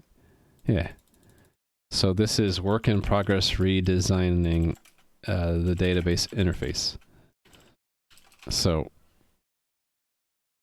actually, is it work in progress or are we done? Let's just say we redesign the database interface. So, make the database interface designed around the concept that all the databases implementing it will understand some form of SQL. The interface methods focus on preparing and executing SQL statements. Okay, and then redesign the value type to manage its own memory and type. There we go. Yeah, I'm on C++ 11 right now. One of these days we'll move to C++ 17. I know Atomic Nibble isn't goddamn really generous. Okay, I don't need to sign it off. I am in this habit of hitting Control S, and when here it does a sign off. Okay, we're just gonna commit that. And I'm gonna take, I don't know, I don't need that long, maybe 3 minutes, maybe 4 minutes. I can't decide between 3 and 4, so I'm gonna make it 4.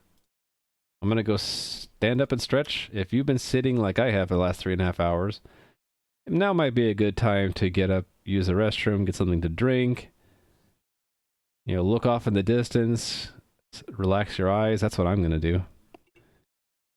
You want to ask about storage when I return? Yeah, will do. Is it okay if I take a break now? I hope that's okay. I'll be right back.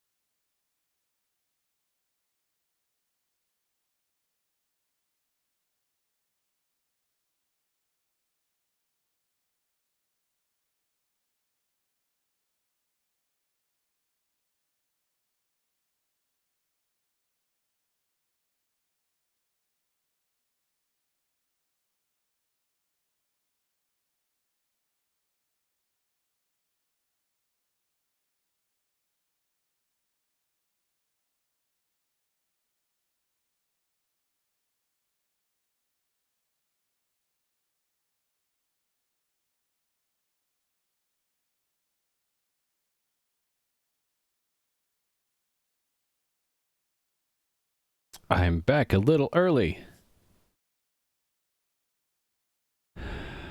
Going back over chat. You got a patch added to Get GUI. Now the push window can be closed with escape. Oh, cool.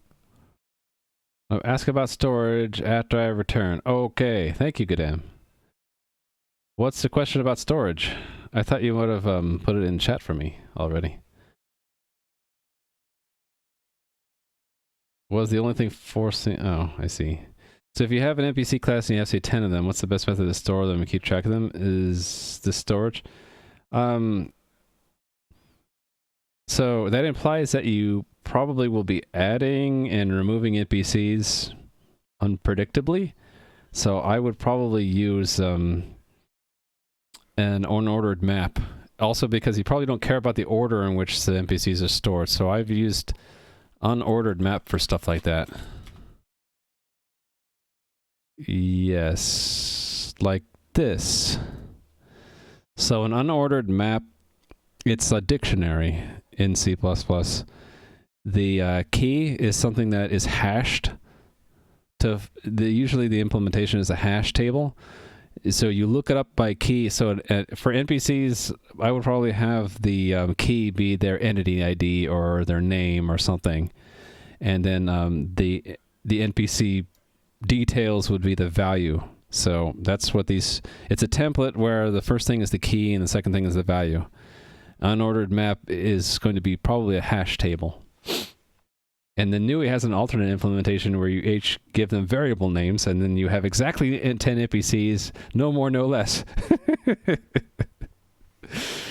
But yeah, that's what I would pick, unordered map. Now, if you're thinking like 10 steps an NPC would take when attacking a player, then you'd want probably either a vector or you'd want a map to give an order to the steps, right? But if you're dealing with something that doesn't require sorting and you just want fast lookup, insertion, removal, then an unordered map is probably the best thing you could use. So I've been... Early when I was streaming, I didn't know about unordered maps, so there's still a lot of standard map lingering around in my code. Yeah, like this. This should probably be unordered map now, because I didn't know about unordered map. So the map, especially in older documentation, we'll talk about this. That's what a lot of people used and learned for key value pairs, but it has the side effect that it always keeps them sorted. So if you don't need them sorted, then it's doing extra stuff you don't need, which is going to drag the performance down. I think the way it internally handles it is it's a red-black tree. So it's a self-balancing ordered container, which is more complicated than you need if you just need to store things and get them back with a key and you don't care about the order. A hash table is much more efficient.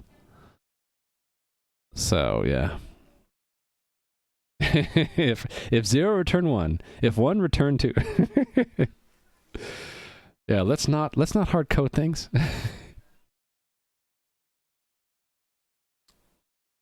All right. I think my current task has been well, I guess the current task is going to just say the way it is. I think I'm just going to reorder these and say we're going to rewrite the SQLite implementation to fit the new one, and we'll do the JSON. JSON one's going to be more complicated because I have to actually have something in there that can parse SQL and figure out what we want from it. Sometimes the vector of items with map works quite well. Yeah, that would be a compromise, but it's more complicated in that you have 2 containers.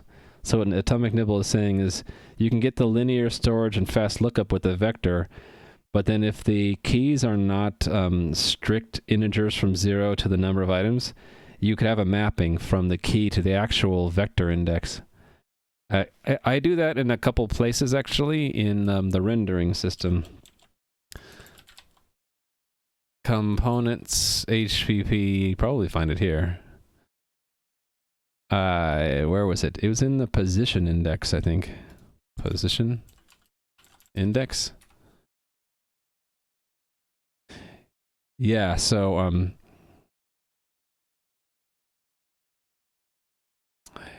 the entities in my game have position components. And sometimes I know the position, but I don't know the entity. So this is a reverse mapping to get the entity back knowing its position. So once we get the entity, we have its position too.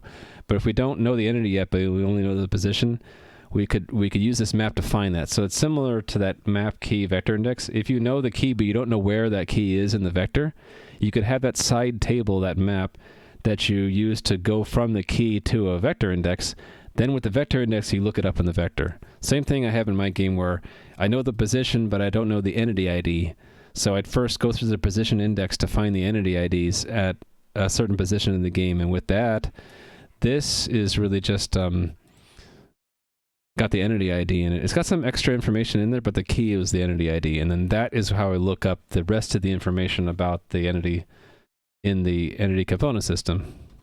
Because that's like the master key, the primary key for every entity will have a unique value of that. Yeah. It gets complicated though, because now for me, whenever I update my entities in the game, I have to make sure I update the position index. If I don't, then the two data structures become inconsistent. So, for example, if you were to add something to that vector, but you forget to add an entry in the map from key to vector index, or if, let's say, you remove something from the vector, you'll have to go through that map and decrement a lot of the vector indices for all the keys of the things that moved up. Because when you remove something from a vector, everything after it moves back one position. So the convenience of having the vector plus the map give you more efficient lookup and access needs to be balanced with the con of having to maintain two structures, two containers that need to be kept consistent. And there's opportunity for bugs there where they lose consistency. So yeah, pros and cons. Yeah, the pros cons though part of what Atomic Nibble said is what I just took 10 minutes to explain. All right, so I'm going to pull back in the SQLite project and try to get it to work with this new interface. So where was that? Here, and pull this back in and build it, and it's going to totally break right now.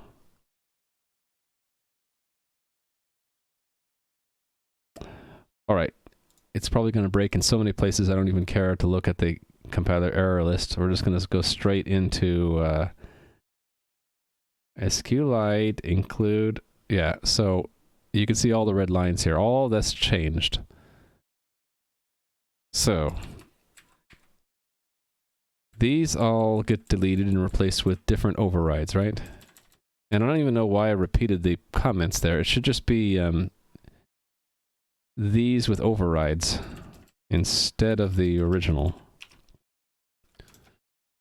So instead of equals 0, we should say override. And that gets us a little closer to the goal.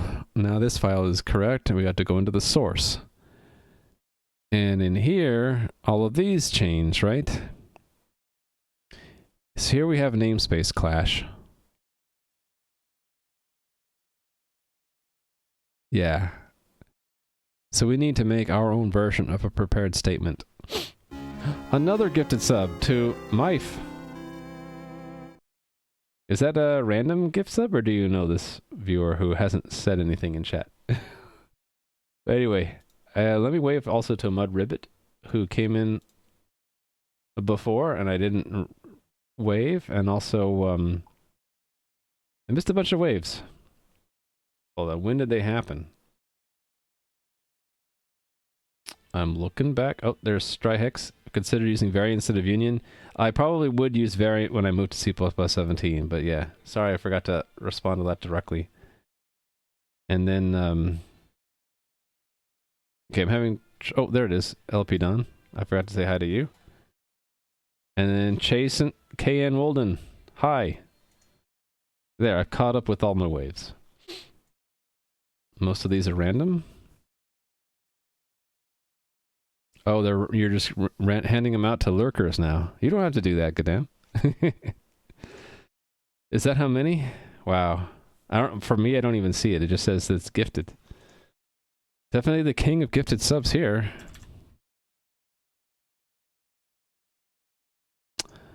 All right. I definitely greatly appreciate it, Gadam, and you totally don't have to gift anymore. I don't want you to feel. I don't want anybody to feel obligated to give back. You guys already give back to me plenty with your suggestions, with just chat, being here in chat and hanging out. Yeah, probably. Well, yeah. Every stream's different. Well, but you can contribute just by asking questions. Like you've been contributing today, just asking questions about unions versus structs, and yeah, that's giving back because it gives me the segue, the opportunity to explain things that other people like might be lurking and might not feel like asking it, but they're like wondering what the heck a union is, and then you've asked it for them, and now they get the benefit of getting the discussion about it. You know. How do I want to attack this thing? I guess we'll attack it first by going to these functions and just stripping out the contents of it because we don't need it anymore, right? Actually, we still need open. Still need open, but it's these that we need. These two replace these old create table ones. Okay. I say old and they're only like a week old. Okay. There we go. English only, please. I only understand a little bit of Spanish. And I think you asked me what language I'm using or what language I know. This is C++. I know a few languages. C++, Python, Lua, JavaScript, a few others. But those four I've been using most recently. I go with spaces, and I would go with Vim over Emacs because Emacs almost ruined my wrists. This is not Azure, no.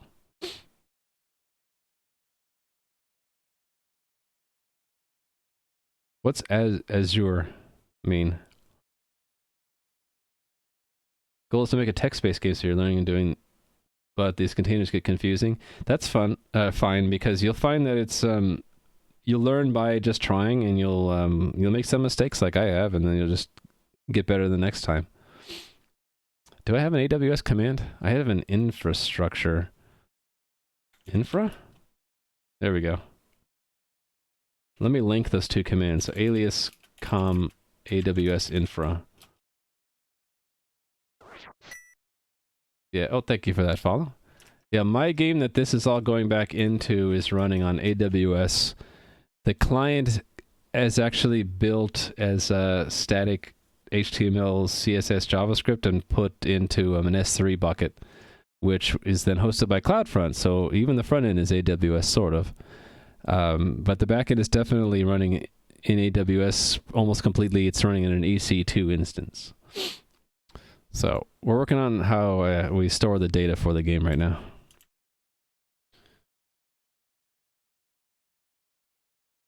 I think we're asking about Gadam's game. Yeah, C++? Cool. C++ is definitely challenging if you haven't been using it for that long. I don't know if I would write a game in C++ if I didn't already know C++ enough. Yeah, I guess it forces you to get better. Yeah. If you consider porting the client to desktop, yeah, I've considered it. I've also considered making an alternate client that's native. Like we could look into React Native, or we could actually just rewrite it in a different language. There's not really a whole lot to the client, other than that we have to have a whole bunch of UI panels, and we have to be able to draw these graphics, which I've done in C++ already. I could resurrect the code that does this in C++. I still have it. It's just useless right now because I don't have a C++ host program for it. Thank you for that follow again. Oh yeah, I remember that clip.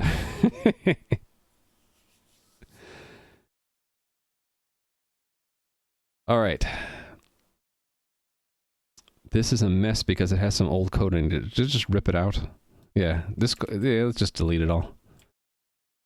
All this is going to be dropped. Yep. Okay. That was easy. Let's have this one just return a default for now. And we'll have this one return a false, just to get it to compile.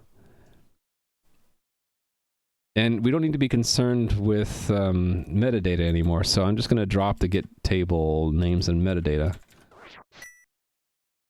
Oh, thank you for that follow. I appreciate it. You found me on YouTube? Nice.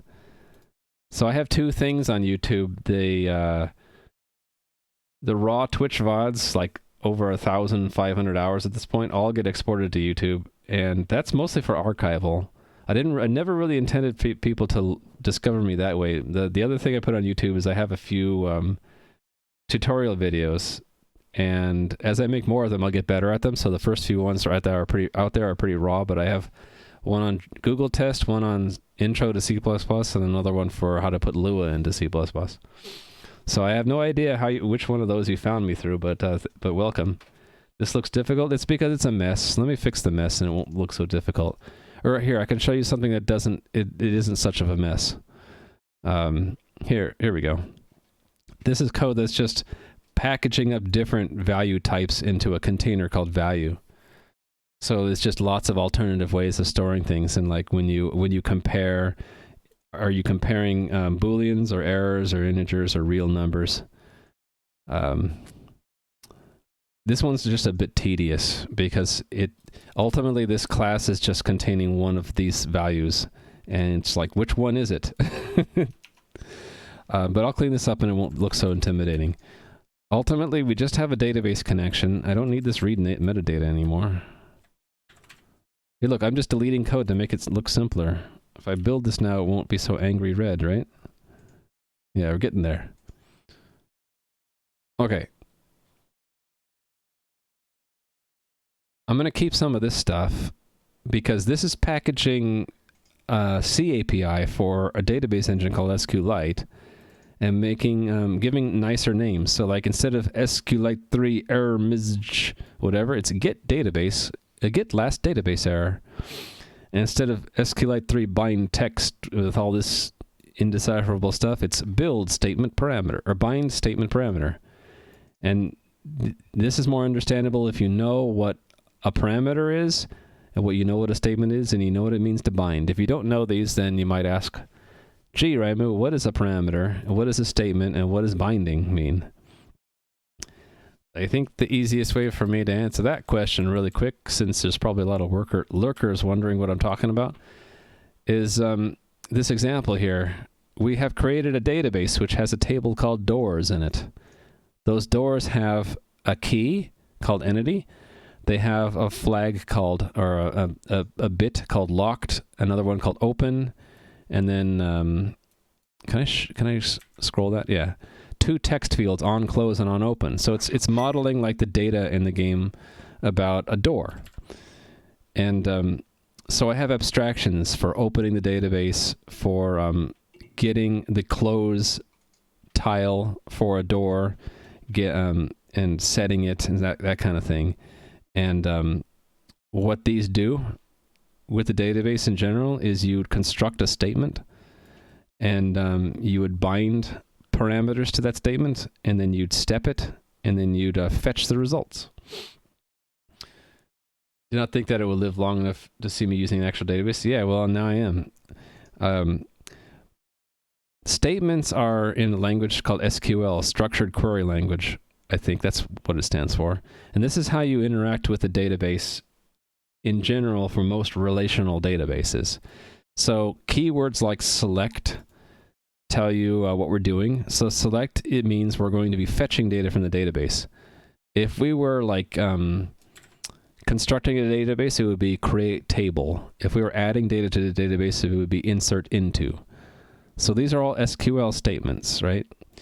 Now, what a parameter is sometimes a statement can have an open-ended thing there. Let me put that. Oh, thank you for the gifted sub again from Goddamn to Raising. SQLite, and I'm sure other databases support this too, is you can construct a statement that is reusable because you leave one of the things in the statement unspecified. Here, we're selecting to extract something from the doors table, and we're saying, well, we don't know what the entity number is, but when we do find out what it is, we'll let you know. The way we do that is after we've built the statement up, and then we figured out what entity we care about, we bind the entity parameter to the statement. Basically, we take the value of the entity and we plug it in for where that question mark is. That's called binding. So then it becomes a complete statement with an actual number in there instead of the question mark. Then stepping a statement is basically sending that statement to the database and saying, okay, please give us the data now. Thank you very much.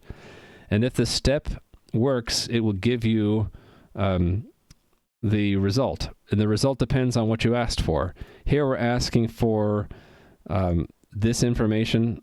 Actually, this is a plug into the database where we're asking for the on-close field, and we're extracting the ID, the tile ID from it. But anyway, we're extracting, we're selecting, or we're getting stuff out of the database from a particular table, and this is which door to get. So if we were to ask for like all the doors, we would have to step once for every door. In this case, there's only going to be one door for a certain entity, so we only have to step once. And then every time we step, to get the thing we asked for out, we do a fetch. For SQLite, it's just called SQLite 3 column something. Column text, column integer, whatever. Basically extract the thing you wanted from the row of the database you got back when you stepped. So hopefully some of these terms become more understandable if I say what a statement is. Building a statement is just basically compiling it. Binding a statement is where do I do that? Binding. Bind. Binding is just taking a value and then plugging it into the statement that you've prepared earlier. And then stepping a statement, I do that down here, is just you're either done with the query or you've gotten another row of result information. And every time you step, you need to then fetch, which is what this is doing, this get or fetch. The background person was my son who was behind me playing, I think he's playing Apex or doing homework or something, I can't tell. I'd have to turn around and see. They said bless you because you sneezed. What's the worst database management system in my opinion? Worst is subjective, so there are different dimensions of worst. So do you mean for worst, do you mean cost, performance? And cost could have different dimensions too. Money, or CPU requirements, or storage requirements. Do you mean license? Because there are better and worse licenses. What I don't like having to pay money. So in my opinion, the worst database that I know of is MS SQL because it costs a lot of money. The best are the free ones. But really, the best or worst depends on what you care about. If you care about CPU requirements and you work for a big multinational corporation who doesn't care about money because you have billions of it, your CPU requirements, the worst would be like an old I don't know. I don't know databases. You'd have to line them up and compare and see which one the faster one is. So the worst one would be the slowest, and the best one would be the fastest, obviously. I'm dropping lots of frames right now. I dropped like another 50 frames or so. Yeah, so worst for me would be the expensive ones like MS SQL, which is like, I heard it's a ton of money. Oh, dropping more frames. Your favorite is PostgreSQL. My favorite so far has been SQLite because it's free and been easy to embed. So for me, what matters is lowest cost, and then easiest to embed, and then no extra things I don't need. So right now it's I love SQLite because of that, and I'm dropping more frames. I just dropped another 100 frames. If the stream got disrupted or you're seeing lag, it's because I'm dropping frames. Oh, I'm dropping more frames. My internet connection is terrible right now. Okay, well, if I start dropping all the frames, you know what's going to happen. Yeah. Dropping lots of frames. Hold on a sec. Yeah. Dropping lots of frames right now. Yeah, we're at 542 drop frames. 594 drop frames. Should I do what Adam does? Which is, I do this on top replica. And I say, select my OBS window. And then I select a region. And we're done. And then I pull this over to here. And let me select a region here. This is what Adam does. And then don't show the window border, and then I'll just put it above my head. There you go. Then when you see the drop frames counter go up, you'll know that I dropped lots of frames.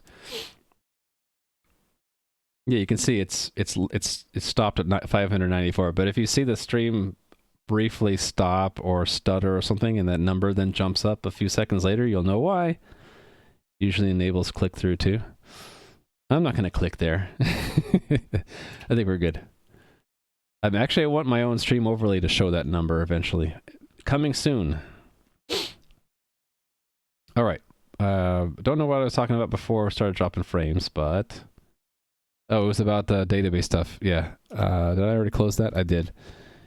Yeah, the best database for me is something light and easy to embed and free, and SQLite is my favorite. Now, the worst would be an expensive, clumsy thing where I couldn't even run it on Windows. Probably something like Oracle. The information OBS shares externally? Yeah, it is through OBS WebSocket. So I'm in the process of making my an overlay for my stream that will talk to OBS through the WebSocket and show this number automatically and not have to me replicate what OBS is showing me. Yeah. I believe so. I think all the information is in there. I just need to pull it out of the WebSocket event stream. I got the event stream going for my overlay, but I'm not interpreting any of the data yet. I just saw it flow through. I'm like, oh, that's quite a bit of information OBS is telling me. All right. Okay, a lot of this stuff is actually going to move into the implementation here, and I'm going to have to implement the prepared statement. That's the main thing, right? So did this have unit tests? It did. I need to get the unit tests working. Right. Okay, so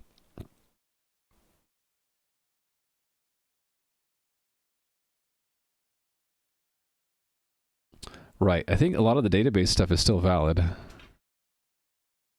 Yeah, a lot of this is still good. Yes. Okay, so then we don't, it's just that the tests need to be different now. So hold on. I need a build statement test. Okay. I suppose we'll stick to the same, well, it doesn't need to be any particular one. What's an easy one?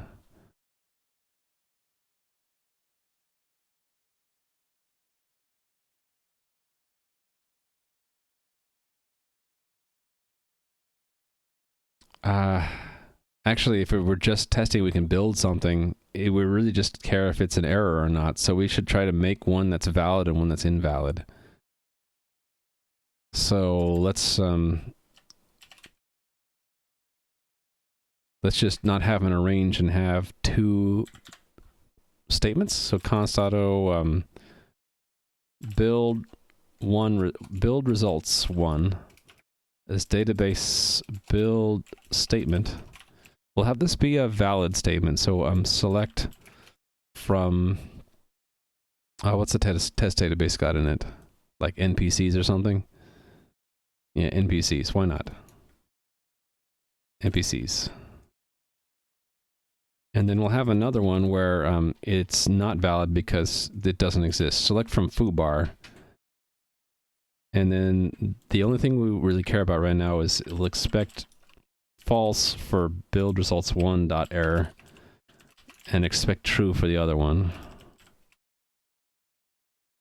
So one should not error and this one should error. Do I care about the actual error code? I think I do. I think I want more than just a Boolean here. What if I just make it a string and if it's empty, there's no error? What if I do that, right? The game is written in C++ too, yeah. And right now, both of these are written in C++. The game and the storage, which is in JSON. I wrote them both in C++. So I'm trying to move the storage to a real database so I don't have to do it in C++. I just have a wrapper for it. But the game will continue to be in C++. So for an example, what the game looks like, let's look at the rendering system. So this is what happens in the rendering system's update loop. They're all put into, refactored away the different steps into different functions.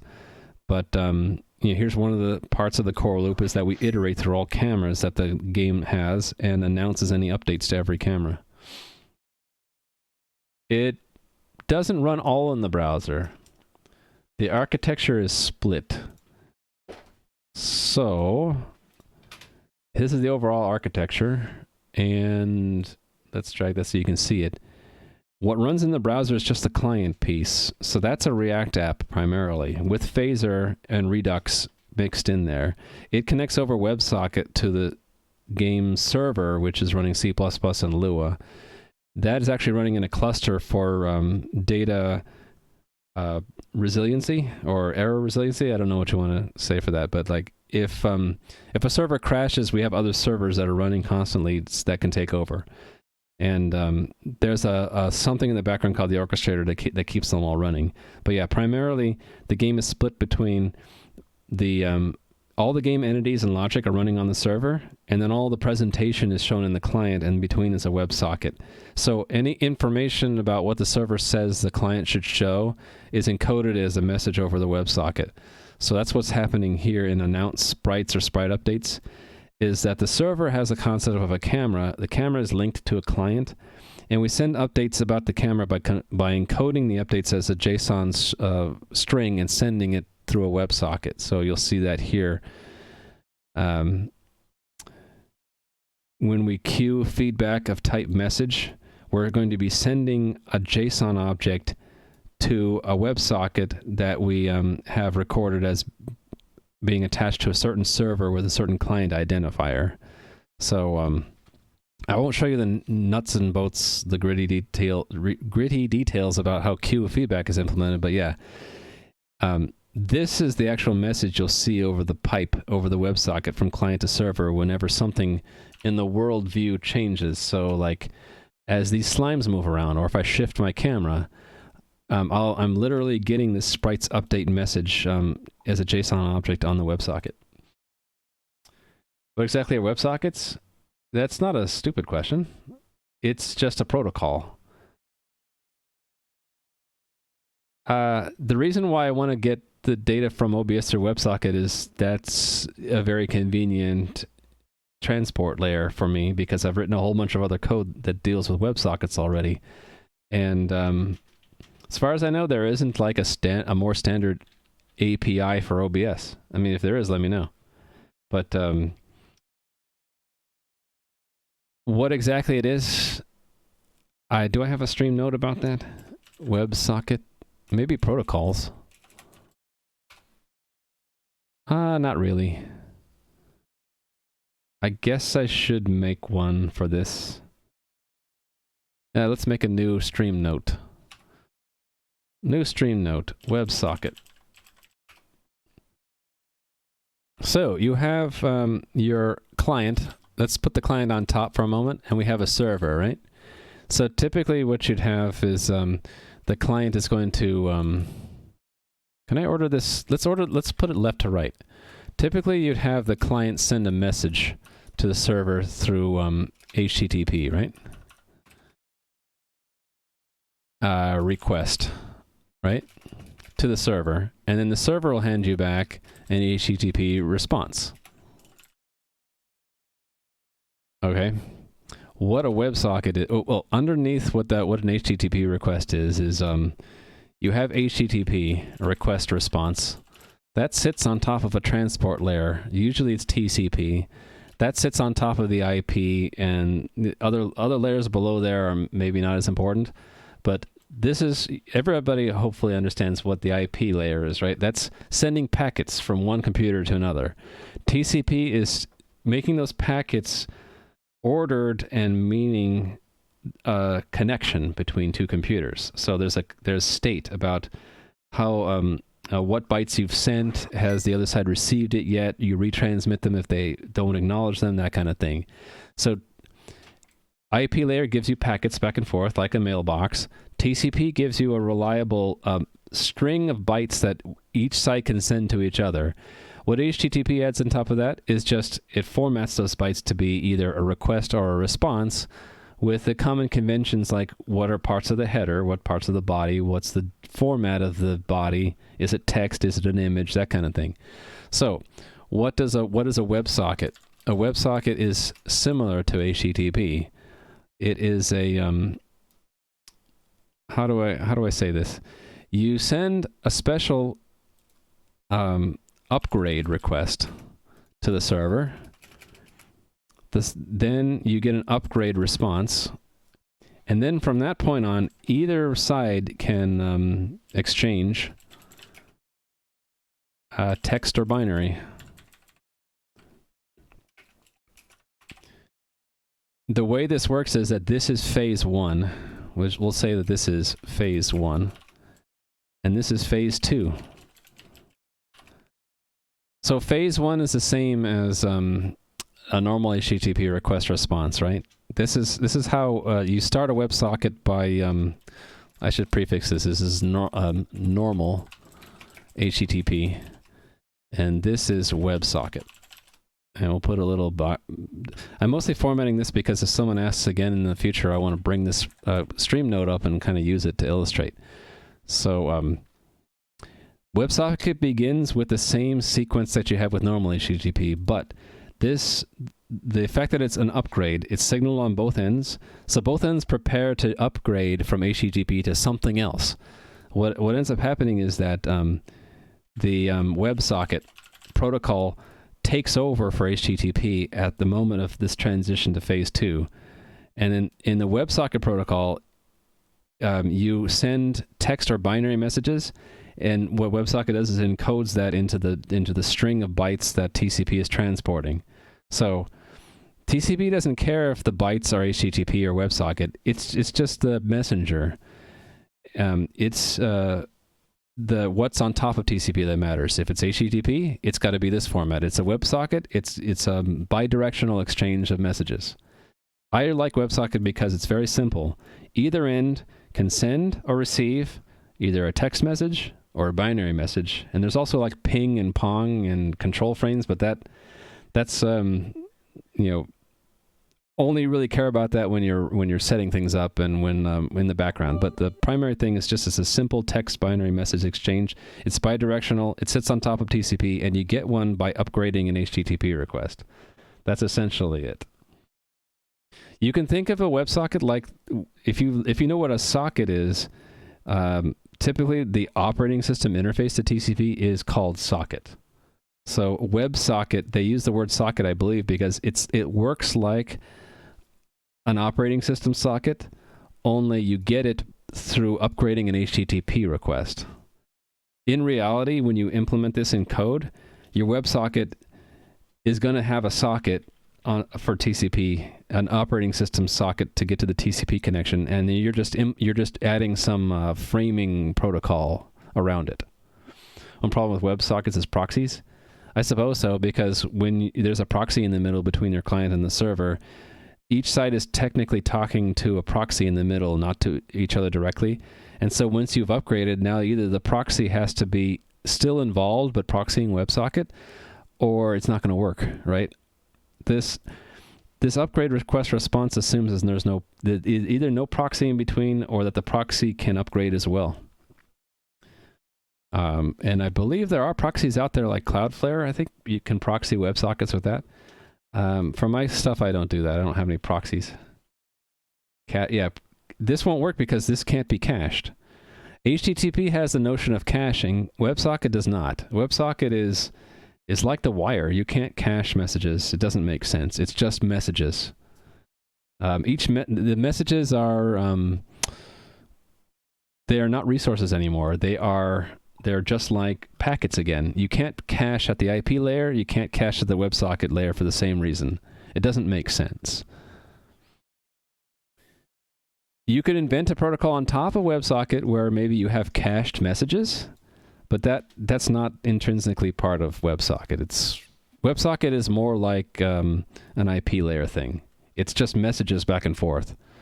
The fact that it's on top of TCP is just how you get the messages from one side to the other. Technically, WebSocket doesn't need TCP. It just requires some kind of way to send a message. You could have WebSocket on top of UDP if you wanted. You would just maybe not get all your messages across. You'd lose some of them.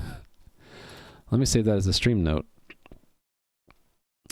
Right, I was going to change this so that we get an error instead of a Boolean, and that's fine. I don't think I need to change anything else. So I'm going to save that, and then I'm going to go back here and say that these will be... what do I want to say here? That it's true that this is empty, and it's false that this one's empty. I actually don't care what the real error message is. That's more for diagnostics and debugging. And then I'm just going to delete all of the other ones down here because they don't matter anymore. I just want to get this to build so that I can start building this up again. Unresolved external symbol. Right, I declared these ones. I did not did I implement them? Did I? I did. So what's not implemented? Execute statement. Oh, right. Wait a minute. Hold on. Oh, I deleted the execute statement code? Shoot, why did I do that?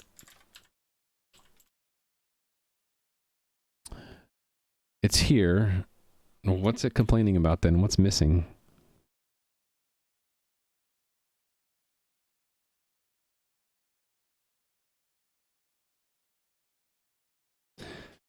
I don't know what it's complaining about.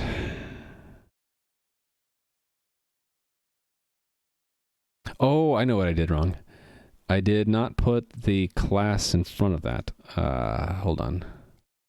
And actually, hold on. That's the wrong execute statements here. This has to have this class name in front. There we go. Otherwise, it's a free function outside the class, right? Okay, so test will be there. It just will fail now. Refresh. I don't know how much longer I'm going to go. I should probably find a stopping point and go eat lunch. Maybe I'll get this basic stuff running first.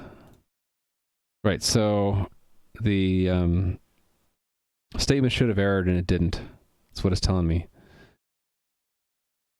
We'll only know if it errored or not if it actually tried to prepare it, so that's what we're going to do. It is just going to, we're going to make the results and return them instead of just returning a temporary. And then the results.error, how do I want to do this? I already have this prepare statement, right? Build statement. Yeah, let's do this one.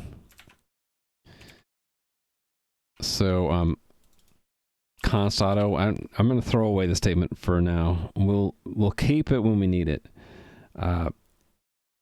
Statement. Build a statement. So that would be, yeah, build statement, and then our database connection is just DB. And then the statement is statement. Oh, that can be all one line then. Whoops. That could all be one line.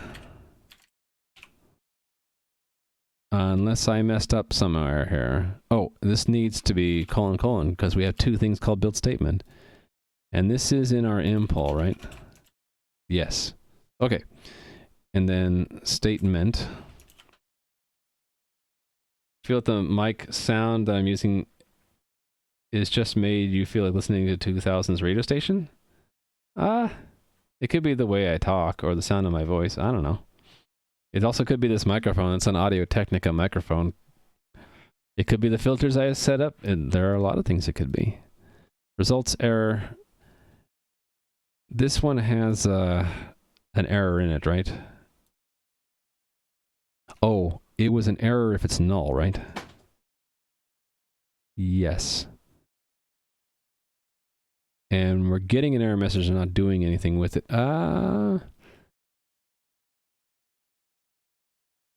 I feel like I should just take this and pull it all straight in.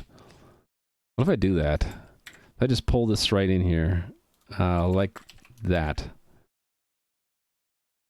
And this is impl database. And then we have the error message, we can put it into results. So I can say results.error message error equals impl db. And then that's all I really care about, right? We'll do this part later. I'm going to comment that out. So right now we just want to see, does it actually compile correctly or not? And it didn't. Interesting. So what is the error then? Near from syntax error. Oh, right. The arrows aren't valid. I need to have like some column selector, right? So like, how about star? Or how about entity? Sure. We can make this foo from bar. Then it'll be an error in two places. Why not? Yeah, thank you, Atomic Nibble. You have identified the problem. So now that I've shown this drop frames indicator, we're not dropping anymore. Okay, cool. Got it to pass. The next time, have the voice of a child. You know what I want to have is a voice changer, just to mess with people. Like when I want to speak with a demon voice. Speak like Yoda? I can try. Try? I can. I'm not very good at it, though. All right. Next one. We've done build statement. Now I want execute statement. This is where it gets interesting, because execute statement needs to actually give me an indicator of... Actually, what if I... Yeah, this is a failure indicator, right? So, yeah. So let's... Actually, it would be exactly the same thing. So I can right now do... It's just... we get the error code directly. Error 1, error 2. And that's expect false for error 1, expect true for error 2. And this becomes an execute statement. And then we'll have tests for the actual statement later. Run. Right, so it doesn't do it yet. Let's do it here. I think we can just forward it to straight to SQLite, right? So I can just say SQLite 3 execute. Is it exec? I think it is. Did I do that already? In any other example? I don't think so. I thought I did, though. What did I do in the main for these 4 playground apps? Did I do any execute statements? Maybe I didn't.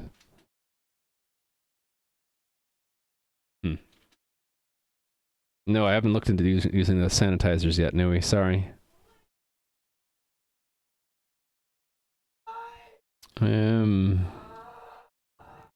Yeah, Yeah, I have no shortage of things to look into, Nui, and so yeah, I can't. It's not possible for me to look into everything. I have to pick and choose what I look into. Did you guys hear the yelling in the background? The kids are like excited that they're gonna go watch something now. All right. Sounds like someone's losing their game. No, it was that it was my kid's version of PogChamp, I guess. I think I'm gonna go back to the documentation for this one. So SQLite 3 exec. Yeah.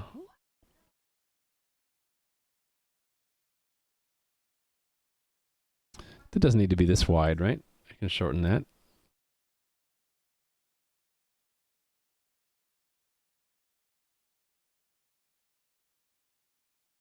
I think a lot of these optional things I can just be have null for them, right? Right, if it's not null. So we can just give it a null callback. Yeah, and then we're going to have an error message. What do they say about the error message? They say we have to deallocate it.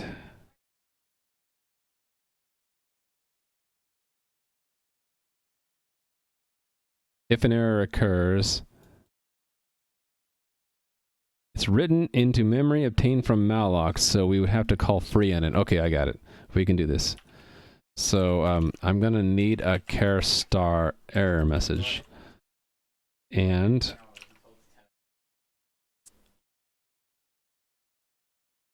how do we know if it's an error?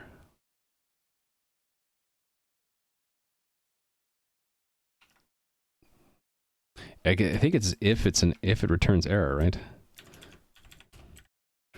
SQLite error. Yeah. And then we'll return false.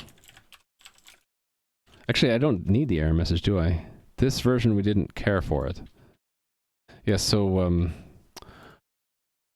actually maybe I do care about it. So maybe I want to change that interface again and use string in both places.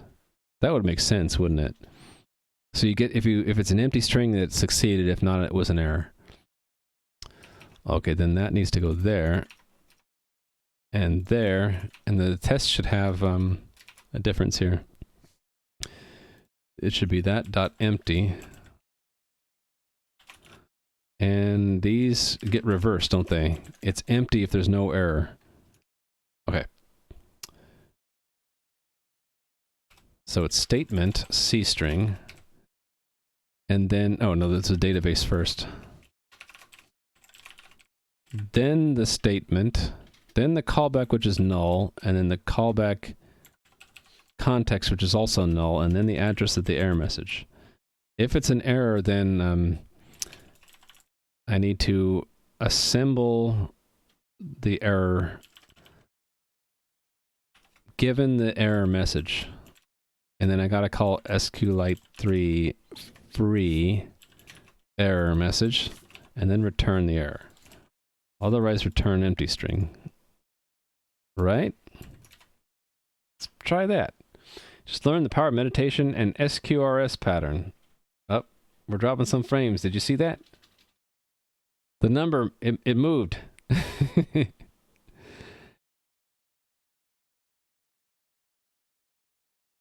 I have no idea what the SQRS pattern is, but that's cool. Oh, dropping more frames.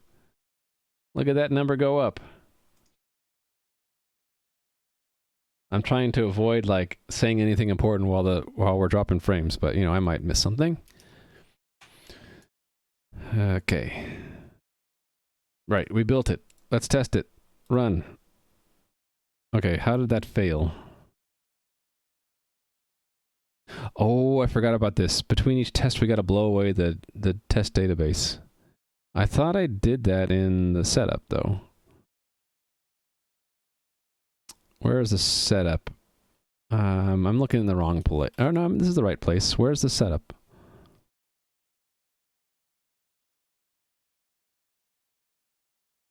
Yeah, doesn't reconstruct database just delete it? and re-execute it. So, okay, what was the error again?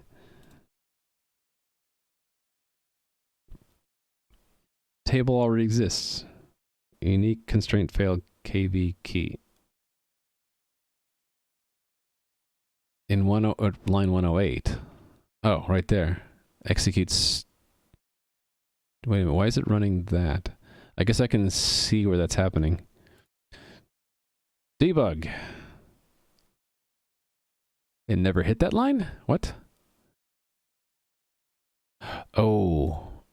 Is it because if I run all these tests in sequence? So does that mean if I run it alone it'll pass? But if I run them together it'll fail? Okay. So why would that be?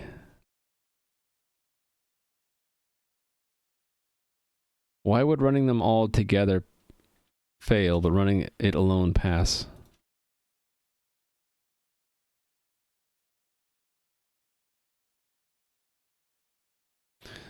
I actually don't get that. Why would that happen?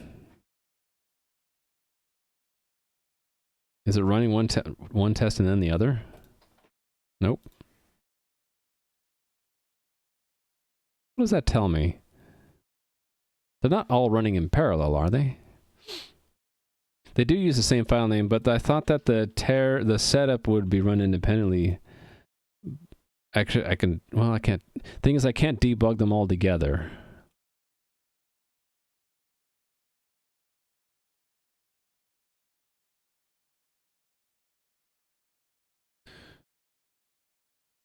Hold on, we only have 3 of these. What if I comment out one of the tests so there's only 2 tests to make sure Is this still going to happen? No. Something that test does then? And what about without this test?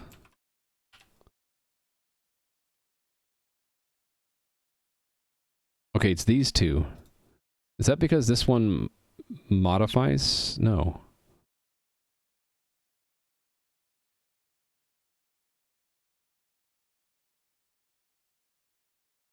These should both go through the same fixture here. Did I get the fixture name wrong? That could be why. No, the fixture is correct. They should both go through the same setup, which reconstructs the database every time. Destroying the old file, opening the database and executing the reconstruction arguments, which are these default statements to create these things. So maybe the destroy isn't working right?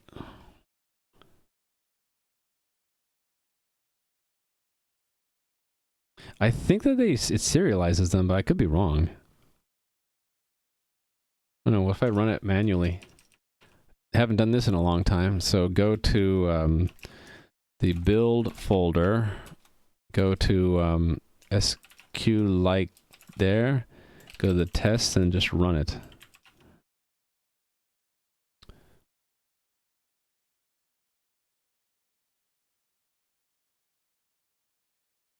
See, it runs them in sequence. It runs one and then it's to completion, and this run should have deleted the old database and recreated it.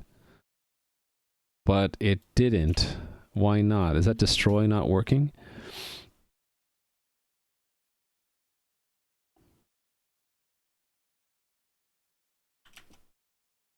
What if I destroy and tear down?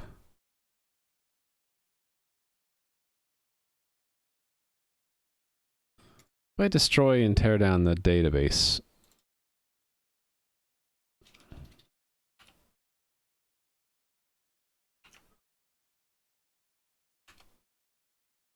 and then it shouldn't exist, but it still exists. Wait a minute, can I not delete that file? I can.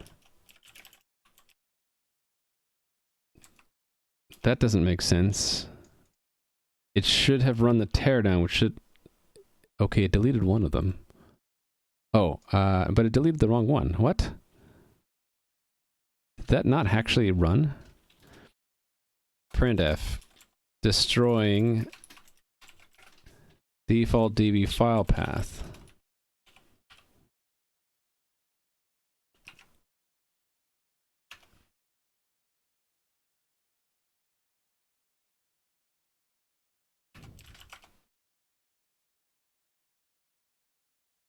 Oh, wait. Did I screw up the destructor maybe? Is it keeping it open?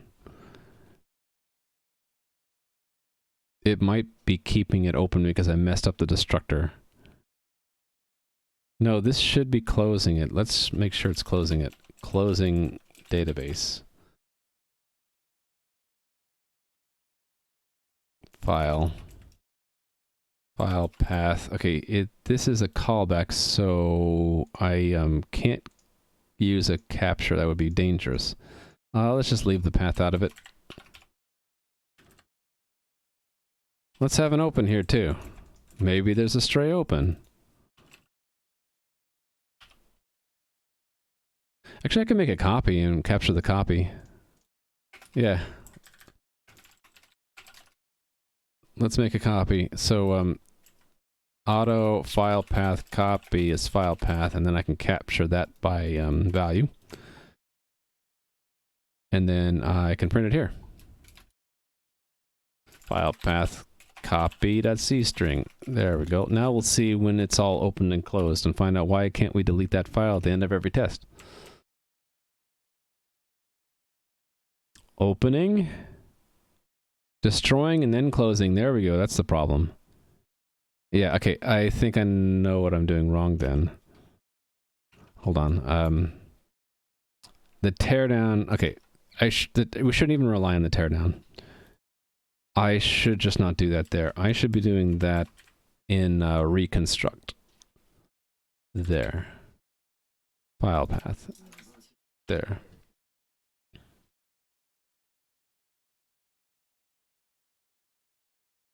Uh-oh.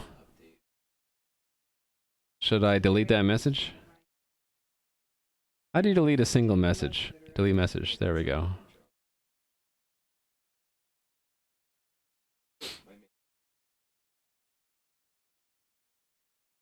Yeah, sorry about that, Toulouse. You'll have to look that up. Gonna say it doesn't matter. Yeah, too late. If I was really quick on the draw there, I could have deleted it before anyone saw it.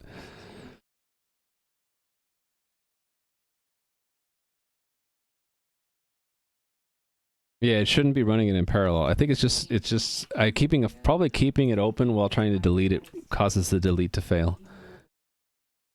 Destroying, opening, closing, destroying, opening, closing. Wait a minute. The destroy here.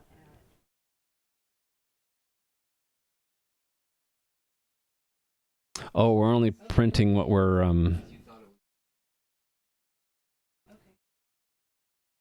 only printing what we're opening, closing, and destroying in the test. We're not. I need to instrument the actual code. Where do I say that? Oh no, I did. Hold on. Then what I saw there didn't make sense. Why did it say all this before opening? Oh, this is when we opened it. Yeah, okay. Yes. So that's recreate database, reconstruct. So it should be here. And then we say closing.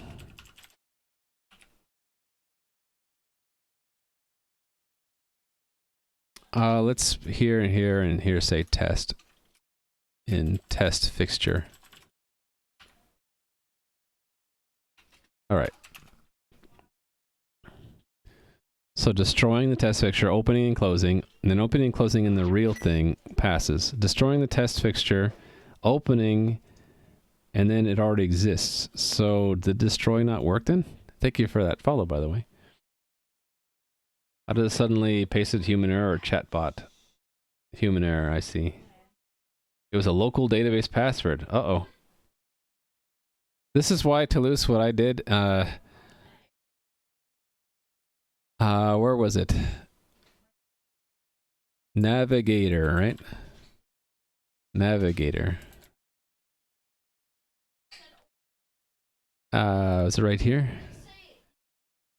That's when I needed to go in the clipboard, but yeah. When I paste it and we hit submit, that's why I put that into the clipboard, so that if I accidentally paste that, it's like, you almost leaked a secret, forehead. See, maybe you need something like that. Not using a password manager clears the clipboard after pasting a while. Yeah. Yep. All right. So I'm guessing this destroy is just not working. We're doing it from Windows. Can I just hack this to print this out for now? Just to see why it might not be working. Delete file path C string, that one. And we'll say const auto result equals that. And then, yeah, we're not going to know the symbol for that, are we? Bring me back to that Windows implementation. I need to pull in a header. Really gross, but this is just temporary. And then printf delete result. That is an integer, right? It's a bool.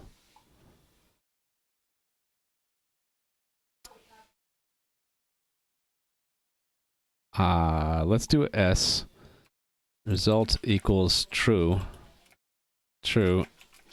False. Build that.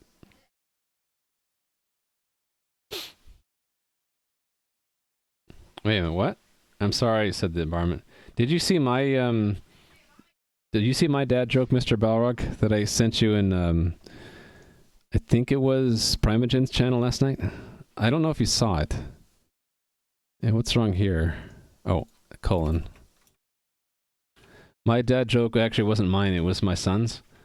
My dad joke for my son's dad joke was let me see if I can think of exactly what the words were again. How do you recognize a dad joke, Mr. Balrog? How do you recognize a dad joke? The answer is, it's apparent. It's apparent, Mr. Balrog. Okay. What's going on here? False. Now I need to look up what false means for delete file A.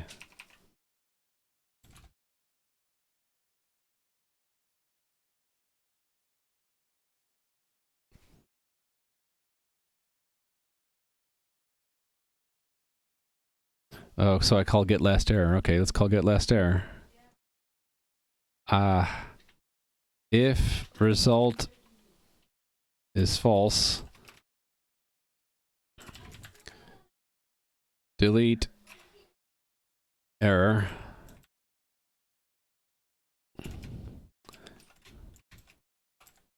Get last error. I hate get last error, by the way. Did I ever wrap that with anything else?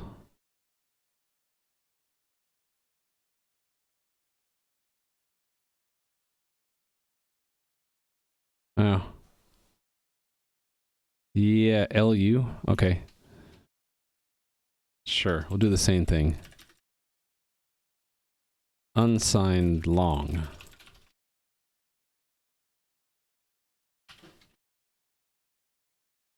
Why is my database not being... It's error 32. Now, which error is 32? I'm glad you asked me that. That should be in win error, right?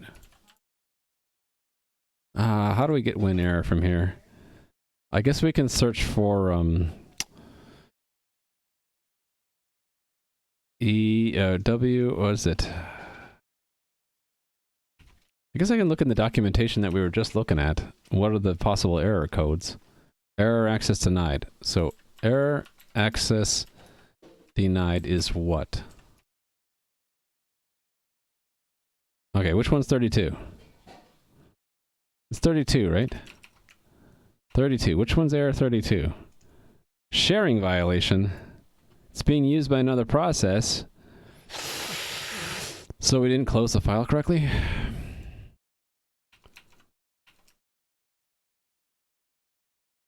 It should have closed it. I'm guessing it didn't actually close it correctly, though.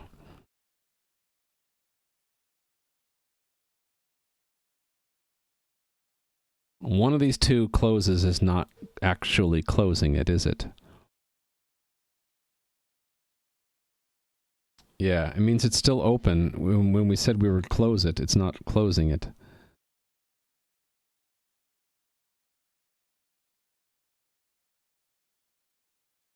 Actually, you know what I should do is when we actually close it, I should be printing that. So that is where, in here, right? Let's do file path copy.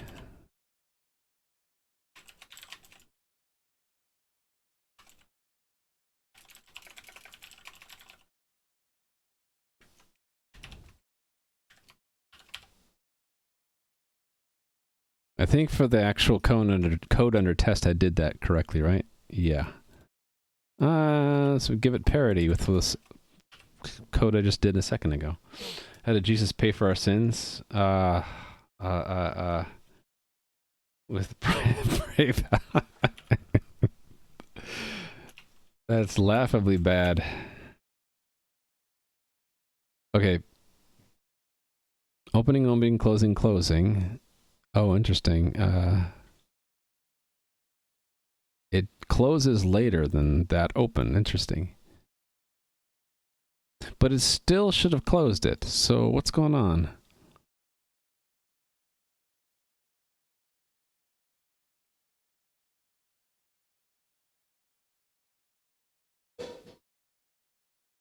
Does close not actually close like I think it should?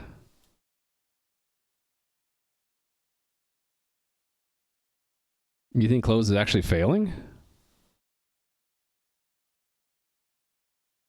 Maybe. Search SQLite 3 close.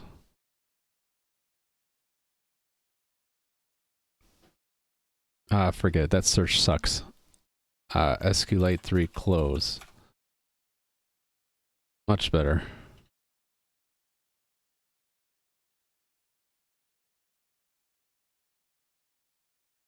Oh, unfinalized prepared statements? That's probably what it is. There we go. Yeah, Atomic Nibble got it. Yeah, okay. Alright. I'll give Toulouse one too.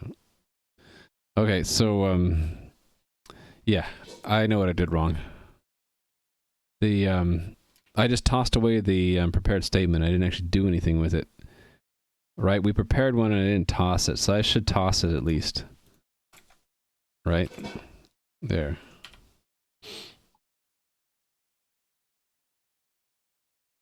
No, I didn't feel bad. You pointed out the mistake at the same time Atomic Nibble did. You just... because you said you noticed it too. Okay, now it passes. Now I can remove all the instrumentation I did to figure that out. Printf, right?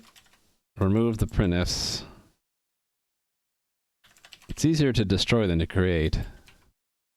At least, right? Printf. So I don't need all this junk. Back to destroying. I don't need the file path copy. And we're good, right? Did Viking send secret messages with Norse code? That's a good one. Does that mean you should return the error code from the close? Typically I don't care. But let me think about that. I think it only would have helped me spot the error quicker, but I still spotted the error. I really only care about spotting the error in the unit test. I think the unit test served its function in that it detected the error, and so now that I fixed the error, now by not seeing the error happen, we know that the close is always working. So I'm going to say we don't need to return an error code. Hey, look at that. I dropped more frames. Did you see that? Yeah, a little number incremented. 0.2% isn't so bad, right? Adam had to deal with like 3, 4, 5%. I kind of feel like I'm copping out a little bit. Oh, we just dropped more frames. Look at that. Back into the red, and then it's yellow, and then it's green. Maybe I should try that variable bitrate thing that you and Adam tried out. Okay, so this should be back to working again, and I can uncomment this test and proceed. Although I should probably find a stopping point soon. Should find a stopping point to go eat lunch.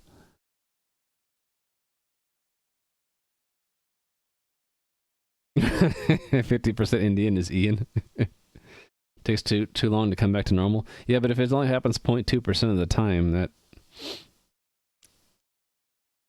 Yeah, Mr. Balrog is treading that line of between appropriateness and inappropriateness again, I think. Careful, Mr. Balrog. Okay,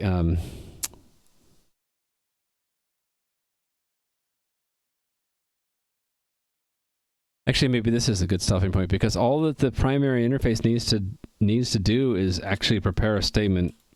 The actual statement usage is elsewhere handled, right? So right now, it's going to end up giving you a null pointer, and that's fine because no test requires it not to be null.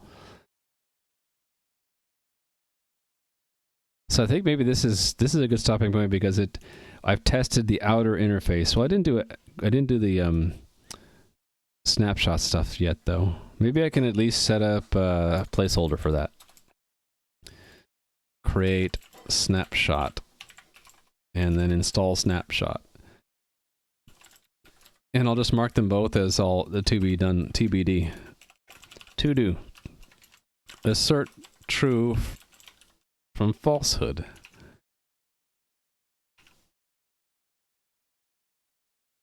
Right.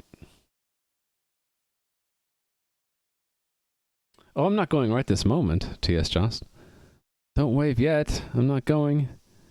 I need to at least check this in. This changed, right, because I modified the error return from building a statement. So provide error messages from build statement. Actually, was that it? Was there another one in there? No, right. From build and execute statement. Yes. Okay. How do you make 1 disappear? You make it 0. You subtract 1. Am I close? Just notice you got get to the sub. You don't know when. Well, we know who it was. It was Gadam, who he gifted a ton of subs today and before. So as to win, I'm not exactly sure, but I could look it up. Add G and it's gone. Oh, I bet my daughter would have gotten that one. Hold on, let me ask. I gotta mute though.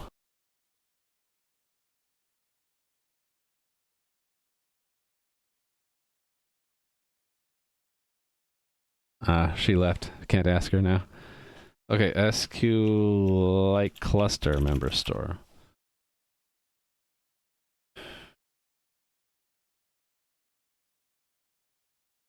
Does it actually tell you when? That'll tell you who. Does it tell you when? Okay. Yeah, so this is just, oh, I can get rid of that. I don't want that in there. That shouldn't go there. Okay, so this is work in progress, updating to reflect redesign and database abstraction.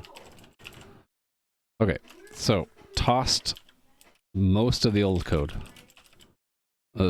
Tossed most of the code.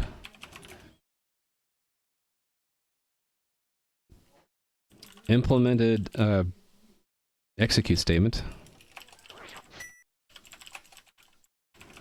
Implemented enough of... Oh, thank you for that follow. Prepare statement to know if an error occurred or not. And that's about it, right? That's as far as I got. So, prepared statement still needs to be implemented. And prepared statement and its methods still need to be implemented. There we go. That's what we're going to say. That's as far as I got today.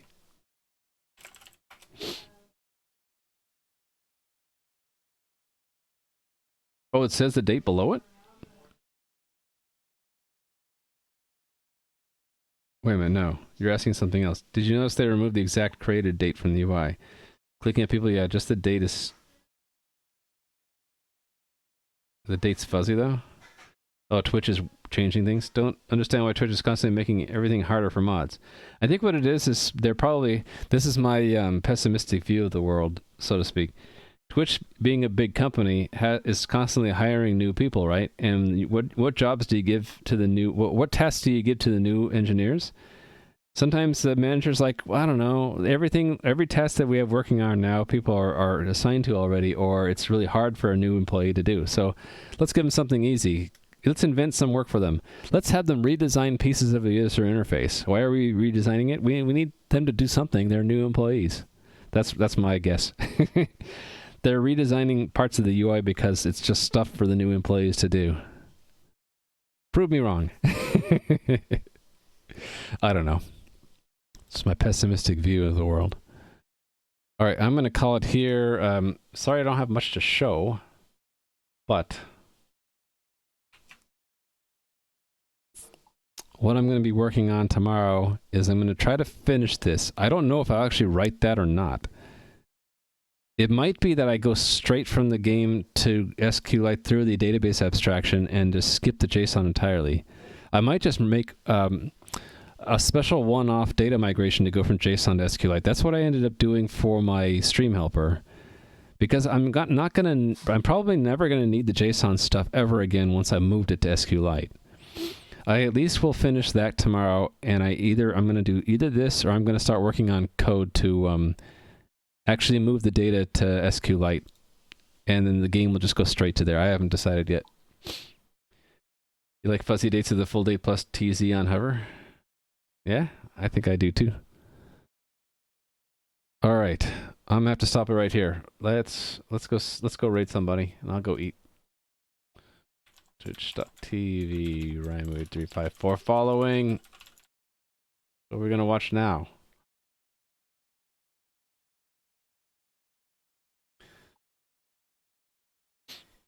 Yeah, I'm gonna have one of those chicken teriyaki rice bowls from Costco. I'm looking forward to it. Heat it up in the microwave for 5 minutes and wait for a minute to cool down, and then be happy. I raid him a lot, but he's an awesome guy, so let's raid Mr. CM Griffin again today. The inventor and developer of Stream Parrot, which is this chat overlay above my head, and he is working on features of that, I guess. He doesn't say what he's working on exactly, other than he's working on it, so let's go say hi to Chris. I'm hitting the button now. It's interesting he doesn't show up on my list by default. I gotta type his name. CM was enough to type in. Here, I'm hitting the start raid button. So I'll be back tomorrow. My schedule. I miss Monday and Tuesday because of unusual circumstances, but I'll be back tomorrow at the same time, 9:15 a.m., 16:15 UTC. Enjoy the rest of your day, my friends, and thank you to Gadam especially for all the gifted subs and the bits. When do you get your wave? Here, I'll give you a wave. I tend to stop doing waves near the end of the stream because I get tired. But there you go, TS just for you. Please enjoy CM Griffin, Mr. Sir, Chris Griffin, awesome web dev. He's working on Stream Parrot, which is above my head. He's trying to make it better, and we'll see how he's doing today. Take care, my friends. I'll see you back here tomorrow, hopefully. Bye!